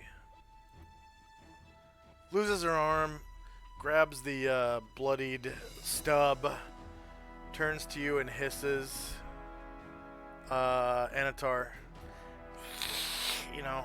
and she gets this like cross-eyed look, and she just falls over and lets go of her arm, and it's like spurting blood. And her arm and her dead body fade off into a silver void. Yeah, that's it. A silver void. And she disappears. Okay. So he's going to return to his normal form. To his one he usually goes around him, but he still has some movement. Yeah. And So just to make a long battle short, this final ruffian surrenders, and that's the final one, right? Yep, the final one. That's combat.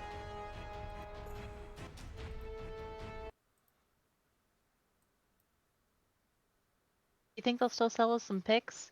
One You can just only take hope. whatever picks you want. I was thinking we need to take their money and pay the bartender for their Hey. bill.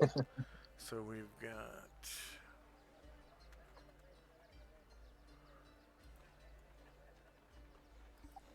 The bartender should let us stay here for free for all the trouble we've saved them in one day. Oh, unless the bartender thinks we're attracting the trouble.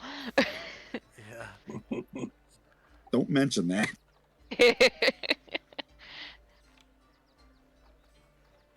Although if they know you, perhaps they already think that. This place was under different management the last time Asher was here, and they thought she was delightful. I'm not even. I'm not even making that up. And a lot of the things I make up. Okay, so there were 3 rakes.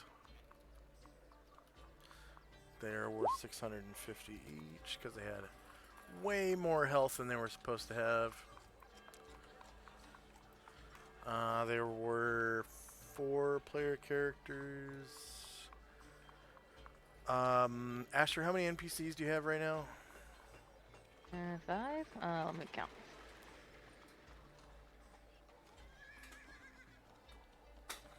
Six. 6, and then Tenzi, you have what, 3? I have 1 for purposes of 1. XP. Okay. So 7. Number of creatures defeated was 3. They all had 5 hit dice. Number of warriors and bards. How many warriors and bards do you have, Asher? 4. Okay, 4. And then Tenzi, you have the samurai. And then Ziller is a 6th. Alright, so Ziller, the way you read this is where it says character type on the left, down below. You are a player character with 1 class, so a PC with 1 class. That means you get 260 points. See where it says the amount of XP gained? 260. So you can just double click on that and then hit Control C to copy it if you're using Windows. Then you go into your experience section and then put your Add it in there, cursor in. Yeah, put a plus and paste the 260 in, and you're good. And then also, it says about 2 sections down, it says Rangers with racial hatred versus Rakes, which are humans, earn 40 per Ranger level. All other warriors and Rangers earn 20 per warrior level. So your warrior level is 1 because you're just level 1. So you get an extra 20 points for hit dice of the Rakes because they were. Oh, you know what? How much is that altogether? There was only 1. So that is 280. Or you could just put plus 260 plus 20, and it'll do the math for you.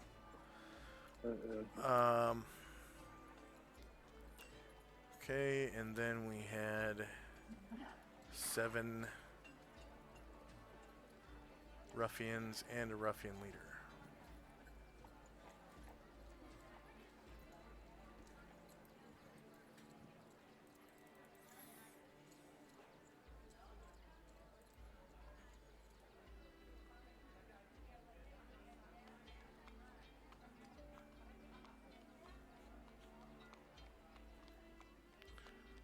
Okay. 7 ruffian.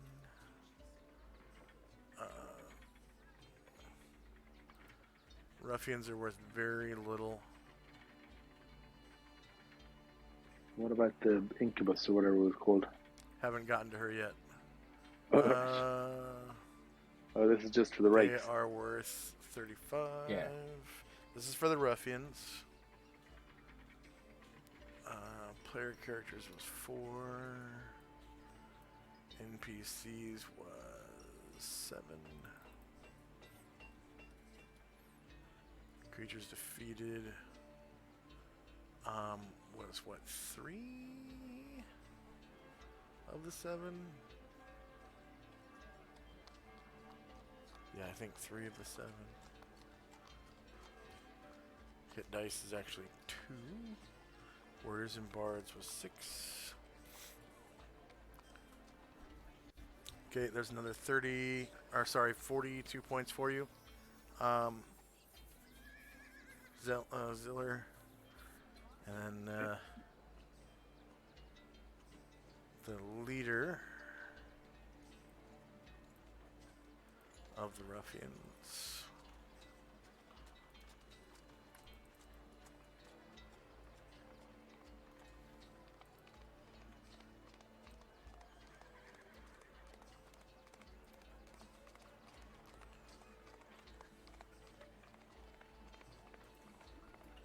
So 1 ruffian leader. 650. 4 player characters, number of NPCs, 7.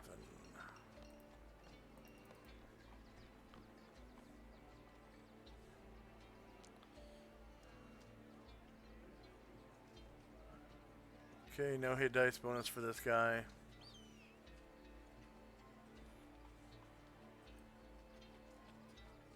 Because he wasn't actually killed. Alright, and the succubus.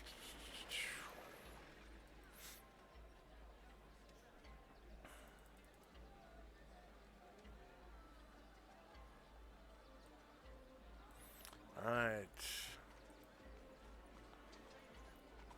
1 succubus.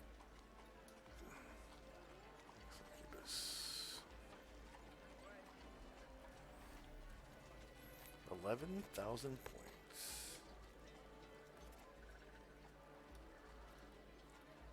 Divided among 4 characters and 7 NPCs. She was defeated. 6 hit dice. And 6 warriors and bards. Alright. So she was worth, to a PC with 1 class, 1466. And then for warriors and bards, they get another 10 per warrior level. For a total, for Ziller, 1476.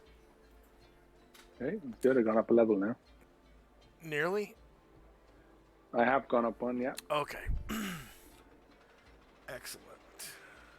And we still have about 10 minutes left. Okay. So, first up is Shandrak and Company.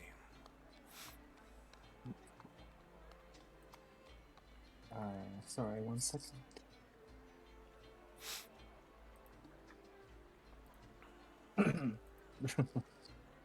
So Shandrak will walk up to the invisible ruffian leader, and I'll pick his pockets and see if there's any lock picks or anything else that's in there. Okay.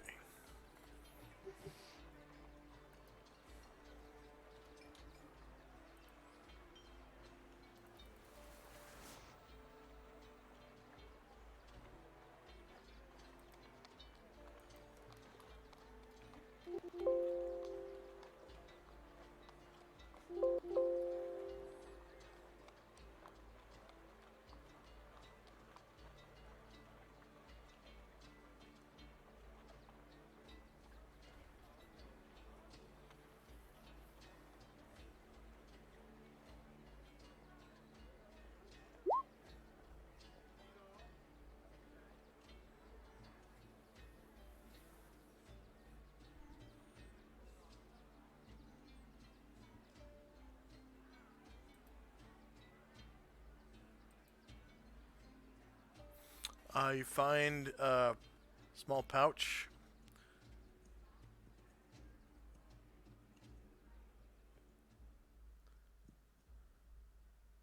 Look in the pouch.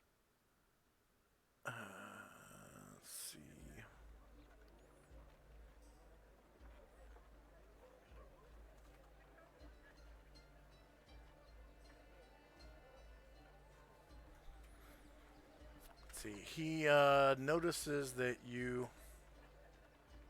That is so weird. Yeah, he notices that you take his money, but there's you find 16 copper and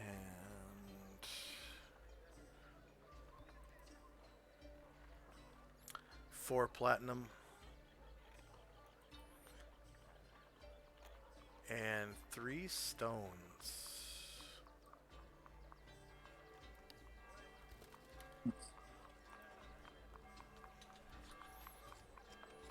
I'll take the platinum and and leave the rest. Okay. And They were white stones, by the way.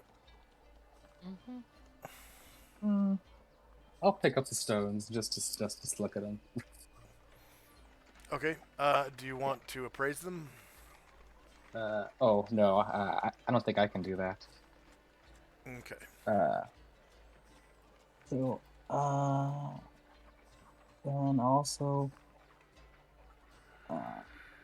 walk over to Asher, and I'll undo my invisibility. Sure jumps a little. She's not used to people doing that to her. He goes like, see?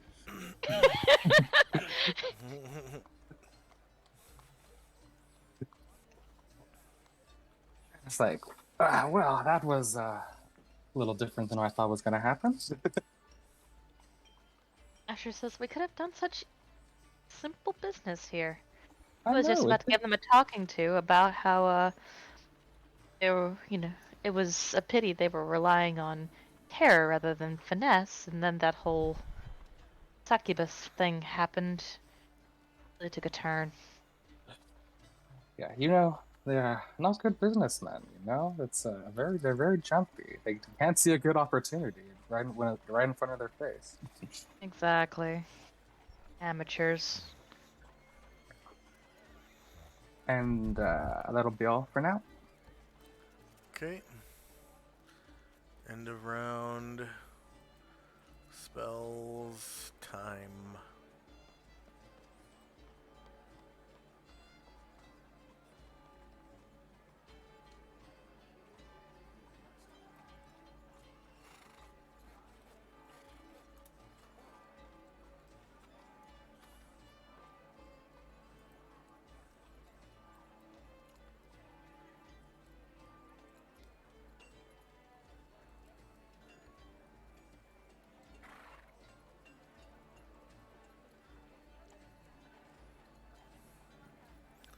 Okay, first up is Tenzi.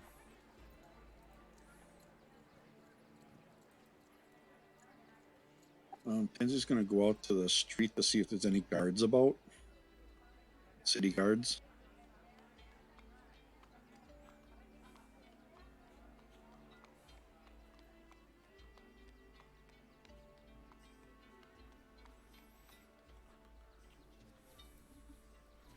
Let's see. So you go outside. And the closest people.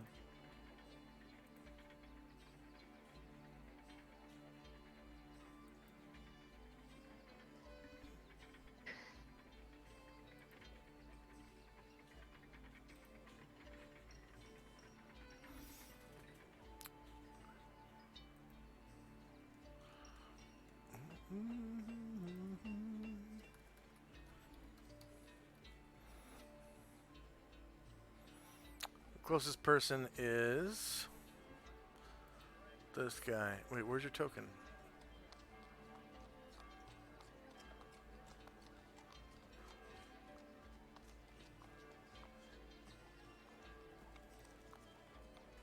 Sorry, I was talking while I'm on mute. I walk out the door looking down the street here. Closest person is this guy.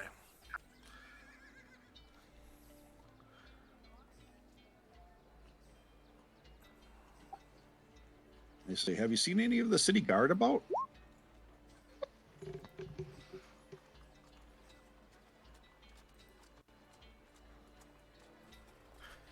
It's this guy and his two partners. This guy and this guy.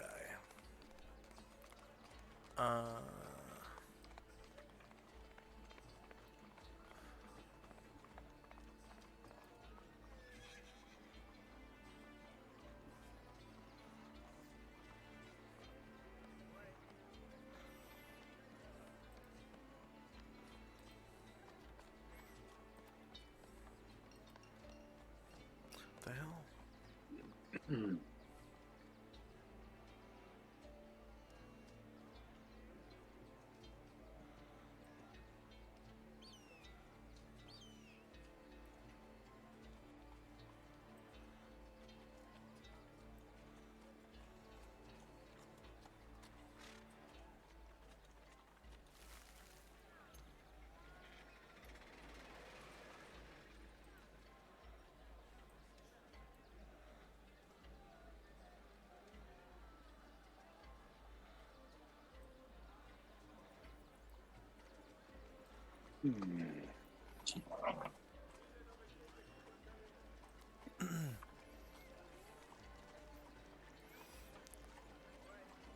And they're walking by, and they take heed to your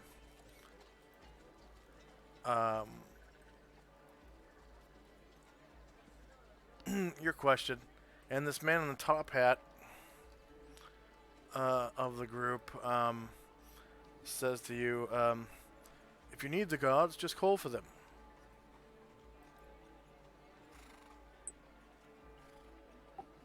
All right. So I'll call out guards. Guards. From inside the building, you hear Asher say, "Don't be a narc." Okay, roll a d6.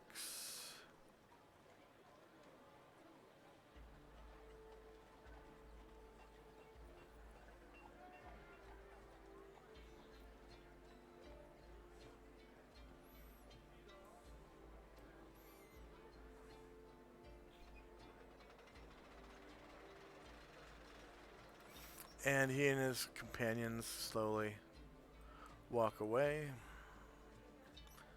Okay, anything else for Tenzi and company?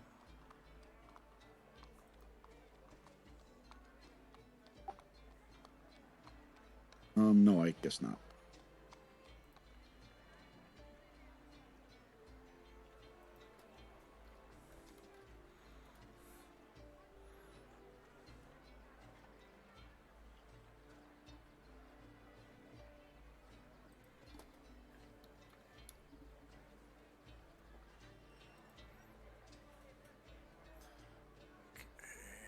Asher.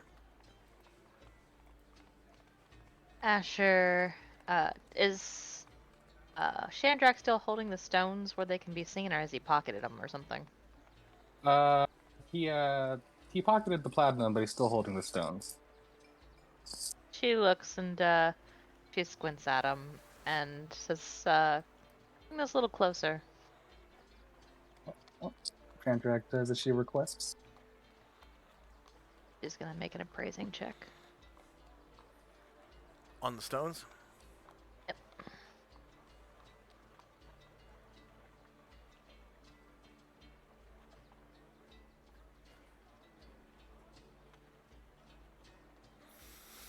Alright, they are white stones. And they are Chalcedony, worth 50 GP each. 3 of them. Asher says, "Well, at least we got something for our trouble." She's going to walk over to the bar and says, yes, I'm sorry about that.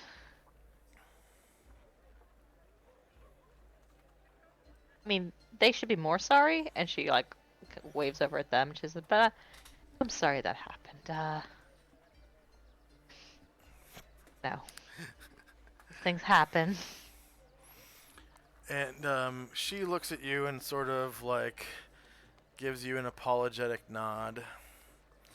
And she goes, I've been meaning to hire a bouncer. Asher says, that sounds like a good idea. Well,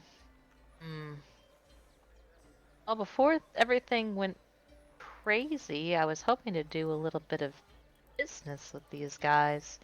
Do you know of anyone else who might be in their line of work, but more pleasant to deal with?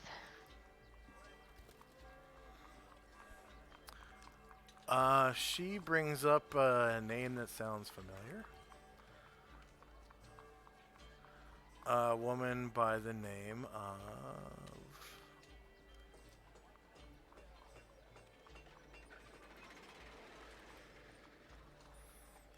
Lassie Lane. Oh yeah, I think we came across her. Yeah. She comes in here nightly, says the bartender. Asher says, perfect. After these guys clear out their own trash, we can settle into a more enjoyable evening. Jim is going to come over and retrieve his necklace. Head on back to his seat.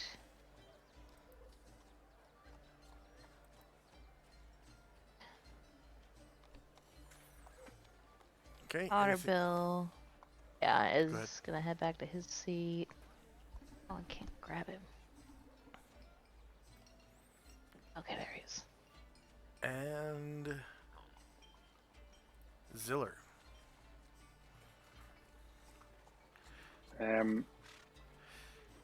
Yeah, I'm just gonna go and, after all the excitement, go to the bar and get myself a drink. And the bartender gives it to you freely, as your party has helped her out twice and given her a bunch of money. She gives you 2 pints of ale. A nice, dark ale.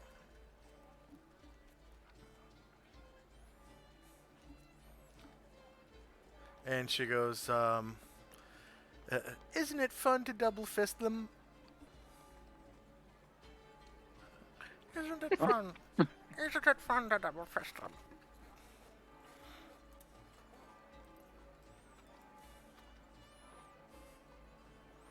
I don't know if I know what that means.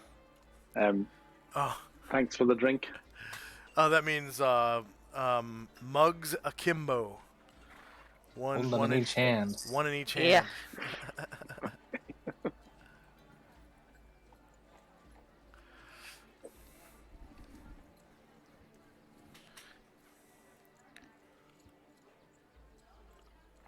Okay. I think I need to head off.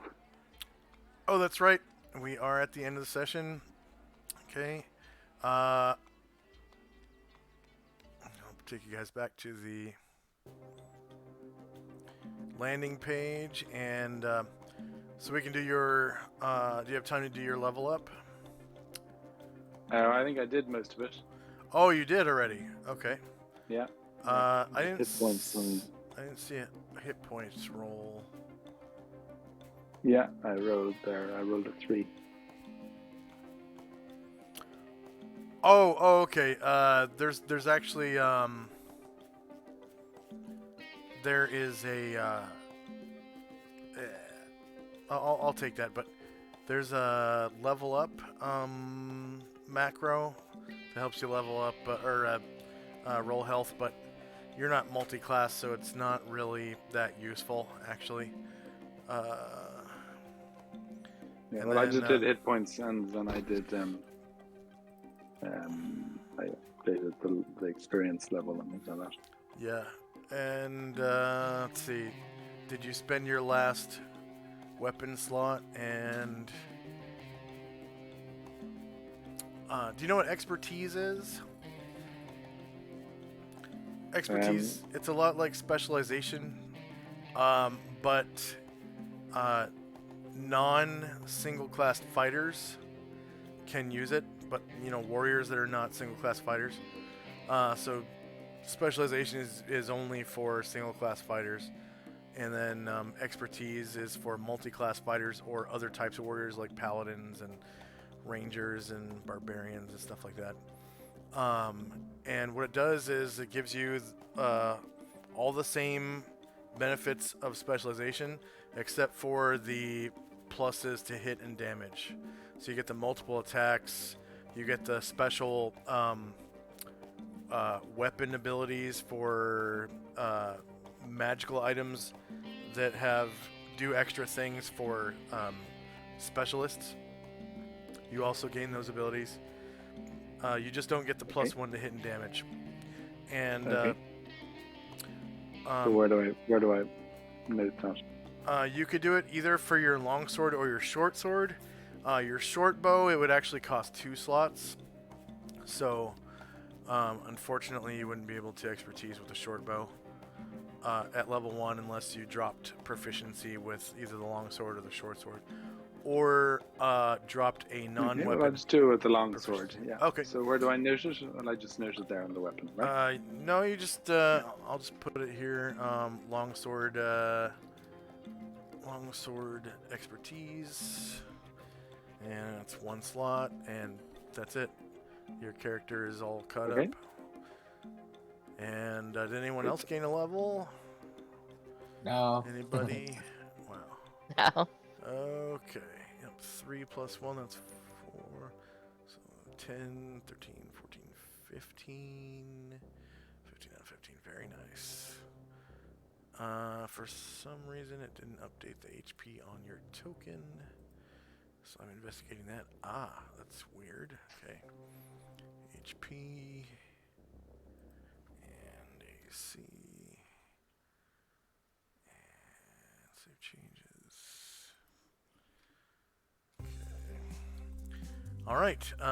Any advice for me? Any way I can improve things and make them faster, more efficient, mechanically, or automate something to make it better? Okay. Are you asking me or? Any player really. I'm good. All right.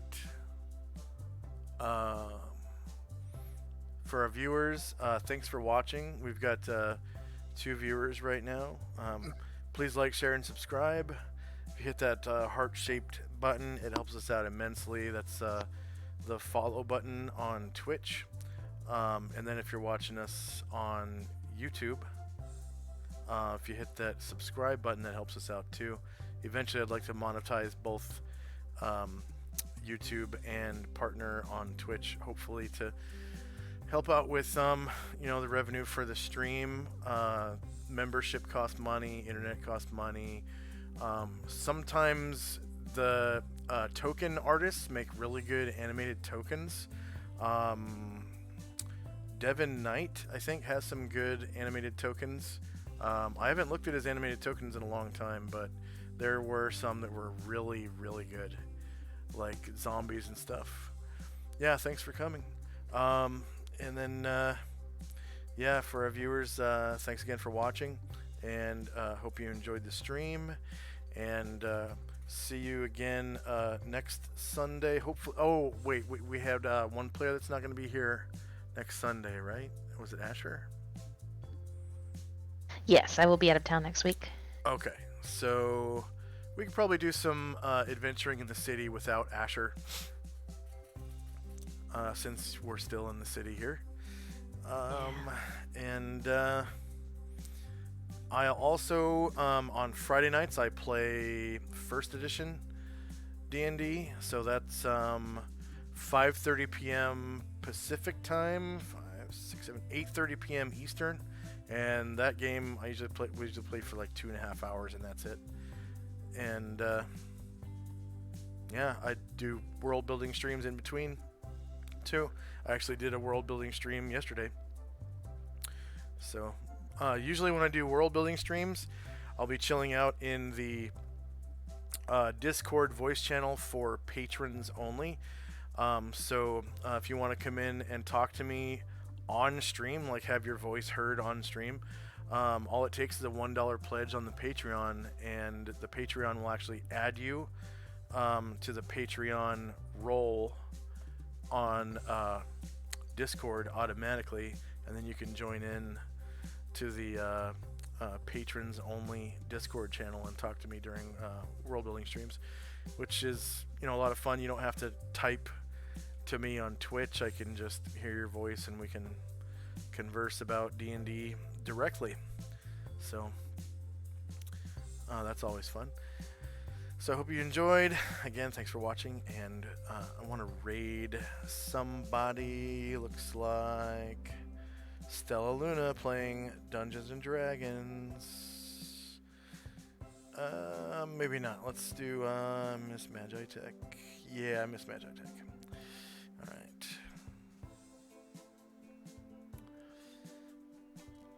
It's a great little channel I watch every once in a while.